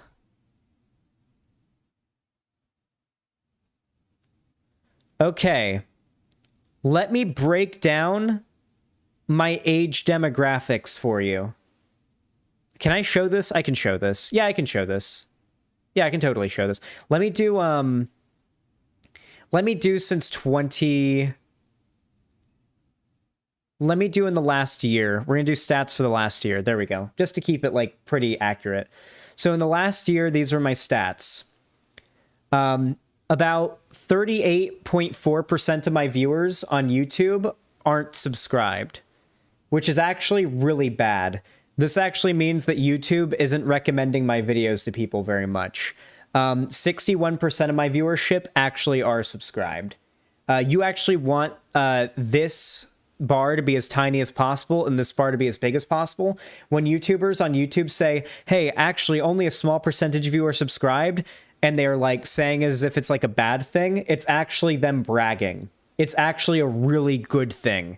If only a small percentage of your viewers are actually subscribed to you, it means that YouTube is churning your videos out to new people constantly. So it's kind of insult. I kind of see through the bullshit there when a YouTuber says, sadly, only this percentage of you are subscribed. I'm like, motherfucker, that's a good thing. That's good for your channel. You want that not subscribed bar to be as big as possible. You lying asshole. Now, as for age and gender, About 1.1% of my audience is unspecified, is user specified. Sorry, so like non-binary. I'm sure like some like outside of like girl boy, or man woman or whatever. It's like neopronouns and stuff, non-binary, whatever. Then there's about 76.5% male, roughly 3/4 male, and nearly 1/4 female. Really surprising. I imagine that trans girls have a big part to play in that. So thank you to the trans girls in my community for making this channel much less of a sausage fest than the average, like, let's be real, male-run channel is. Like, it is very unusual for a channel run by a guy to have this high percentage of a female watch base. And then when you look at my age demographics, it's even crazier. Only 3.2% of my audience are 13 to 17. 43.3% are 18 to 24. 37% are 25 to 34. 10% are 35 to 44. 4.2% are 45 to 54. There are more people in my audience that are 45 to 54 years old than 13 to 17 years old.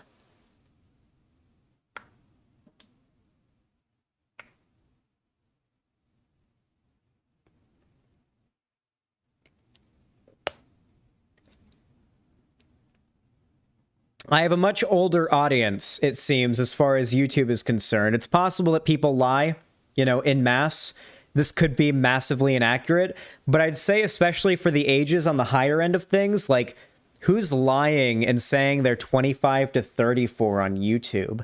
Like, if you're going to lie, you're just going to say you're the minimum age that you can be to be on YouTube, right?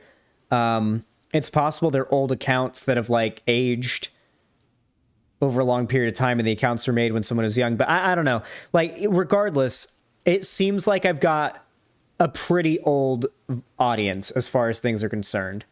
Why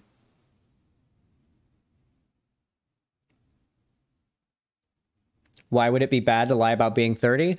I just don't think anyone would bother going out of their way to do that. Like, why not just lie and say you're the minimum age, you know? Xanderhal, you are incentivized to not make ironic and misogyny jokes since they are 1/4 of your audience. Well, you would think that the fact that women are 1/4 my audience would sort of negate the idea that me making ironic misogyny jokes means that women are made uncomfortable by it, at least in a majority. I think the lack of quality control could lead to a lot of people getting hurt. Of course, absolutely, of course. I don't think that this is like. I don't think that. Hey T, I became a silver fox at 22 with the hair bleaching. Like, in an ideal world, we would have I think if we could have like a perfect fantasy world that you could sort of summon up right now, it would be awesome if there was a benevolent AI that could scan everything that's produced by humans to make sure that it's good for them. But that doesn't exist. And what we have right now is we have a lot of people who have no access to any medication, who have no knowledge about medication, who don't know anything about chemistry, who can't get access to education about chemistry. And I think that people coming together, teaching each other this shit and learning how to do it is no, I don't think they can. The processes for anything, any person would be capable of doing with lab equipment they could buy online is definitely available online, at least for a lot of the stuff that they need. I don't know what like proprietary medications we're talking about here. If you mean like highly complex, like very specific stuff, but like the issue is like I think this attempted solution is more destructive than the real, because if your solution was like, we need to aggressively advocate for political solutions to the medical gatekeeping, I'm on board with that. But hold on a second. I think we've gotten at the core of this. You think that what I was saying is that every single person in the world should just become a chemist, but I never said that at all. I think what you're saying is that we should abandon the system that allows for federal regulation of drug production and have underserved communities get the equivalent of like bathtub medications that will kill a third of them, and that this is somehow preferable to them striving. I guess I'll join you for a minute in your fucking ableism arc, because this is fucking schizo posting. All that I said in response to that, first of all, wait, is schizo posting ableist? Oh no, chat, you can't take that one from me, please. No, chat, no. No. No, not that one. I like that one a lot.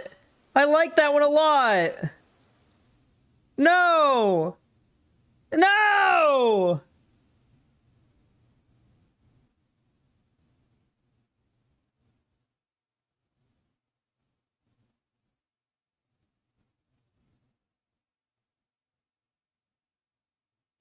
Fuck! Well, guess I can't say it anymore because I will get canceled for it sooner or later. Or maybe we go on the say what we want and get canceled, but use the cancellation for content arc. I feel like the channel always does do best when we're inundated with drama. As miserable as it makes me, it makes YouTube very happy.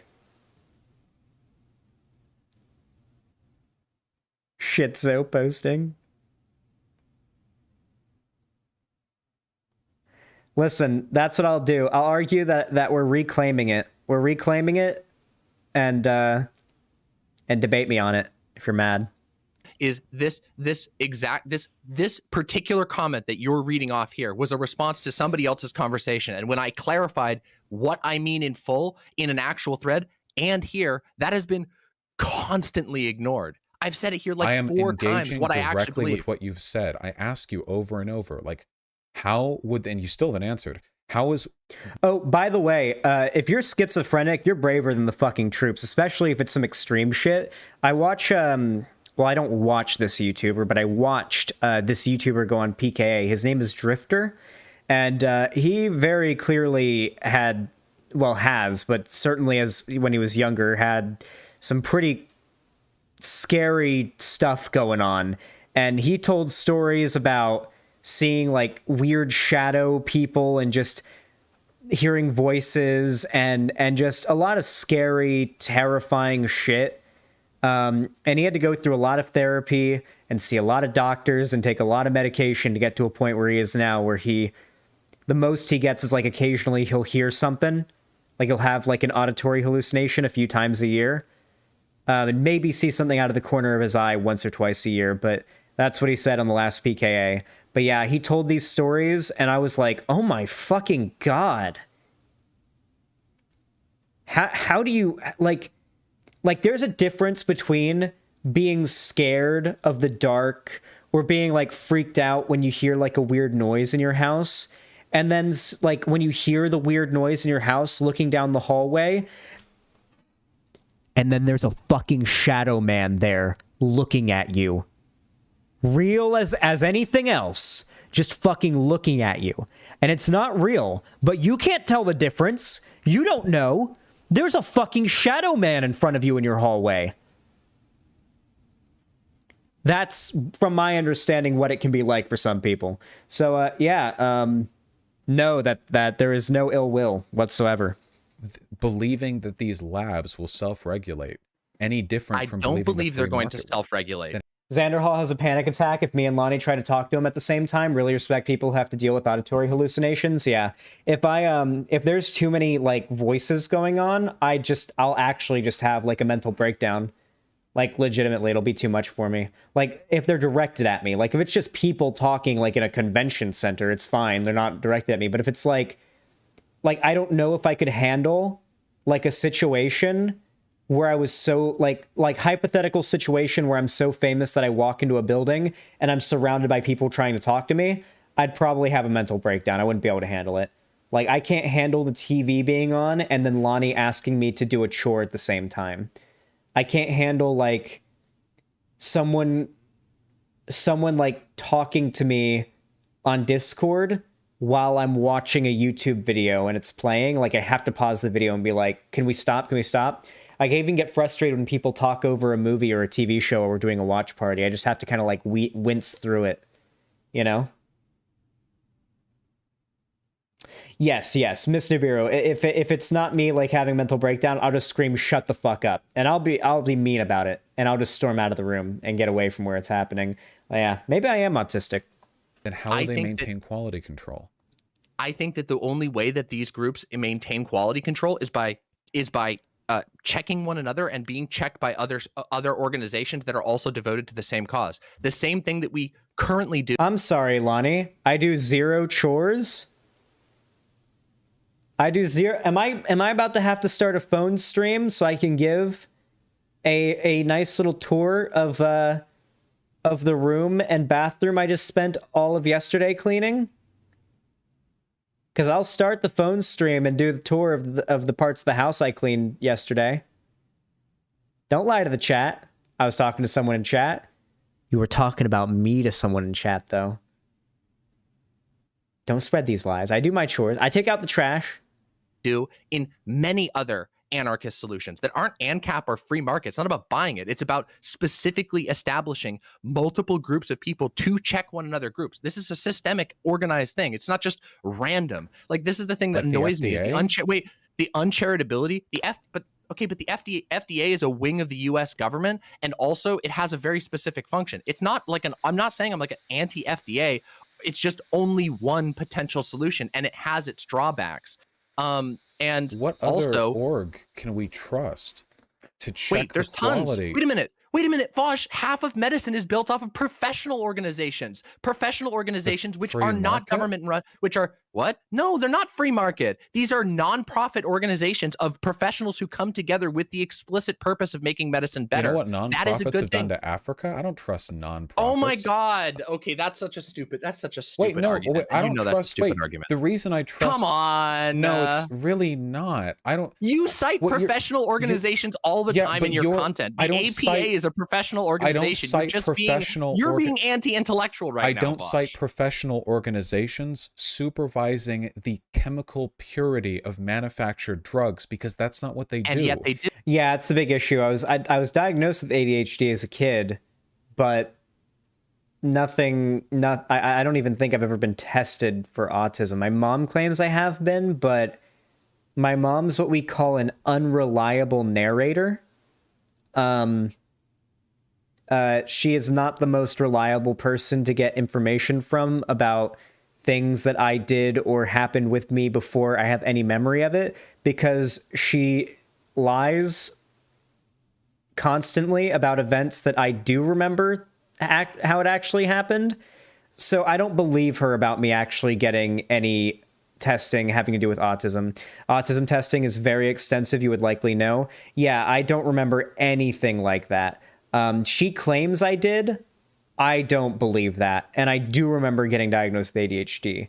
And like my teachers insisting to my mom I need to be put on medication for it in order to be able to participate in class. My mom didn't allow them. And honestly, I probably needed it. I honestly probably did need it, because I then went on to have a very hard time through school. Focusing and staying on task were basically impossible for me, especially in any class that I found boring, like math. And like basically math was the big one. Like math, I just could not. I went into like an hour and a half of cryogenic stasis basically during math classes. I didn't pay attention at all. I had to get like onto a whole like IEP type thing to have like an individual tutor that would like basically sit with me in private to make sure that I just learned everything and did all the work, because otherwise if I was in a class with a bunch of students, I'd just be like, oh my fucking God, I don't care. I would just be thinking about Minecraft. I was on Adderall as a 6-year-old, probably should have kept me on it. I get what you're saying, Zan. I don't think it's for everybody. I'm not saying that medicating kids should be like the first thing or whatever. All I'm saying is like, in my case, it seemed like medical professionals involved were recommending I get on medication, and my mom was denying that, which isn't good. They no, do. They don't. The FDA. Yes, they do. Engineering organizations, they are the ones that make the decisions and standards, and they pass those to governments who pass the laws. And I recognize that I have problems. I have problems with. No, it isn't. It absolutely No, it isn't. is. The fundamental advocacy of the actual position, if you're not married to blowing me up about a tweet, which you can be if you want to be, that's engineering orgs don't enforce anything. They set guidelines. Also, that's not true. When engineers, you're not correct about that. Go look up engineering orgs and international engineering orgs, which are non-profits, non-governmental profits. Yeah, God, I'm watching Vosh's chat and people are begging him to burn the bridge. It should be obvious to you, by the way, how quickly people... So, I've said this a few times on stream. What stood out to me the most in my time as an online content creator is just how much horrible shit people are willing to excuse if their favorite content creator does it, and how much they're willing to crucify someone, or how little that people are willing to crucify someone over if they have no opinion or didn't like someone to begin with, for even petty and non-consequential reasons, right? Like, people who are a fan of a YouTuber will be willing to look past a lot as far as, like, things about them, but someone who's never heard about that YouTuber, certainly someone who already has a bias against them, will literally crucify them and see them as the worst person on earth over even the smallest mistake or the smallest bit of evidence that suggests that they might have made a mistake.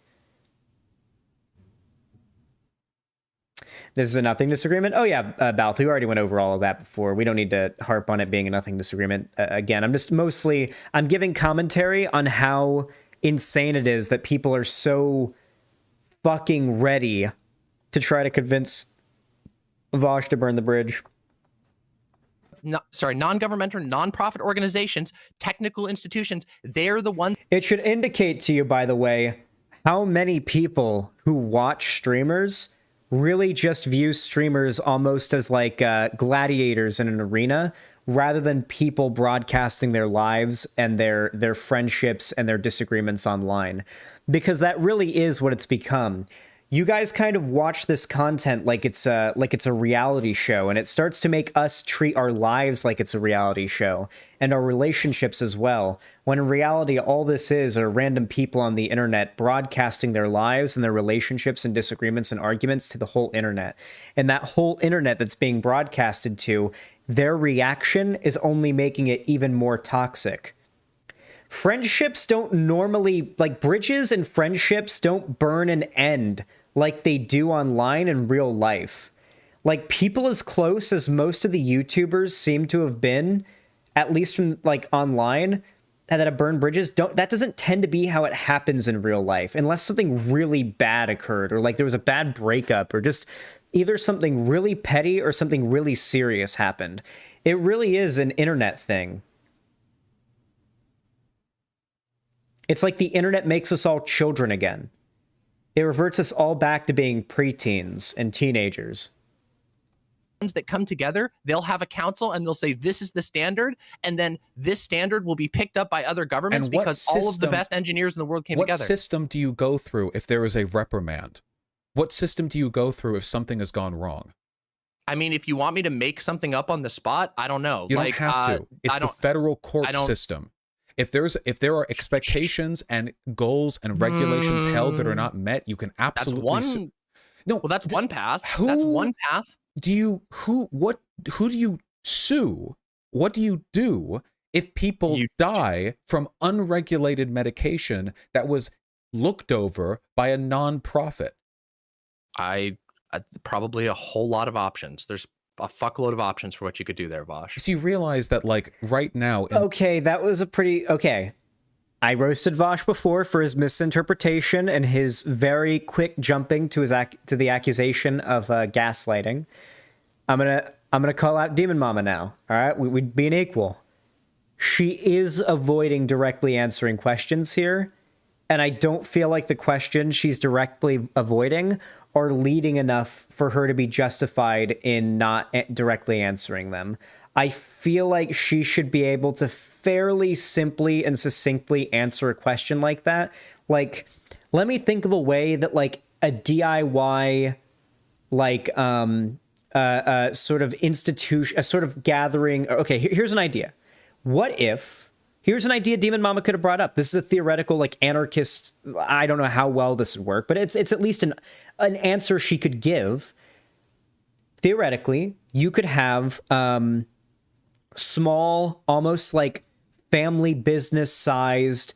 They can't really, due to the scale, they can't do much, but they could at least meet some basic requirements for production of medicine and medical care that would be accessible in rural areas, that wouldn't be necessarily overseen or controlled by the federal government. It would be, or at least not to the degree that like these large corporations are. And maybe even you could enact standards and quality control by building a almost like a union. Like, unions aren't like a government controlled thing, obviously. They're just built up together of different workers. There could be a union of different like independent doctors of these workers of these places that could sort of build a standard through which they would create this medicine, and businesses or other entrepreneurs, I guess you could say, that came along trying to meet this demand that did not meet these standards would essentially be through essentially the free market, though I guess in this scenario there wouldn't be markets. I don't know. Be like through word of mouth, just destroyed out of the business, right? You could make that, like, Demon Mama brought up drugs before, Syndicalist Zan. This isn't what I'm in favor of, by the way. This is just me giving, like, something that Demon Mama could have said. And frankly, what I said probably would be something Demon Mama would agree with, if I'm being honest. I just think that Demon Mama could probably do with working a little bit on, by the way, I am not free of criticism. This is constructive criticism to Demon Mama if she hears it. I think sometimes Demon Mama could help with, or could do with, working on when someone asks her a direct question that isn't leading, answering it directly and in as few words as possible. I also have a problem with like going on too long when answering a question someone asks me in a debate or in a conversation. But you need to be able to like at least like really work on, someone asks you a question, answer that question as simply and in as few words as possible. Like that's what you should try to do. And I do find that Demon Mama has issues with that sometimes. In the United States, because we lived in a civilized society, you know, that mesothelioma like ad run that went for a long time. If pharmaceutical companies, or really anybody, does something that harms the public good, even if just a few people die from it, there's a mass then you get a TV ad and you can call about it. A mass recall. There are class action lawsuits that people chomp at the bit. What do you do if it's just like, we were talking about class action lawsuits the other night. By the way, you should actually go look and see if any products that you've like bought in the eligible time period are currently being, like, the company that produces them are being sued for a class action lawsuit, because you might be eligible and all you have to do is like sign a few things, and then like a few months later, if they win, you get like a percentage. And like, depending on how big of a class action lawsuit it is, it's not common, but it can be hundreds of dollars that you just get in the mail in the form of a check from for the class action lawsuit. It's pretty dope. You don't have to do anything other than sign some stuff. The Walter White meth van, except it produces painkillers. Nice. I don't know, but you that's for you to figure out in the fantasy that you've written up about my tweet. Like, I don't, that's class action lawsuits are praxis as fuck. You should unironically, like, every once in a while, check and see if you're eligible for any class action lawsuits. Yeah, Top Class Actions right there is the one that Lonnie said she got a free $120 from it. Oh yeah. Top Class Actions is the website the guy in the YouTube video we watched the other day shouted out, and she didn't get a free $120 from Top Class Action. She got a $120 from a class action lawsuit. But Top Class Actions is a amalgamation of all the like currently happening class action lawsuits that you can scroll through to see if you're eligible for any of them, and then you can like apply and sign up like for the lawsuit, and then you might get like, if you're eligible, you'll get the money in the mail. You'll be part of the class action lawsuit. The power of it is that as many people as possible like are part of it. That's like a big, that like they encourage, they want you to sign up for it, so that they give you money, because the more people that sign up for it means that like that looks good for them. your Demon problem. That's Mama, not a me you're problem. talking about unregulated chemical labs. I'm talking about people learning the things. I'm talking about people practicing. I'm talking about people Practicing is seeking producing them alternative through chemical labs that are unregulated. Yeah. Practicing is what I just said. responsibly. Wait, people do this all the time. Responsibly? There are yes, responsibly. Yeah, people do this in school. okay, they'll do it responsibly. Demon Mama said people do this all the time a lot and hasn't really listed any examples. I'm like fairly into like so when I'm not watching or when I'm not streaming, I don't do much watching of political content. I've been watching it more lately, but I don't watch political content much on stream or off stream. Most of the stuff that I watch is like the kind of stuff that pops up on YouTube at 3 a.m., you know, like 3 a.m. YouTube recommendations. And like I've gotten really into like the like, can you make insert thing at home, you know, like making like all sorts of crazy shit for at home. I like to watch like primitive survival channels. Those are always pretty cool. Just like crazy shit like that. And I feel like I'd know if there was a broadly available consumer level list of chemistry equipment within a reasonably affordable price range. I'm talking that even a millionaire could afford. Like even if you had $1 million at your disposal, that even someone with $1 million could afford with their budget could get their hands on and create a substantial amount of like real medicine.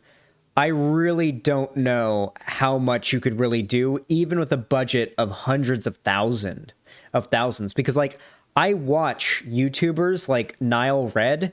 He's a multi-million sub YouTuber. And listen, I'm just going to tell you guys right now, when you get millions of views on your YouTube videos and your videos are fully monetized, which his probably are, then you're making a lot of money off that shit. Nile Red's budget is no doubt very high. Nile Red's budget for buying chemistry equipment is probably enough for you guys to live your lives very comfortably if you had that much money. And even then, Nile Red's like list of things that he can do for videos, the things he can synthesize, the science experiments he can do are pretty limited. I don't know how much he could do. For those of you guys who don't know who Nile Red is, let me just show you guys like an example of one of his videos, just to give you guys some perspective on like how hard advanced chemistry can be and how high like of a barrier of entry there is in regards not to necessarily education and knowledge, but to cost and equipment and ingredients. Hell, the legal barriers on getting ingredients needed to create certain medicines alone are a concern. Or sorry, not they wouldn't be ingredients, the compounds. Sorry. That alone would be an issue. He turned latex gloves into grape soda. He apparently also turned plastic gloves into hot sauce recently. Hey, here's an example of a medicine that he made, laughing gas. He made laughing gas. It's not exactly complicated, but here's this is how hard it is. So we're about to see, listen, it's just nitrous oxide, right? Laughing gas is just nitrous oxide. Yeah, nitrous oxide is very simple. Very, very simple chemically. Let's go ahead and see how difficult it is. Niall will not strike me for watching this video on stream. Let's see how complicated it is. Oh, wow.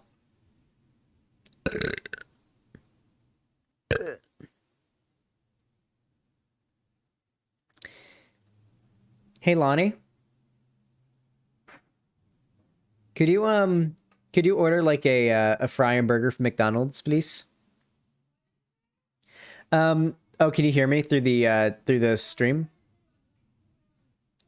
Okay. Could you order a burger and large fry from McDonald's? Thank you.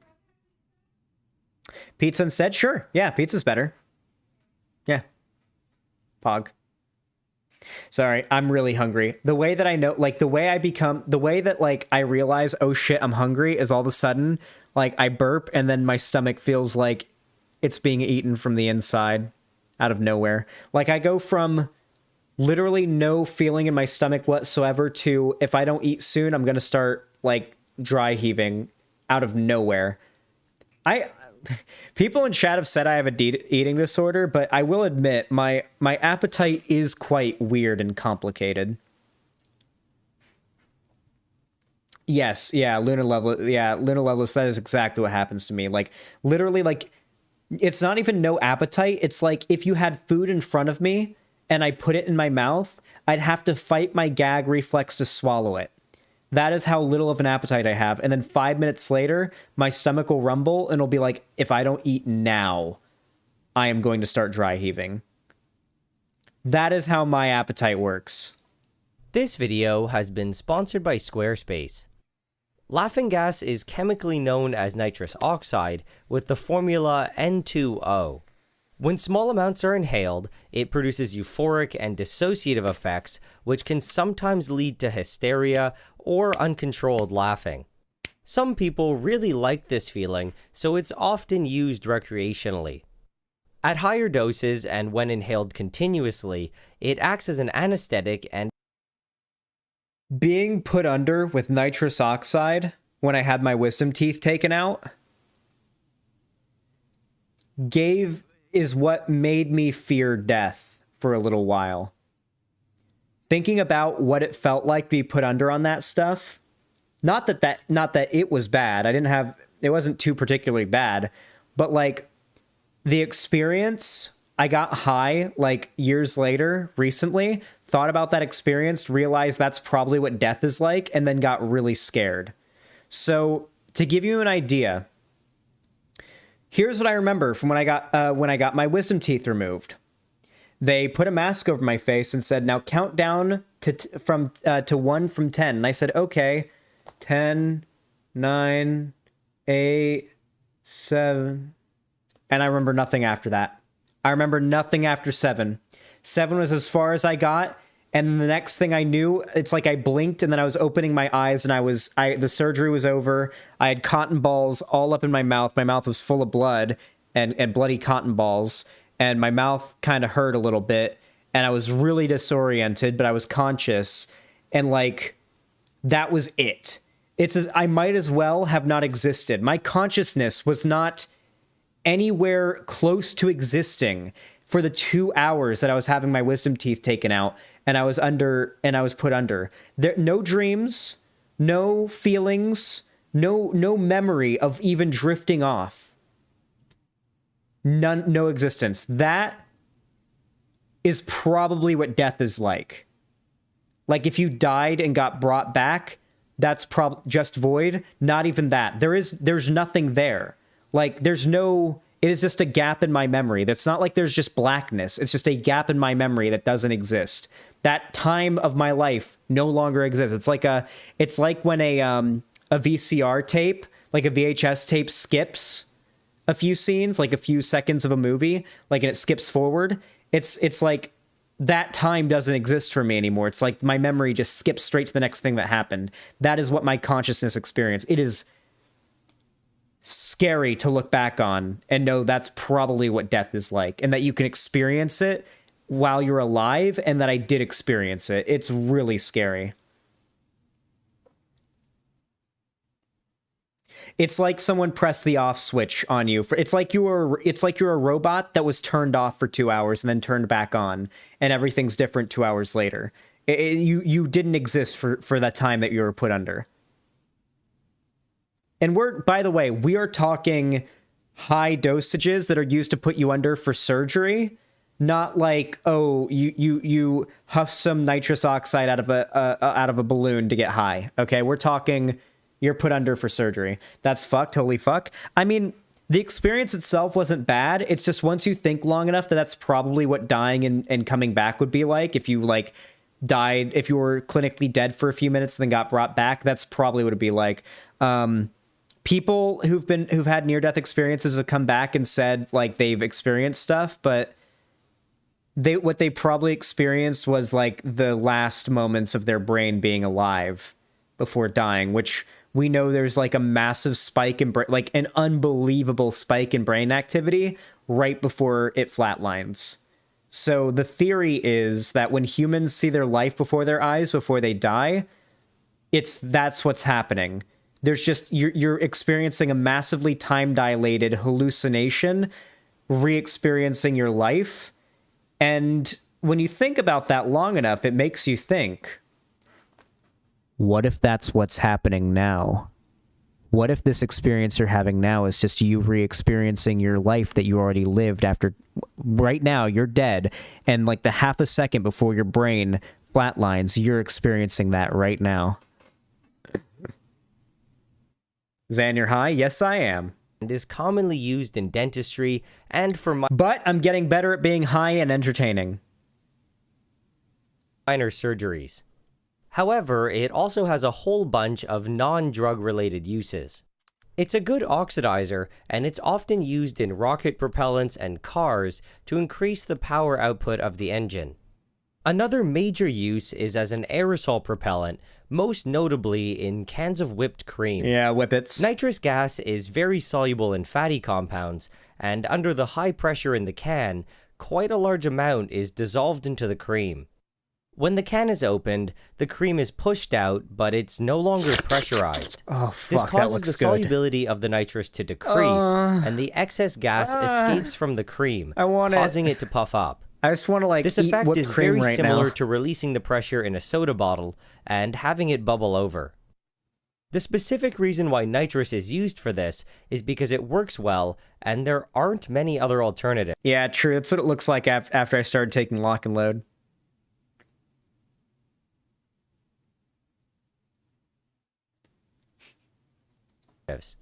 Air and especially oxygen can't be used because the cream would quickly become rancid. Carbon dioxide is acidic in water, so it would curdle the cream, and... Not kidding, by the way. I started taking lock and load, and then when I nut, like when I nut in a condom, it's like you could tie it off and use it like a water balloon or something. It's not kidding. Lock and load works. Nitrogen's just not soluble enough to work. Anyway, my goal for this video is to make some nitrous gas and then use it in the barking dog demonstration. Yeah, which gets not its like name. it would be like a little water balloon, you know. It wouldn't pop or anything, but you could throw it at somebody. It'd be like a bouncy ball, you know. If you tied it off well enough, you'd have like a white bouncy ball, and it'd be about the size of like a bouncy ball. Yeah.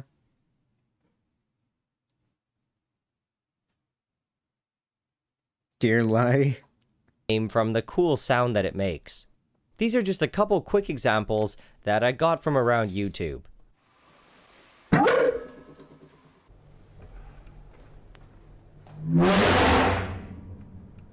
To make the nitrous, there are a few ways. The major industrial way is to heat the fertilizer ammonium nitrate, which decomposes into water and the nitrous oxide. The problem with this method, though, is that it can be dangerous.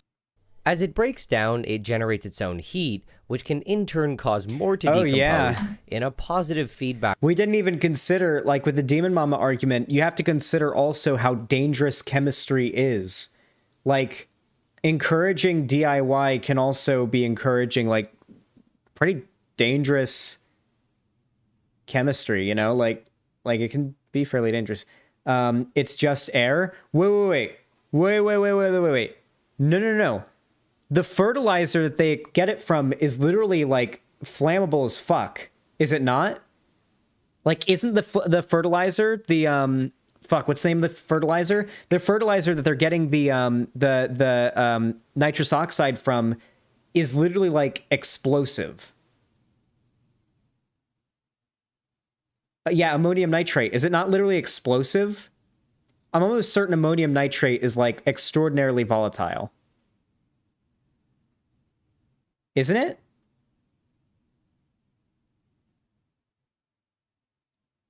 It's what blew up Beirut? Yeah. Wait, yeah, that's what I knew it. Yeah, I knew there was a big explosion tied to ammonium nitrate. That was the Beirut explosion. Not flammable, but very explosive. Yeah, that's what I meant, like volatile in some way. Wait, hold on. Yeah, so this is what ammonium nitrate can do.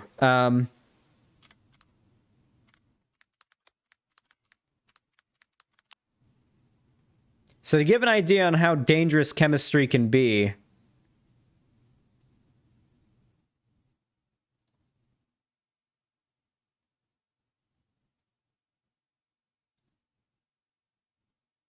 There are troubling new allegations tonight about that deadly port explosion in Beirut. It's only a Sources minute. have told the Guardian newspaper that prior to the blast, dozens of bags of fireworks were being stored in the same warehouse as that stockpile of ammonium nitrate, which acts as an accelerant in a fire. Why? In video from the day of the blast, you can see white flashes, what appear to be fireworks, going off before the massive explosion.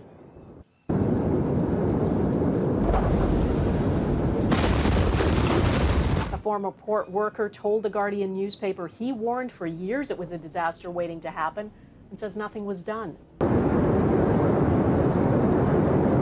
So yeah, to the person who KEKW'd at that KEKW'd at Nile Red saying that this process can be dangerous, how do you feel now? Who is that said that it was just air? Who is that KEKW'd and said it's just oxygen?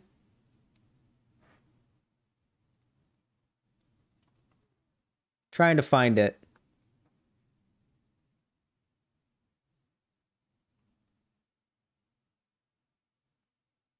I can't find it anywhere. Anyway, someone just said that it was just oxygen or just air or whatever, and it couldn't really be that dangerous in the chat, and that's what spurred this on. I can't find who did it, but like, yeah. That's what ammonium nitrate can do. So yeah, this can be dangerous, and chemistry in general is very dangerous. Cycle. For this reaction to be done safely, the temperature has to be carefully controlled, otherwise it tends to go crazy.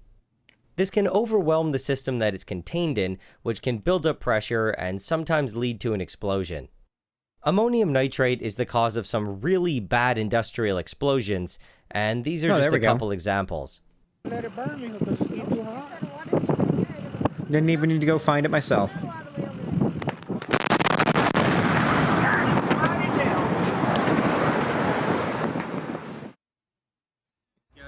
Whoa! Oh! What the?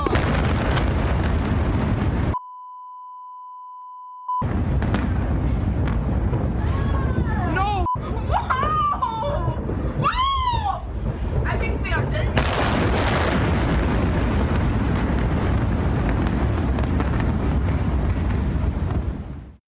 To be fair, these are completely uncontrolled disasters happening on a massive scale, but still. I'm pretty sure I'd be fine doing it, but considering there's a much safer and easier method, I decided to go with that one. This other method involves reacting sodium nitrite with hydroxide. Listen, if you're in the blast radius of the explosion, you're allowed to laugh while it's happening, Rivera Life. You can't shame them for laughing while they're in the blast radius of an explosion, okay? You're allowed to make light of you're allowed to have some gallows humor in that moment. Hydroxylamine hydrochloride, which would cleanly make nitrous oxide, and only sodium chloride and water as side products. It's also really easy to control, so there's almost no risk or danger involved. On top of this... Wait, is ammonium nitrate part of producing insulin? Well, that's irrelevant because nobody could produce insulin without, shit tons of fucking experience and equipment, it seems, from what we've looked into it. Before Vice fucking yoinked us. And even producing something as simple as nitrous oxide, laughing gas, a basic thing used in medicine, it is this dangerous and this complicated. We were watching a Nile Red video just to show off how difficult it can be to produce even small amounts of a medical product. Both of the chemicals are easily available online and are often easier to get than ammonium nitrate. As a side note, this preparation is just for fun and to explore the science. If all you're looking for is to get your hands on some, it's much easier and cheaper to just directly buy it. Anyway, to get things started, I add 30 grams of hydroxide. That will literally always be true, probably, for the general populace when it comes to any medicine. It will probably always be cheaper and faster to just go buy medicine, even with big pharma's hiked up prices, than to produce it yourself. I think that's probably the best argument against what Demon Mama was arguing, was probably the fact, just the simple practicality argument, right? Even if we're talking, unless it's literally free access, we would need to have charities funding this, and if it's being funded by charities, then at this point, it's a big enough enterprise that what's the point in it not being regulated by the FDA at this point, right? Like if we've got charities and nonprofits doing it, like that's already so much bureaucracy and so many people involved. Like, I don't know. Xylamine hydrochloride, followed by 45 milliliters of water. Then I turn on the magnetic stirring and wait for it all to dissolve. The dissolution of hydroxylamine hydrochloride is like there are other countries, like Canada and Mexico have the cheaper and affordable like insulin and all these medications and whatnot. They just have a different system to handle the way that they distribute their medications. If we adopted a system more similar to that, which is what socialists and lefties have been arguing for in America for decades, maybe even longer, then that problem would be solved on its own. We wouldn't need to be like suggesting this more outlandish and far less practical, option. And frankly, I don't think that, even though I disagree with Demon Mama on this, that this is worth like getting really upset about. I think that most of the people mad about it want any excuse to be mad at Demon Mama, and they saw she made a silly tweet and are trying to make it much worse than it really is. And now Demon Mama, upon being inundated with harassment about a very mundane tweet, even if it was a bit silly, is, getting defensive, and naturally so. And I think that defensiveness led to her getting a little bit more aggro in the debate with Vosh than was necessary. Anyone disagree with that?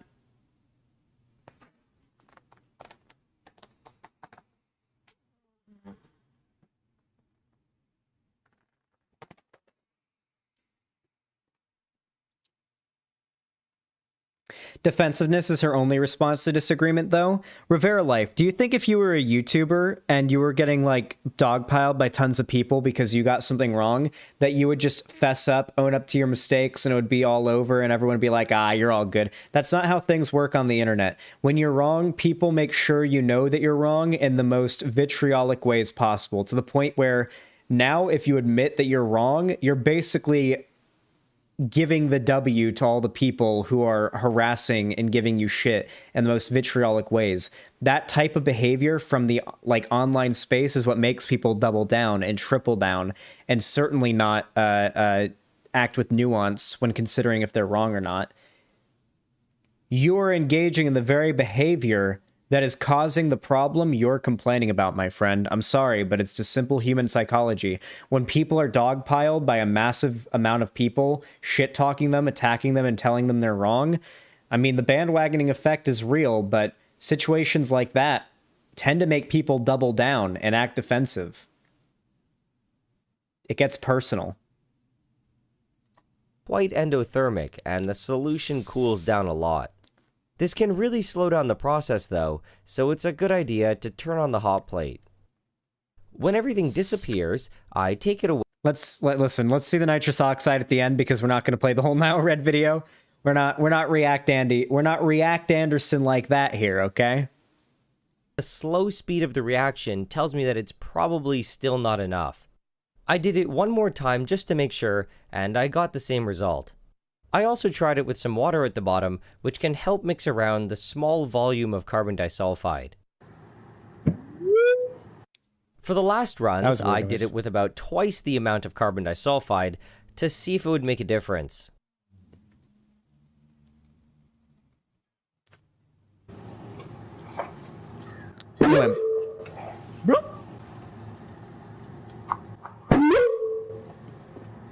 What I find interesting is that the sound it makes each time is quite different. Another interesting thing is that the reaction oscillates, which I'm pretty sure I've heard Vosh make that noise while playing a horror game. You can sometimes see when you slow things down. You don't really see it with my footage though, and I think it's more obvious when a longer tube is used.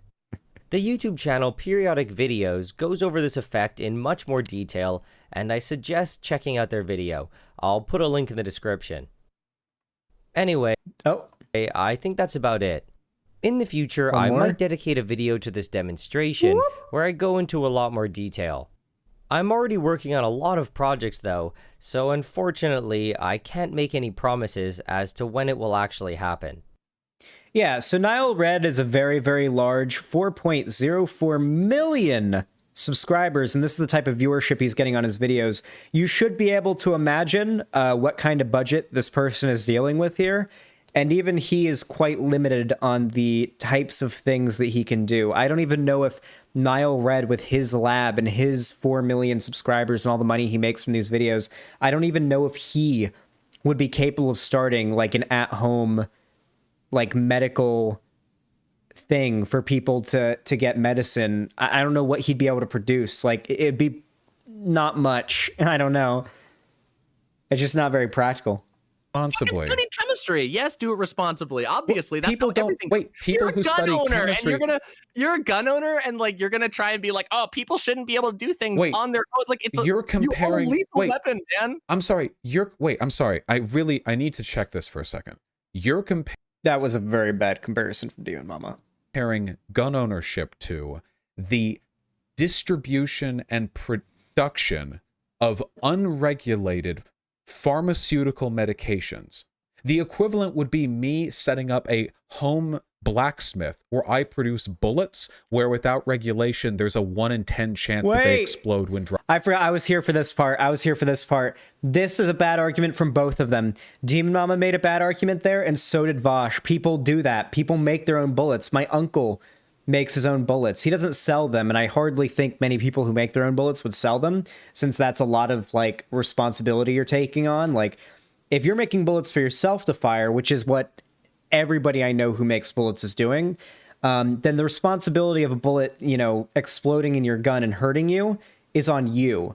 If you start selling bullets that you've made, now if one of them explodes in someone's face, well, who made the bullets and who's fucking responsible?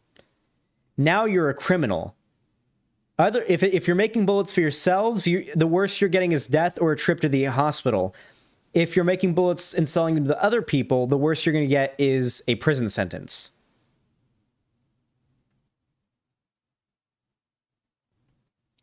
Yeah, no, homemade bullets explode in guns all the time. You know what does it?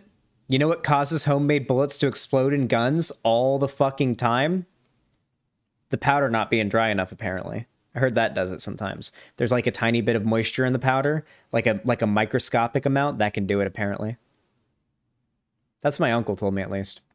But my uncle who does that, while he has not had a bullet explode in his face yet, he is not exactly the most educated person I know.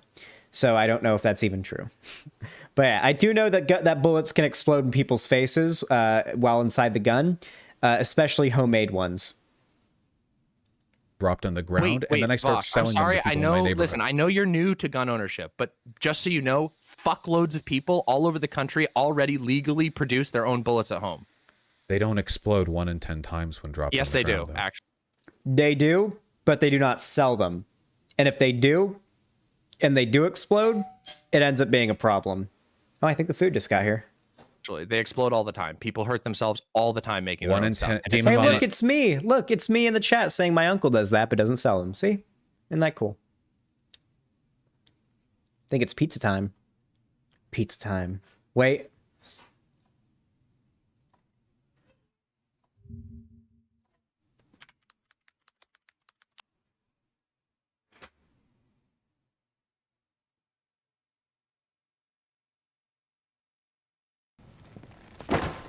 Pizza time. Okay. There we go. Now we're good. Now we're ready. Now we're ready for the pizza. Stop. Incredibly common. Your hyperbole What does I'm trying not to serve say your here, point here. It's not hyperbola. It's not hyperbolizing. And by the way, selling to other people. Wait. I'm sorry. Vosh. You are pulling things out of your ass and bombarding. Listen, Rivera Life, your criticism that she gets very defensive is absolutely not unwarranted. That is a valid criticism. However, I do think that when trying to levy what I would hope, and seems like from you, to be constructive criticism. I'm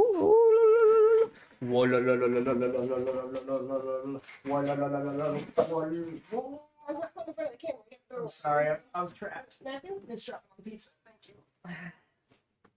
Doors stuck. Pizza time. This is your brain on pizza? True. You become a priest from Age of Empires 2, and you start going, whoa, all right, let's watch the debate.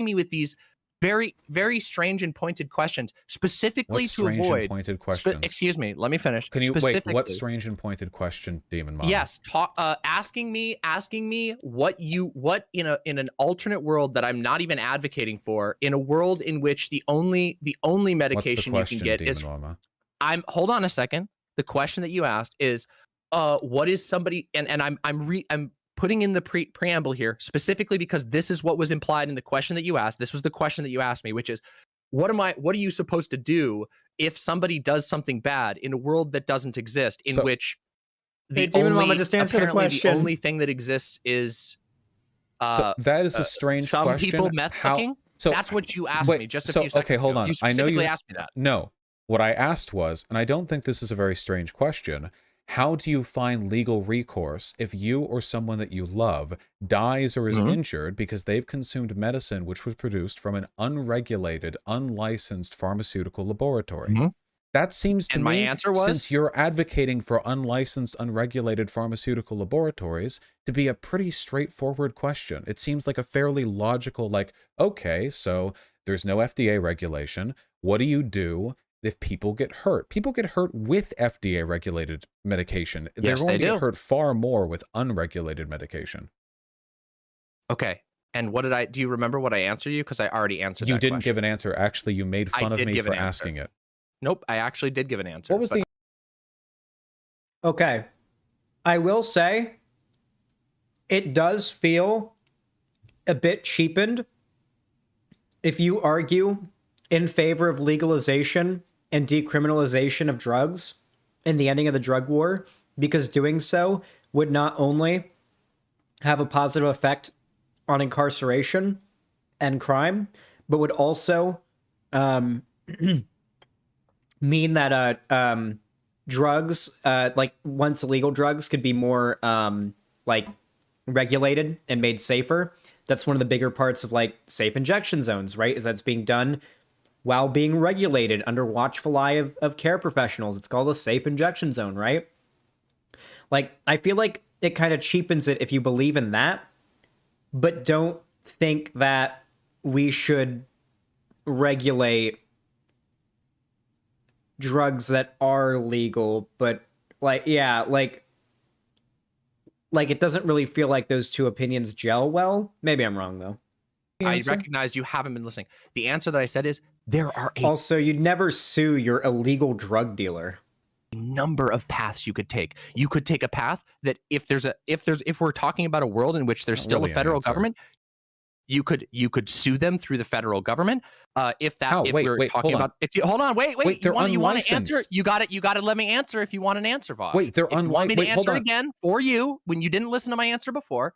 Then I can repeat it again, and I'll do it right now, which is, if we're talking about a world in which there's a federal government still, you could still sue. Are we talking about a world in which there's local governments? You could probably sue through the local government. Are we talking about a world in which there are worker councils? Well, then you probably bring it up to your worker council, and your worker council will bring it over to the worker council of the chemists league or whatever. And there's the thing. There's like literally so many possible paths. They're unregulated. They don't have a business license. What do you talk about? The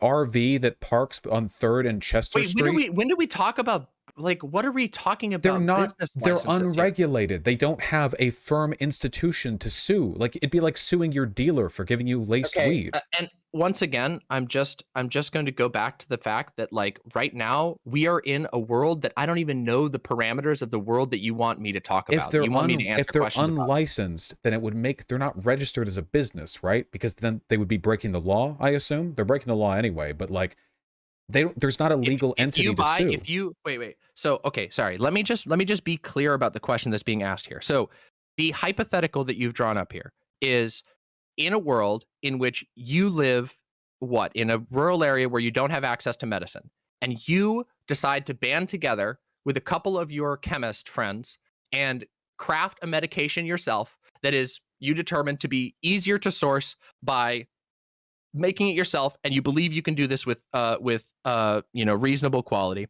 and then you take this medication and it makes you sick. Is that what you're asking me? Is what you would do in that situation? Or are you saying if there was a world in which the only way to get any medicine was from a band of 10 people, well, obviously that's not a world I even advocated for, No. first of all. And secondly, I don't think that's like, I don't know what you're asking me. What is the question that you're actually asking me? You need to actually establish the I feel hypothetical okay. if you want me to Thank you respond to for that. taking 3 minutes to indicate that you haven't been listening to what I've been saying. Oh my okay? God. Okay. So in an I don't wanna have this underserved conversation area, anymore. This is so fucking stupid. I agree, but I not feel for the like reasons you feel. Like it seems obviously, like it like- seems to me like you're like almost Hassan-like in your inability to take an L on something. Are you for real right now? I'm Oh, being shit. perfectly Like, do you- real. you- In both Okay, cases, I I feel just- like there's okay, no way to Vosh, explain to you that your position is Oh, untenable. shit. You just Vosh. it's the It's getting victim spicy. peddling and the double and triple and Okay. quadruple and pentuple and sextuple and septuple down. But like I don't even Totally. know, and to the point now where it feels like you're gaslighting me, like you're ignoring elements of the convo that have I'm happened earlier. gaslighting you, Vosh. This is insane. Like, this is insane. And That's you think wait, I'm gaslighting you? wait, You're insane. think- All right. Wait. No, I said first of all, I literally said this is insane, not you're insane. So am I again, the part of I mean, this that's insane? Are or you the part gaslighter? of Are this you the that's insane? gaslighter now? You changed that word there, Vosh. Are you the gaslighter? I don't know. This is silly. If you want to talk about this another time when you're less heated, or like I don't know, when you think want to you be a might little more projecting charitable. a little bit there? No, honestly. I mean, I don't know. We just disagree. Demon we just Mama. disagree really strongly. I will say, Demon Mama accusing Vosh of being heated or angry when he hasn't really, like, raised his voice at all does not look well for her. And she probably shouldn't do that. That's never a good look. Like, your opponent has to have, at the very least, raised their voice for you to accuse them of being angry.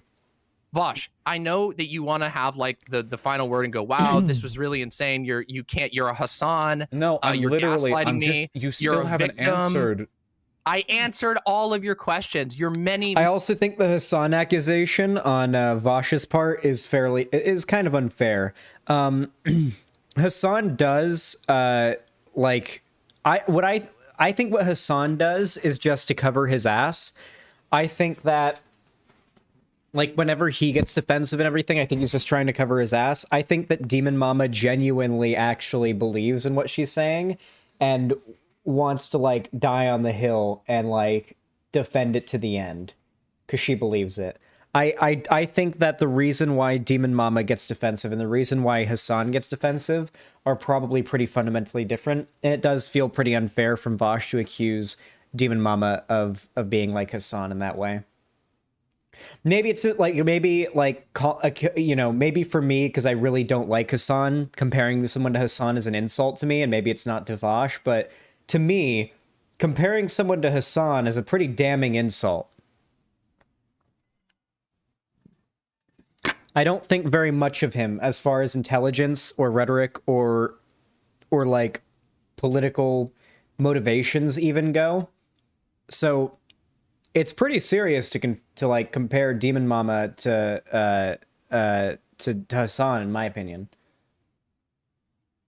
Many questions, most of which had to do with things I wasn't even talking about. I'm just. Do you acknowledge I that don't wanna illicit talk drug about it. production? Who's worse in your opinion, Hassan or Destiny?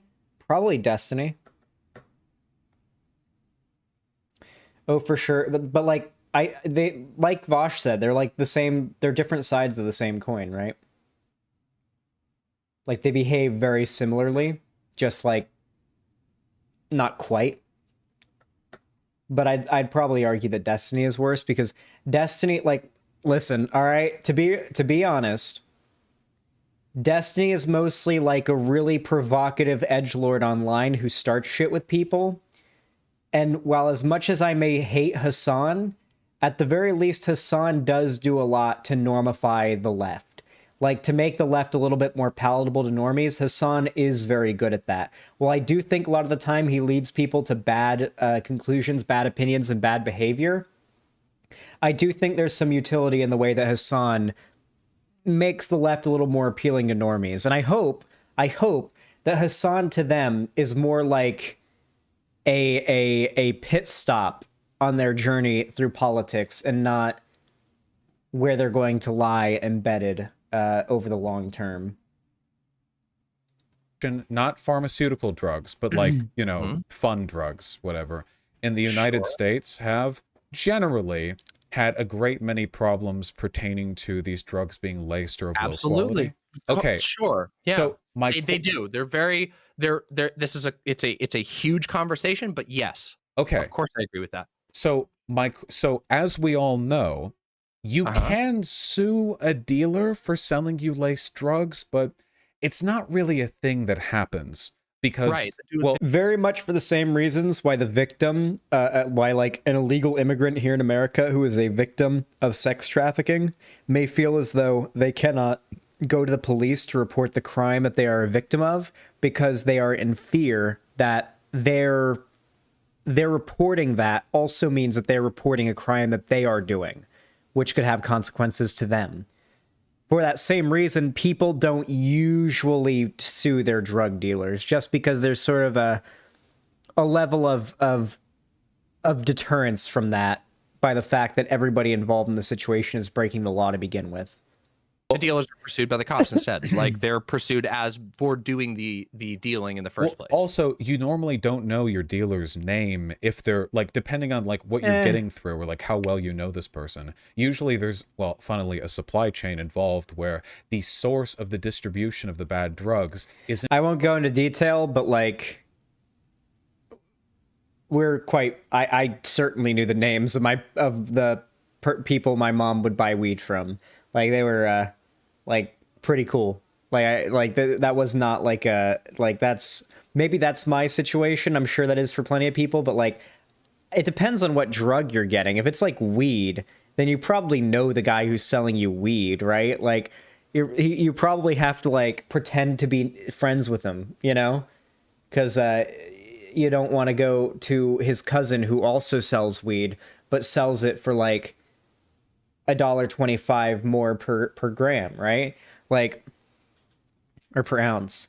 Like you don't want to go to his cousin. You got to pretend to be friends with this fucking stoner loser that you're buying weed from, and you got to sit there and play the GameCube with him for like 15 minutes before you take your weed and go home because you don't want to seem like you're just trying to get in there and get out and look like an asshole. Listen, that dynamic is probably very different than how the average heroin addict and their dealer, how that dynamic works. I'm going to guess that's a bit of a different dynamic. Isn't really known to you and not really directly addressable because that's how criminal enterprise tends to work. And the problem with this is that even if you're hurt by a laced drug, even if you sue, you know, that doesn't stop production. Production continues. The only thing that stopped these generally are drug busts and people getting arrested. And hopefully the ones that get arrested are the ones who are peddling really bad shit and not the honest to God, hardworking, you know, college students trying to finance their debt. Ex-heroin addicts, you don't know your dealer's name ever? Yeah, I imagine it ranges quite differently across types of drugs. You know?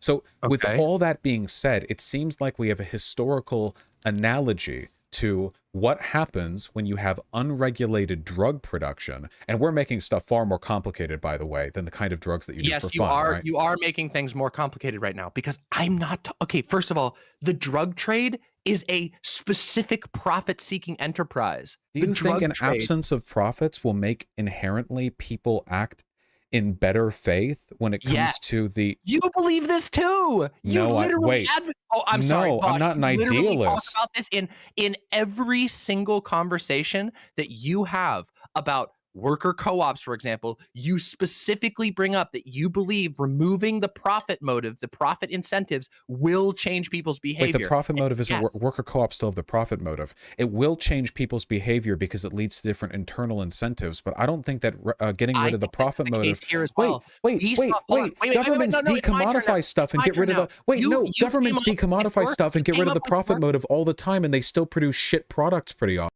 Can I just say, just because somebody principally believes in some really good ideas or even goes out of their way to start an initiative like to make medicine freely available to people doesn't mean the profit motive won't eventually get to them. I mean, like, think about it like this. Hassan, like, despite being rich, keeps accepting donations. Pokimane, of all people, not a lefty streamer, Pokimane has capped her donations and subs and income. After a certain amount of income that she makes, people can no longer give her money.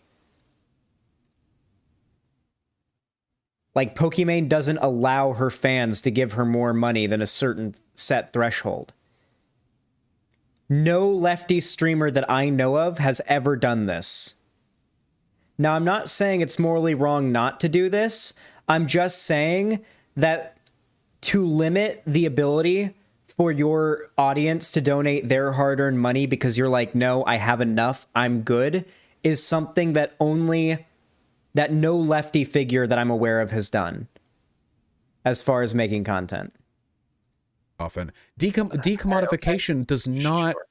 And also, how do you know... Wait, hold on. How do you know that they're not going to have a profit incentive in the production of these materials? Buying lab equipment and precursors is expensive. You think they're not going to try to make money off of this? Do you think it was a morally bad action for gay people during the AIDS crisis to purchase and or produce unregulated... All streamers take donations? All I'm saying is, obviously the only reason why Hassan hasn't capped the ability for people to donate to him is because he likes having money. Being rich is nice, even if you are principally opposed to the idea of a very few amount of people being rich while others are poor. It's a nice thing. It is a very, very almost unbreakable temptation to get out of that. The profit incentive can affect people even who are not in favor of capitalism. It can happen. Everyone likes having money. No, Lonnie, this wasn't an attack against Hassan at all. I even started this and prefaced this, I feel like, by saying it wasn't an attack against Hassan. The only streamer I can think of who's done this is Pokimane. I'm just saying that, like, it should stand to reason that, like, then what's your point of bringing it up? My point is the same point that Vosh is making, that even people who go out of their way to do something good for the world can be swayed by a profit incentive, even if it's as simple as having the opportunity to make more money and taking it, even if they don't need it. Even if they're set for life. Hassan taking donos isn't I never said Hassan taking donos was harming the world. Lonnie, why are you so quick to jump to defend Hassan? I never said anything negative about Hassan. Literally all I did was make a comparison to, like, how some lefty people can be driven by the profit incentive. I brought up an example with streamers. Vosh was talking about, like, the people making medicine. I'm not even talking about, like, my dislike for Hassan. I'm not even attacking Hassan here.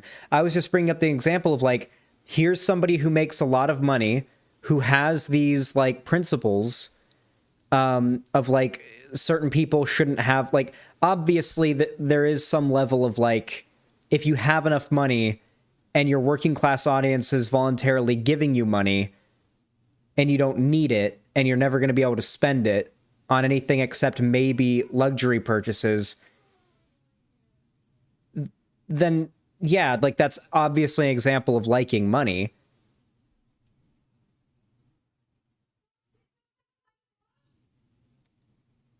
What?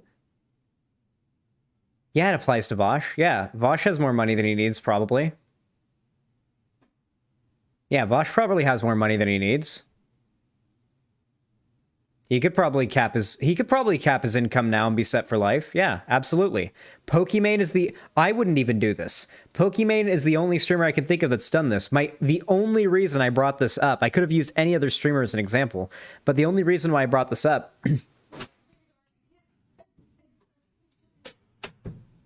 okay. The only reason why I brought this up was because the example Vosh brought up. It gets weird with streamer income, though, just because nobody is going to be raking in donos forever.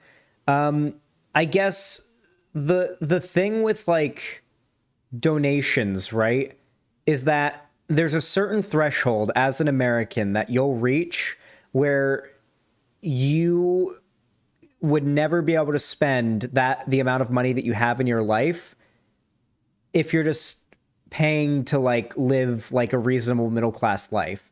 Like past that point, you got to start like buying bigger houses, mansions, nicer cars, boats, properties, you know, investments, expensive, nice. You got to start buying luxuries after a certain point to ever hope to spend the amount of money that you have. And if you like, once you've reached that point and you're a streamer and now the only money you're making is either going to be hoarded or spent on luxury items. And that money is coming from, granted, voluntary donations from a mostly working class audience who could otherwise use that money for things they need it for, or perhaps things that they want. I don't know. It does indicate to me like one person needs the money more than the other, right?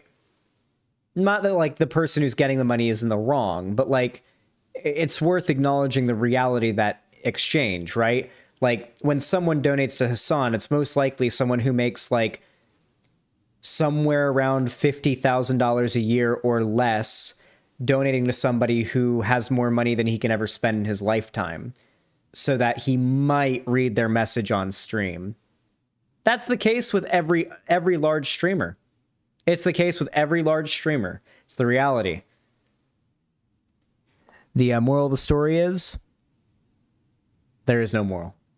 AIDS medication. No. Do you think that was a bad thing? No. Okay, then we are in agreement. And what you've been doing... No, they were given a death sentence. They were given a death sentence, as and are many other people. No, as are many they were people. given a How death do you sentence, produce and their medicine? president. No, How hold do on. you, Stop. The Wait. original question. No. I don't want to stop. You've been projecting a fantasy understanding of what my arguments are this entire time, and you refuse. They no were given experimental medication. So, as I tipped Vosh off to in the chat there, during the AIDS epidemic, as far as I'm aware, there was nobody making homemade AIDS medicine that was like gonna work or anything.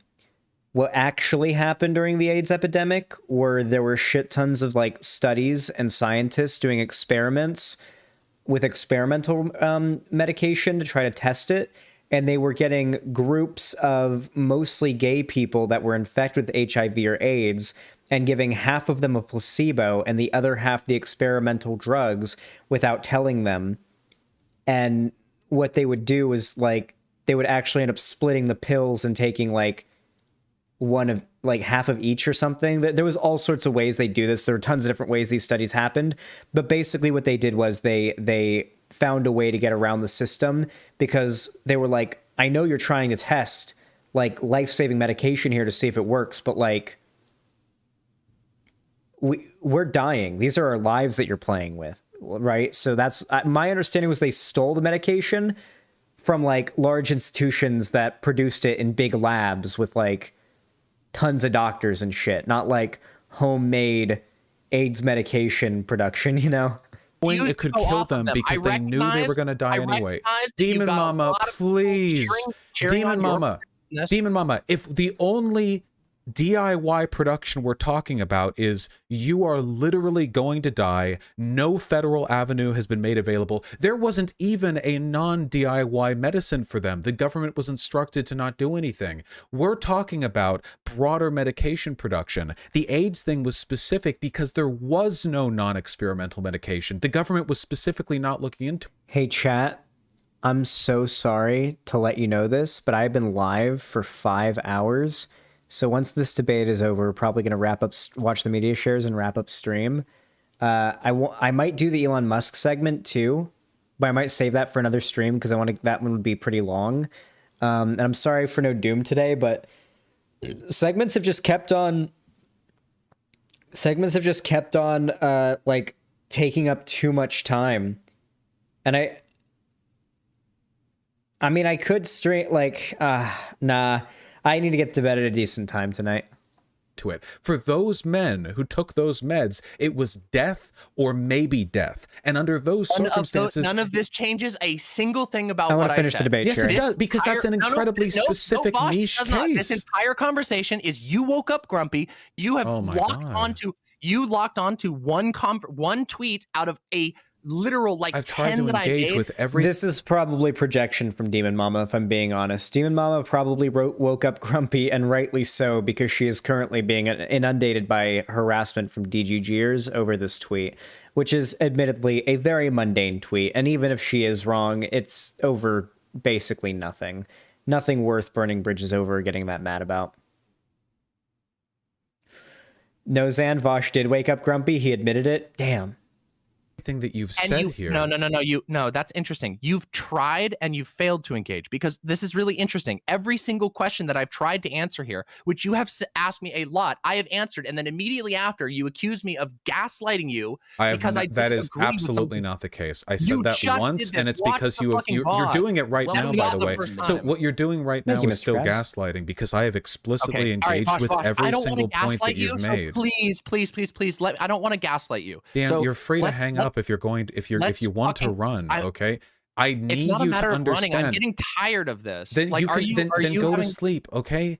This is not comparable to Oh, the AIDS no. crisis. We've been talking I this think it entire is. time about the production. Never say you're getting tired during a debate. Not after non-compete. Can't do it after that. Of medication that You don't has a even know what I was federally talking produced about. You alternative. never even tried to engage with what I was I talking about. asked you which specific medications, and you didn't give me an answer except for I bathtub did. estrogen. Oh my fucking god! I literally gave you specific answers. The first thing I talked about, and this is why I'm getting so annoyed. You will be able to watch this. You are going to go and watch this VOD back, and you're going to see where I literally immediately answered. You're your not questions. going to Thank watch you this for VOD back. so maturely as usual. What? You're not going to watch this VOD back. It would not be in your interest to do so. I don't need to. Sure. I'm going to publish it. People in my community are going to agree with me. I'm that's disgusted also by your good for behavior you. here. I don't Please care. be disgusted. Demon Mama. I don't Be care. disgusted. Demon Okay. Mama. All right, I don't Vosh. listen, All Demon. right, I Vosh. don't care Okay, buddy. if you're incorrect. Please be Lord disgusted. knows I have been wrong before, okay? The attitude you take when disagreed with is repugnant You're and one abusive. to talk about taking an attitude when you are disagreed with. I my am. friend. I'm so sorry. The attitude you take you're when people accusing us disagree in a with you disagreement of is gaslighting. insanely bad. Yeah. Okay, I spare me. Please. I have tried my Spare me- best to engage with spare what me you've the said, but condescension, like please, for the Hassan, love I of God. legit for you to talk of condescension, Demon Mama. Yes, for me to legitimately talk of like condescension. Hassan. I genuinely don't know how I'm one could Hassan disagree now? with you. I'm Hassan now. Okay. How all right, could I boss. disagree Have a with great you? Day. Have a great day. How could I'm you Hassan see, now. Demon? Do you genuinely believe? I mean, I don't know. The Maybe answer this to is whatever the way you're about to ask is probably at this point, yes. I don't know what I could have done in this conversation to have better expressed my opinions or attempted to unearth yours. But you seem offended by the act of attempting to understand or challenge what you say. I think that is a very uncharitable interpretation of this conversation. I just genuinely think that that's a really uncharitable interpretation of this conversation. I think Demon Mama's right. Vosh is bad at taking criticism when he's wrong. I gotta hit you guys with the mega uber big brain take, okay? Vosh is bad at taking criticism when he's wrong. Demon Mama is bad at taking criticism when she's wrong. And I'm bad at taking criticism when I'm wrong. Do you guys want to know why? I mentioned it before, but I feel like it's needing to be repeated.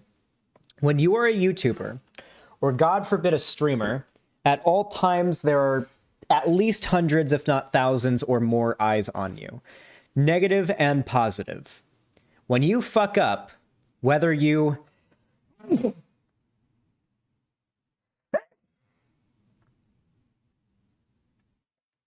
Excuse me. Whew. I did not die. I'm good. No nosebleed, too. Good luck. Anyway, as I was saying, when you are an online content creator and you have that many eyes on you and you fuck up, even if you believe very strongly that you're in the right, people are going to push back. And people are going to push back hard. They're going to push back against you very hard when you're correct, and they're going to push back against you really hard when you're wrong. It's true.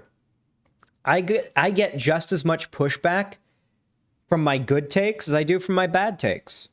At the end of the day, in the long run, absolutely. Yeah. I my good takes, I get shit from the right for them. My good takes, I also get shit from the left from. And my bad takes, I get shit from you guys from. And sometimes from the broader left from, and sometimes even from the right on. But regardless of that, when you get so much criticism for something you said or did, and you're a content creator, there's a lot more pressure when it comes to admitting you're being wrong, than if you're like a normal person.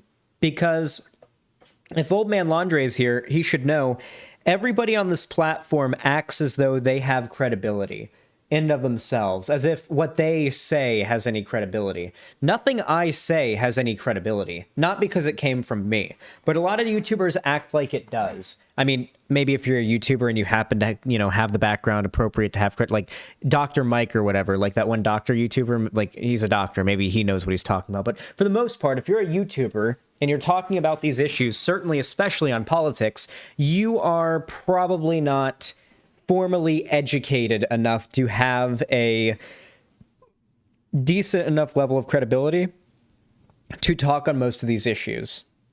But a lot of YouTubers want their audiences to feel like they do.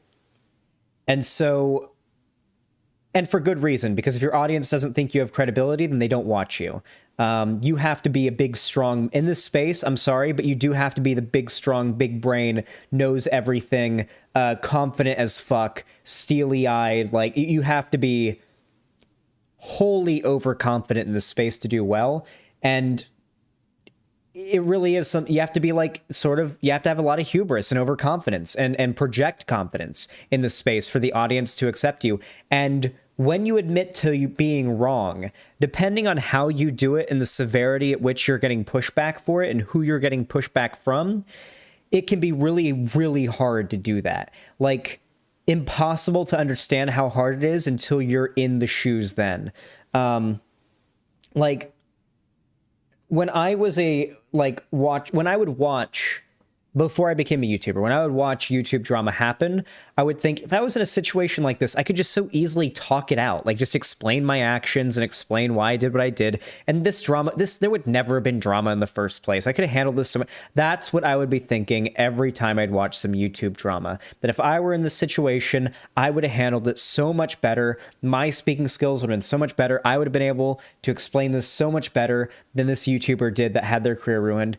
But then you actually get into the drama and you realize just how vicious people on the internet are and just how unreasonable they are and just how unwilling they are to listen to what you have to say. And it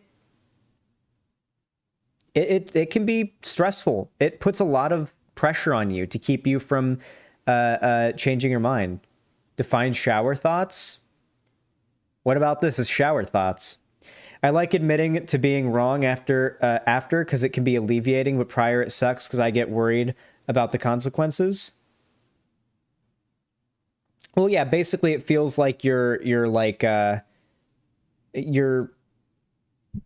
exposing some level of weakness if you admit you're wrong as a content creator. So a lot of content creators get overly defensive in situations like this.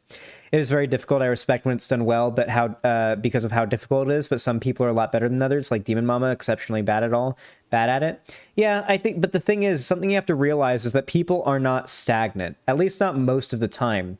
Demon Mama isn't going to be the Demon Mama she is now that's frustrating you forever. As long as the people who are in good faith wanting to constructively criticize her behavior do so the right way, then she can evolve and change in a way that you will find much more pleasing. And that's what I would advise. That is far more helpful and contributes to a far less toxic community than just ignoring the figure or like just shit talking them because they got something wrong. You've asked a lot of questions. I think you started this whole conversation like pretty pissed off about the topic, and you had already written a thread referring to my tweet about it in which you grossly mischaracterized my viewpoint on it. I stand by everything that I said. I think that's great for you. I'm glad you stand by that. But I feel like you getting up in arms about me being supposedly too condescending after you accused me of gaslighting you because of something I don't even remember what you were referring to. And if I said maybe it never happened at all. Maybe it never happened at all. Maybe that's true. This ages badly because he does admit that he misheard her. But I think that my response to it was like, why are you accusing me of gaslighting? I don't know what you're referring to. If I misspoke, I misspoke. That was my response, and you called that gaslighting. I think that maybe Demon Mama is 100% correct here. That's actually what happened. Demon Mama is just objectively correct here. You know, we can end this conversation by disagreeing on that or agreeing to disagree. You just went on a tirade about how I'm Hassan because I apparently can't take. My issue with Hassan isn't that he's wrong. Everyone but me is wrong.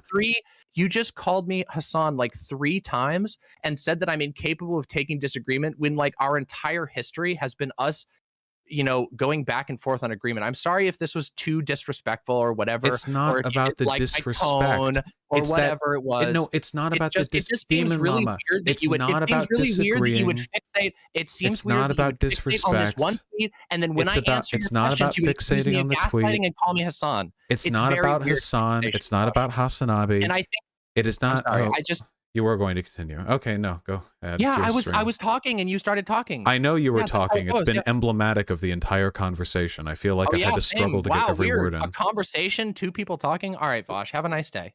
Is that what she read from what I said? You just. Oh, I thought you'd already left, so that's why I said she instead of you. No, I didn't. Okay, that would have been good timing. I thought she left too. I'm fine to continue. I'm not tired and I'm not in a bad mood. Okay. It's not about disagreeing. I said this in the chat at the time. What is this? How do I achieve this not tired, not in a bad mood? I would very much like to learn how to achieve this state of being. It's about the way in which you've engaged with disagreement on Twitter. Because I've read through the responses on Twitter, and there's a whole lot of you not clarifying and a whole lot of you being the victim. So like there are, yes, as you've done in this conversation about 24 times, you know, you're very quick to remind me and everyone how bad faith you're being treated in. And listen, as someone who gets treated in bad faith oh my God. As somebody who gets treated with bad faith pretty often, I very much get the desire to rebel against that perception. But in a lot of these cases, like, these people are legit just disagreeing with you, and you're just rebuking the disagreement with sass. And then you've come on here and I think Vosh is tone policing here to a unreasonable degree. This comment is absolutely deserving of sass. I don't think this comment is unwarranted, to be clear. I mean, I do think this is a funny reply. You know, I don't necessarily agree with Demon Mama or whatever. Oh, Vosh got the one-click block add-on I sent him. But, like, if somebody posts something smarmy like this, which they did, you're allowed to post something smarmy back. I don't really think this is a disproportionate use of smarm on Demon Mama's part. Not to mention, I'm sure plenty of the people commenting on this are DGGers coming to, like, shit talk her. Like, but, I mean, there are people here who are genuinely disagreeing, but, like, as far as the ones where she, you know, engages in what comes off to me as ridiculous amounts of smarm, it seems to be in response to smarmy comments, at the very least. Rebuking the disagreement with sass. And then you've come on here, and I swear to God, about a third of you talking has been clarifying your point, and 2/3 of it has been complaining about me not in good faith interpreting what you've said. But I feel like I'm engaging pretty directly with the shit you're saying. I still don't know. I was engaging pretty directly with yours. I just feel like you're asking a lot of questions that are based off of the reaction that other people have had. Almost all of them are DGGers. This dogpile started because of our Destiny post, and there is never a reason to consider Destiny dogpile in good faith. Yeah, I mean, that's part of, like, the perspective, right? Like, if a lot of the people who are if you are getting criticized for a tweet you made, and you're Demon Mama, and the people criticizing you, or at least a large part of the people criticizing you, are from DGG, yeah, that's going to make you a little bit defensive. To me, as opposed to what I actually said. I just and it's funny. don't Wait, know. hold on. No. You just had your little bit where you got to present your interpretation of events, which is what I mean. Which is based like off of you. 1/3 to 2/3. Excuse me. What do you mean? It's the grandstanding, DM. It's the grandstanding. You just grandstanded. That's not what grandstanding is. If you think grandstanding is just when you talk, then no wonder you think that we've both done it in equal measure. Yeah, I I don't think Vosh has grandstanded here. I don't even necessarily think Demon Mama has, though she's gotten close. She's definitely gotten close. Listen, chat, I know you guys see it on the screen right now. Can I just say, I have heard the F slur used more in a reclaiming fashion from LGBT people online that in the last like year than I have from homophobes in my whole life combined. I'm not even kidding. The debate is not 5 hours. This is it's part of this VOD. It ends soon, I'm sure. That happened this time? No, God! You're spooking me. You can't go quiet like that after saying, you know, I'm gonna leave. I'm gonna leave. I don't have the Discord window open. I keep thinking, oh, now I can have the. You say things that are just blatantly false. Like, I don't know. Yes, if you go to that tweet and like, there's a response to Cherry, who's my friend and producer, in which I'm like, damn, this tweet got blown up, which was like 10 hours after I made the initial tweet. My first response. Doing it. Excuse me. Let me finish. My first response to that. To the tweet was me to make a thread clarifying my views. I even made a joke about it. I even made a joke. Wow, people are getting really fucking mad about this tweet. A thing you do all the time. Clarify for me, please. How could we expect any of these DIY pharmaceutical labs to produce material of any greater quality than the DIY drug production? Going Postal BRB, thanks to Tier 1 subs, has discovered you through Vosh because of Noah Samson, anti-debate bro drama, stayed for the base takes. Thank you. I really appreciate that, Going Postal BRB. I hope you enjoy your time here. I love you, buddy, and welcome to the Xander Zone. That's what we're going to call it now, the Xander Zone. That's going to be the name of the website, the Xander Zone. Which has run rampant in this country for decades. Okay. If the question is how can we ensure that DIY medicine production is safer, that is one question. And if you want to, like, how can we make it safer than illicit drugs? Well, there's a number of reasons for that. First of all, the profit incentive, removing the profit incentive. Noah Simpson. Is a huge point. How do you know they're going to remove the profit incentive? Okay, do you want me to answer the question? Or Well, because you presuppose that, but I don't know why they wouldn't charge, because they have to spend hundreds of thousands on lab equipment. I mean, this is. Are you asking like for my advocacy, or are you just interested in pelting me with further questions? So we're presupposing, and this is fine if you want to, but we're presupposing. Holy shit! You asked me a question, Demon. You asked me a question, interrupted me with a question, and now you're asking another question. We're clarifying, but now you've asked me a question. We're 3 layers deep. We're about to unwind. Are you presupposing then that you're only advocating for these orgs to produce pharmaceutical goods if they're nonprofit? Specifically, that if they are for-profit DIY, you know, even nonprofits do try to make money, right? Like they have to pay their own costs. Did you want me to answer the question first? I know you're going off on something else, but do you want me to answer that question? Because I can answer something else. Fine. You just went off on another thing. Okay, you asked me. I want to answer this question. So. Do I think removing, specifically aiming to create organizations that are not driven by the profit motive will be good and also is the ideal? Yes, I'm a communist. Wow, I do. I actually think that removing the profit motive and specifically making organizations whose goal is not to make money, but instead to sustainably meet a need, yes, I think that is a great thing. I think that is a very good thing, and I think that that does change the calculation. Because I think that's good too, but how does that make the complex pharmaceuticals they produce of sufficient quality? Okay, the second part.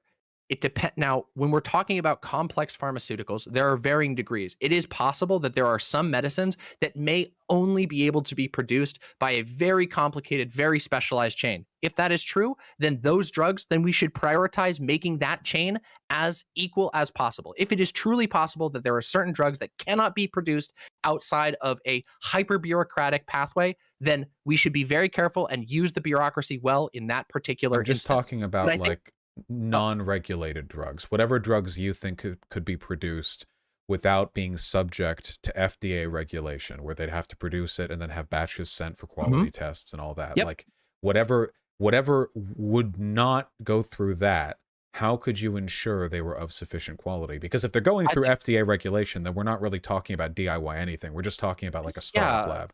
No, I think there are I think there are many ways to do this. One of the ways to do this is, for example, if you're asking for my immediate prescription, one of the ways to do this is to have other, here, I'll just go full into the hypothetical. We have our anarchist DIY chemistry lab that's aiming to produce a needed medicine for their community that they can't get access to. Then I would say it would be the responsibility and very good and also intelligent and strategic of other people to set up labs that are specifically designed to check the work of other people. We do this already. This is there is a systematized version of this in peer review, but you can do smaller scale versions of this that do the same thing.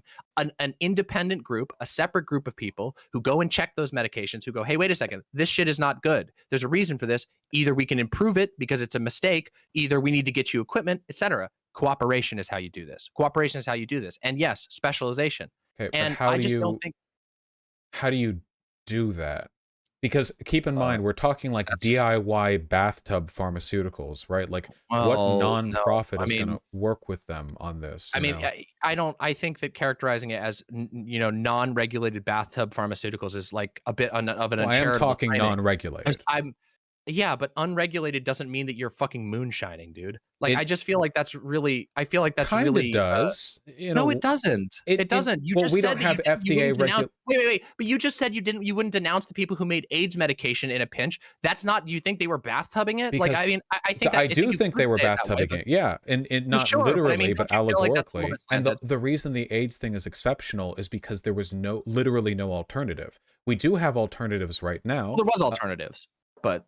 There was alternatives. Not like those. You could go immigrate to another country. You could go to another country. Many people did it that way. I'm just saying there are always alternatives. Wait. First of all, AIDS medication was not the alternative we're talking about here. It's not like there was some solution or cure or remedy that was produced at the time. Everything was highly experimental, and I agree. It was right. So. This isn't comparable to people having like the flu or having like a herpes outbreak or something and wanting medication for that. Like we have systems right now where as close to perfect of a medicine that we know of can be produced to assist them. And we're usually not talking like comparable death sentences. Just to clarify, because I don't advocate for people to do self-surgery either, because historically that don't work. I don't either. But if you're gonna die in like 30 minutes, unless you get the bullet out of you and you're hours away from civilization, fucking go for it, right? Last resort, sure. But that's not what we're talking about with this DIY pharmacy stuff. We're talking about trying to serve a community. You kind of are. Like I was what I was talking about, which I've tried to explain, and I feel like you keep framing it as from the beginning, which is one of the things that agitated me, is you kept framing it as me being a victim when I was trying to explain my rationale in the way that I responded in the offhanded comment, and also my rationale in making a follow-up tweet thread, and also my rationale in coming on here to try and talk about it further. I just want to know about how to quality control these laboratories. Sure, yeah. I think so. You say we'll ways. Have like another non-profit who will look over them. Well, how do we not know that they're buddies and they do it together? And if you're a consumer, wait, hold on. Let me answer that. Like, before you go on to something else, let me answer that. We already have that problem. And Vosh, you talk about this problem on your channel. You already know that even within the FDA, even within our current regulatory standards, there's fuckload of corporate buddying that goes. Chat, we got to speed this up. I want to see the end of this debate before I got to wrap it up. Oh, it's on normal speed. Oh, no wonder. Okay. Do you think those are comparable?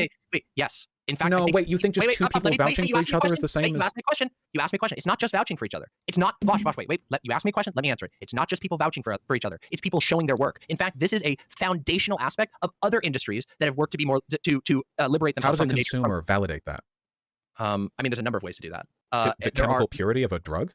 Zan's so stoned, he thought it was double speed. You're not wrong, Louis Vuitton. You're not wrong. Have limited options right now in how they do that. I'm just assuming right now that I'm talking like as slow as what was that one character's name from Winnie the Pooh that talked very slowly, the depressed one that was always like a day away from getting the rope. I don't know. No, they have FDA regulation. That's how they trust it. That's not always true because yeah. FDA. Okay, I think that's a hand wave. Saying they have FDA regulation is a hand wave of how the actual mechanics of that. You're asking me for mechanics, but then when I tell you that the process that the FDA does is actually more complicated than you're making it, then you're saying that's a hand wave. No, it's Because not a I'm hand being wave. It's that the expected to answer- you are talking about things outside of the existing system of FDA regulation. Yes. Now, Yeah. the existing system of FDA regulation is, to give credit where it's due, an unparalleled masterpiece in ensuring chemical purity of the drugs that are prescribed. Is it perfect? No. Is there corporate buddy-buddying? Yes. But given historical parallels we have to this kind of stuff, this is basically the apex, or comparable stuff in other. Can you imagine if Vosh talked this quickly normally? He'd be unstoppable. Developed countries. I think you might be being. I think the hyperbole doesn't necessarily suit the. It's topic. not. Wait. It's not. Wait. Sure. What system for ensuring chemical purity in pharmaceuticals exists that is better than the state-regulated drug enforcement? Like what? Do you want the honest truth? Right now, private industry. All the FDA rests entirely on private industry right now. Like all of the FDA's technology, they outsource to third-party private industry labs. So it's actually not the FDA that has the applies the regulations and the standards for. But those regulations. Okay, and there's a great example of this. I'm going to just borrow real quick just a little news story from COVID that illustrates exactly what I'm talking about and why the problem that you're bringing up with mine already exists in the system that you're in. During COVID, there was an issue with I believe, if I'm not mistaken, it was ventilation machines that were being produced by a government contractor. Now, this government contractor said that they were producing the right type of ventilation machine, and then they didn't. And what happened was it took all the way until those machines were already being shipped to hospitals, and therefore people then didn't have the machine that they actually needed for the FDA to realize that this corporation had been lying about the process. The FDA had trusted, they had vouched for this organization, which then fucked up. So this is a problem that exists in any organization. Okay, it is but possible. What they had to done lie. wouldn't have even been a fuck up if the FDA didn't exist. Even if it's possible to slip stuff by the FDA, having an overarching regulatory body is the system by which you get the internal processes in these companies to remain true. Well, like the FDA doesn't mean shit without the government and the law to enforce it, right? Like there can't be. It can't just be, oh, we have standards, but like if you don't follow them, then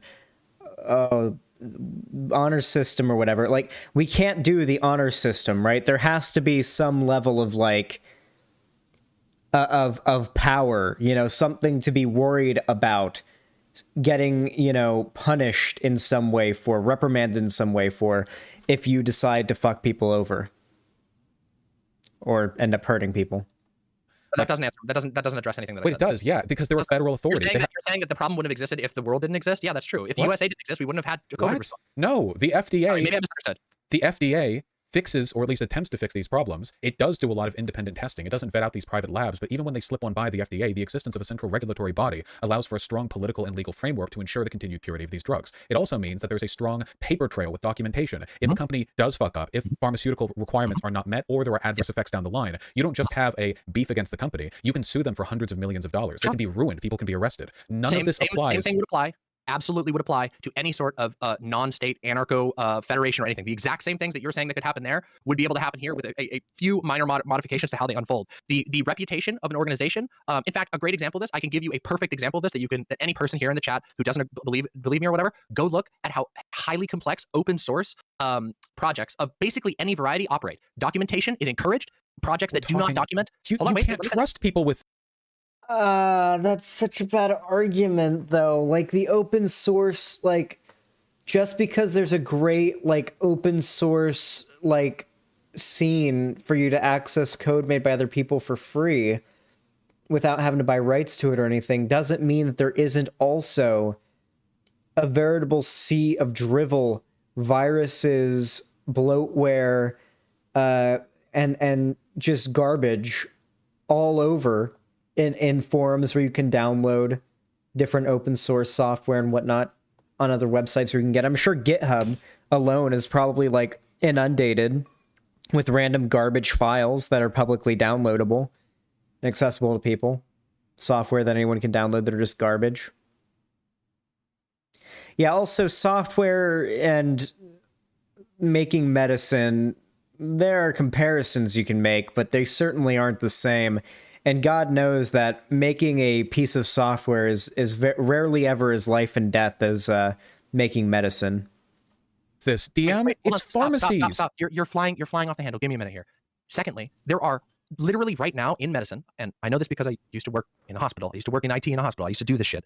Right now, there are fuckloads of open source programs that are.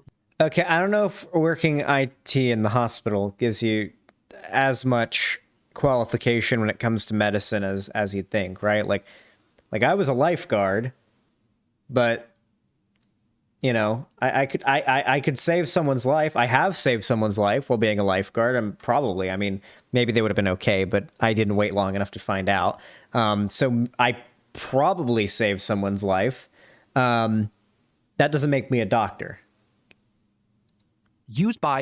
That are used in life-saving procedures and life-saving processes right now, and that is because it is if you build a if you follow the correct if you build a correct structure, if you build a structure well, that structure can accomplish things. And one of the ways you do that is by saying, okay, we don't trust organizations that don't, in this alternate future that we're talking about here, we don't trust organizations that don't do their documentation. If an organization is shown to have fudged or be a dishonest source, then all the other people can say, we denounce this person. Here's the reasons why. These we publish are our ANCAP findings. arguments, Demon Mama. These are not ANCAP These arguments. are verbatim. I've argued with ANCAPs, Demon Mama. You are literally saying that, oh, they'll publish their information publicly. And, no, it is directly an ANCAP argument. You're saying that we don't need regulation because with the free exchange of information, we can trust the reputation. I literally never said that. You asked how regulation would work. No, sorry, federal regulation. No, Demon Mama, please. We're talking about an absence of FDA. I agree, it's incredibly annoying. Wait, you are literally do you listen to yourself? We don't need federal regulation because the reputation of these institutions will allow for people to make good decisions about whether or not to work with them in the future. These are verbatim ANCAP arguments.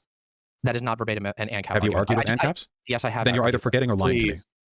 Okay, well, I disagree with you on that. I know, because you're not even listening to yourself. Declare that if you want to. You would recognize this if someone else was saying this. You're so lacking self-awareness. Okay, I'm sorry. For the last 30 minutes, we had a back and forth, and then you started getting frustrated, and then you didn't let me finish my answer, and now you're going off on how I'm identical to an ANCAP. Like, I don't get it. I know you don't. You're locked in a prison of your own perceptive capabilities. Sure, yeah, bro. Yeah. You need to look outside of the box, Demon Mama. Okay, Yes. these are libertarian arguments. They're not good. They're bad. Sure. Okay, that's fine. Okay. I disagree with you. I disagree with your character. I disagree with your characterization of my arguments. I think that I have been very, very willing to answer your questions, and that after a couple of seconds of me talking about my issues with the FDA, and if you think you've only ever gotten a couple of seconds of uninterrupted convo in this that's conversation, not what I was that would saying. explain If why you if that's what your takeaway is, that's okay. That's not what I was trying to say. I was just generally referring to. It seems like every time you say something that's indefensible, when I say like, "Whoa, what do you mean by this?" You accuse me of being essentially like uncharitable for interpreting. Right now with the ANCAP stuff. You just made ANCAP arguments. The arguments you made were as ANCAP as Putin's blood and soil arguments were fascist. There's no room for analogizing or argument on this. Again, this is just, I think this is just really uncharitable schizo. I literally just said when you don't like how I characterize your arguments, you'll say I'm uncharitable and crazy, and then you just did it. You're not even self-aware enough to realize when you're like walking into rakes and letting them hit you on the forehead over and over. I asked you for an example. There's one rake in a field that's an acre wide, and you keep walking onto it, DM. I don't know why. Like, I don't think you're correct. I asked you which of my arguments. I think you just, I don't know, maybe we're just talking past each other. We're not. I'm trying to talk. They are. Do you think that's accurate, Xanderhal? I don't think so. I'd say this is a debate where, like, well, I disagree with Demon Mama on, like, the premise of the debate initially. As the debate goes on, I found myself agreeing with Demon Mama and Vosh 50-50, right? There's been cases here where Vosh was very wrong, like the gaslighting accusation and the mishearing and whatnot, and some of his nastiness that followed that. Granted, it was a miscommunication, but still, it was not a good look, and he did jump to antagonism that was unwarranted quite quickly based upon that miscommunication. And that doesn't really help him much, but at the same time, I feel like Demon Mama does have some things going for her that Vosh hasn't considered.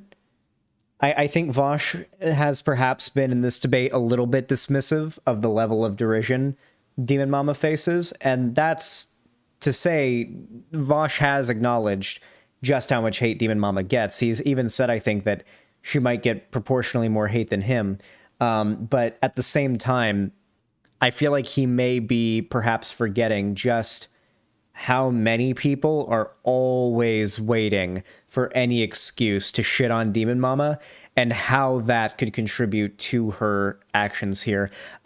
This should be, and I'm not asking Vosh to engage in like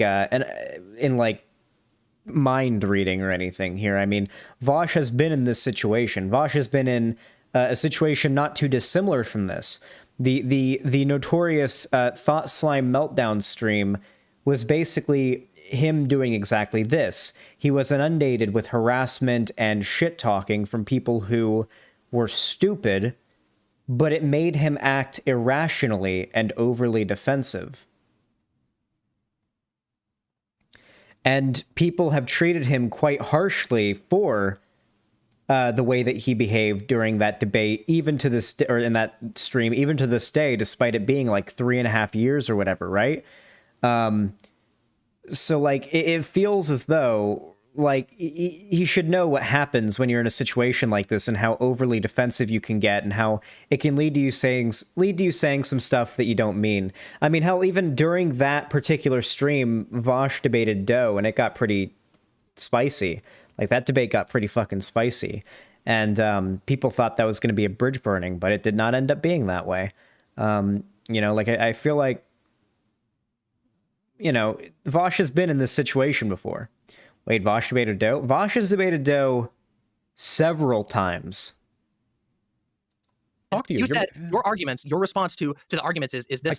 I just gave the example. You're not even listening now. I just gave the example of you doing this with the ANCAP like thing. But now it's a meta argument. You can't actually address what I say, so it's about the offense and the meta discourse always. Well, I don't think you're listening to me on this, or I think you're lying, or you're crazy, or whatever. But it's like pulling teeth. I only have so many teeth, DM.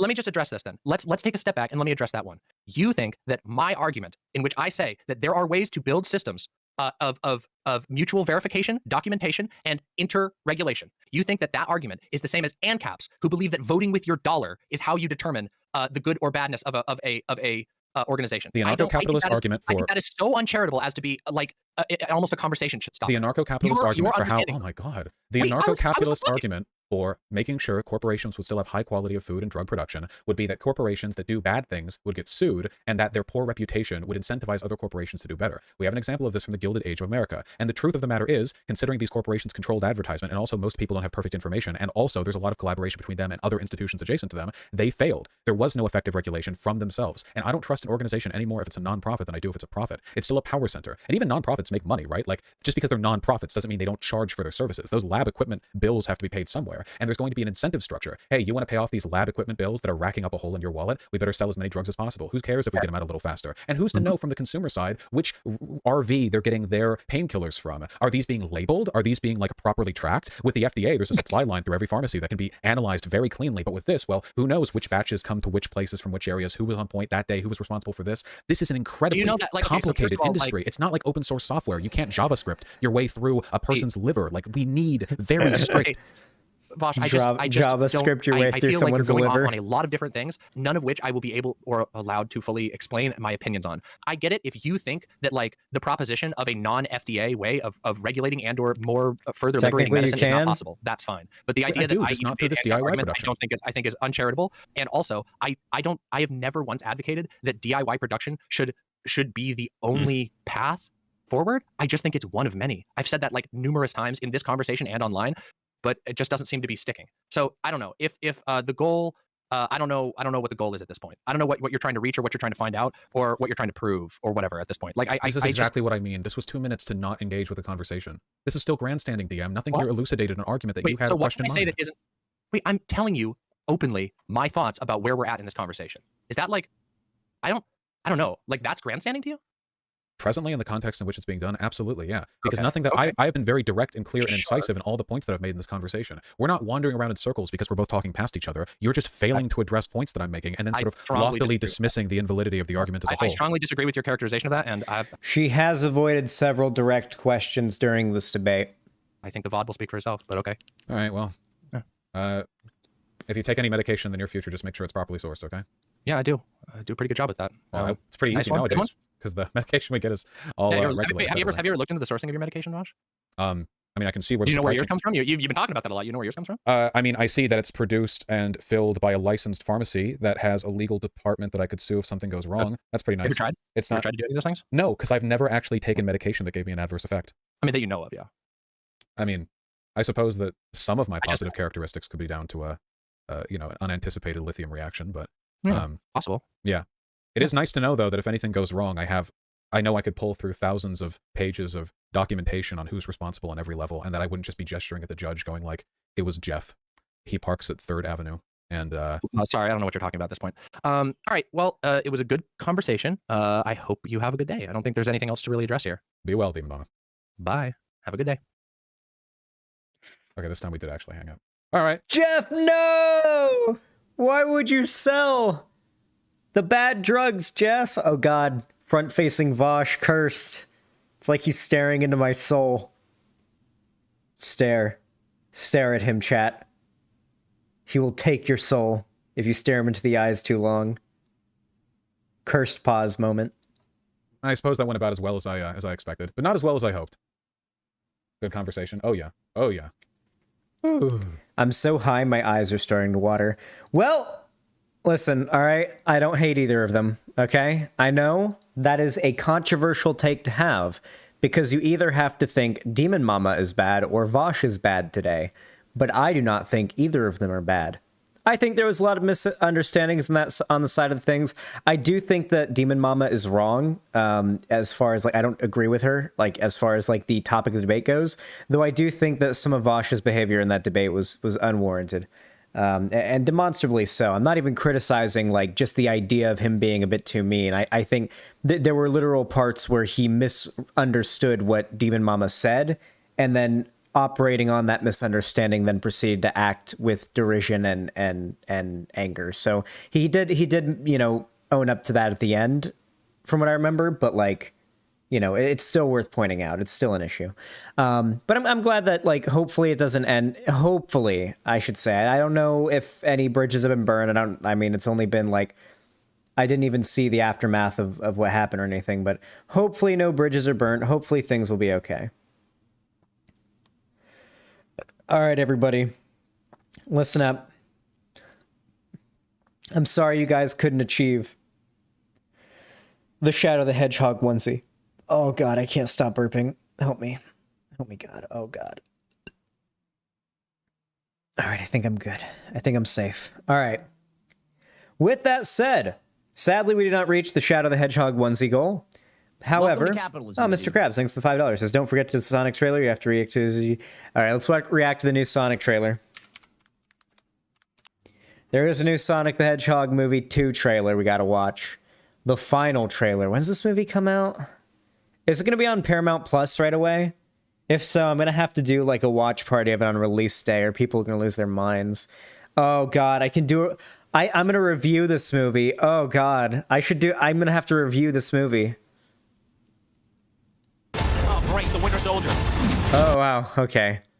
Real sped up. Chill out. Oh, break the Winter Soldier. That's a good meme. These rings signify the commitment. So help me, Thomas. Sorry. Life or death situation. I need you to use the ring to save me. Like right now. Oh my God. Oh boy.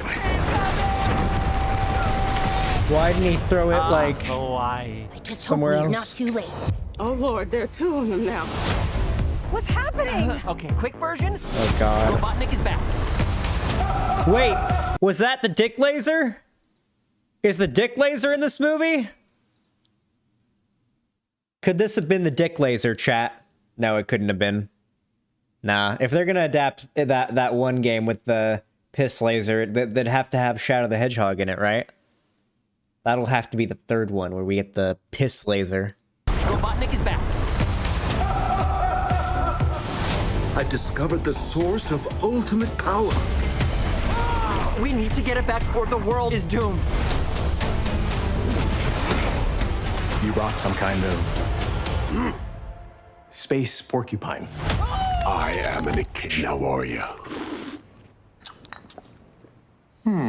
Imagine getting your fucking arm twisted and baited down to your knees by a 3-foot tall red hedgehog, a red echidna.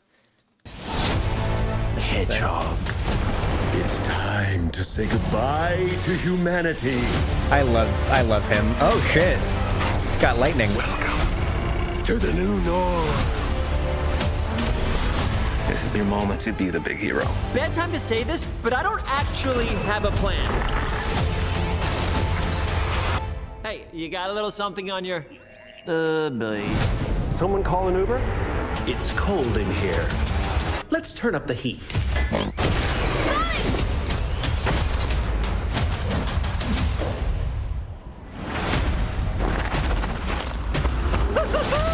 That's how the trailer started. Oh, great, the Winter Soldier. Fear not, citizen. You are terrible at this. Your negative attitude is not helping. We stick together, no matter what. You're unskilled. Untrained. Unworthy. You forgot one. Unstoppable. Soy! Soy!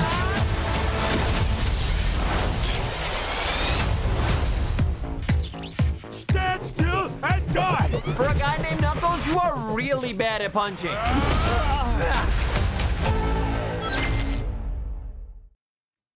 Okay, that's cool. All right.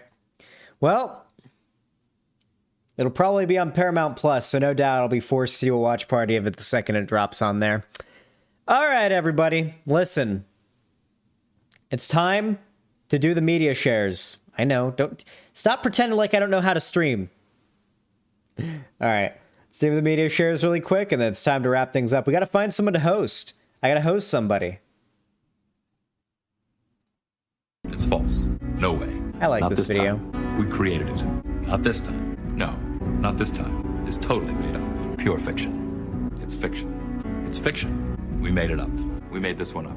It's a made-up tale. It's a total fabrication. It never happened. It never happened. This one was invented by a writer. Not this time. It never happened. It's false. It never happened. It's a fake. It's fiction. It's an urban legend that never happened. No way. We got you. Not a chance. Not this time. It never happened. It never happened. We made this one up.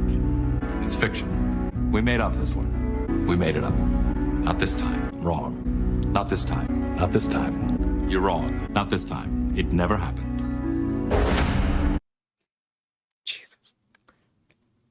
Me when it's gaslighting? True. I love that noise so much. You gotta bass boost it, though, for your video essays. Holy shit, lean! Lean grass! The lean burger!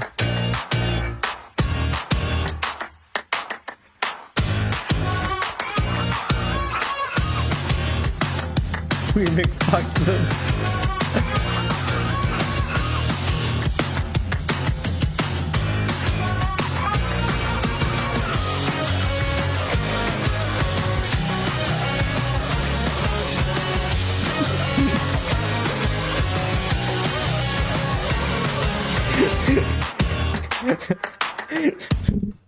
That's horrible. That's fucking awful. But possibly one of the funniest things anyone's ever media shared to me. That was really good. That was really fucking good. Holy shit. Alright. Listen. You, incapable of doing math, homosexuals. Gay people can't do math, it's true. I know this because my chat never helps me when I have a math question that I need help with. Who do I want to raid?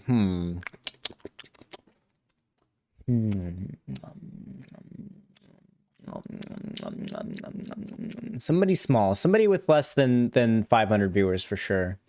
We got Stardust, Spoonerism from the Creatures, Prime Kais, Shark 300, Conyer, and Kaylee.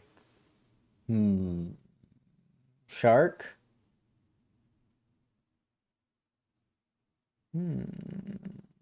Shark? You guys think Shark? Alright. We'll raid Shark. You have to go in there and say Shark. Or no, you gotta say Zan Raid Heart, okay? Zan Raid Heart. Go in there and say it. Also, I'm going to embed it on the website. Listen, guys, I love all of you so much. You've all been amazing today. I love you all more than anything. Thank you so much for coming, and I will, of course, see all of you next time.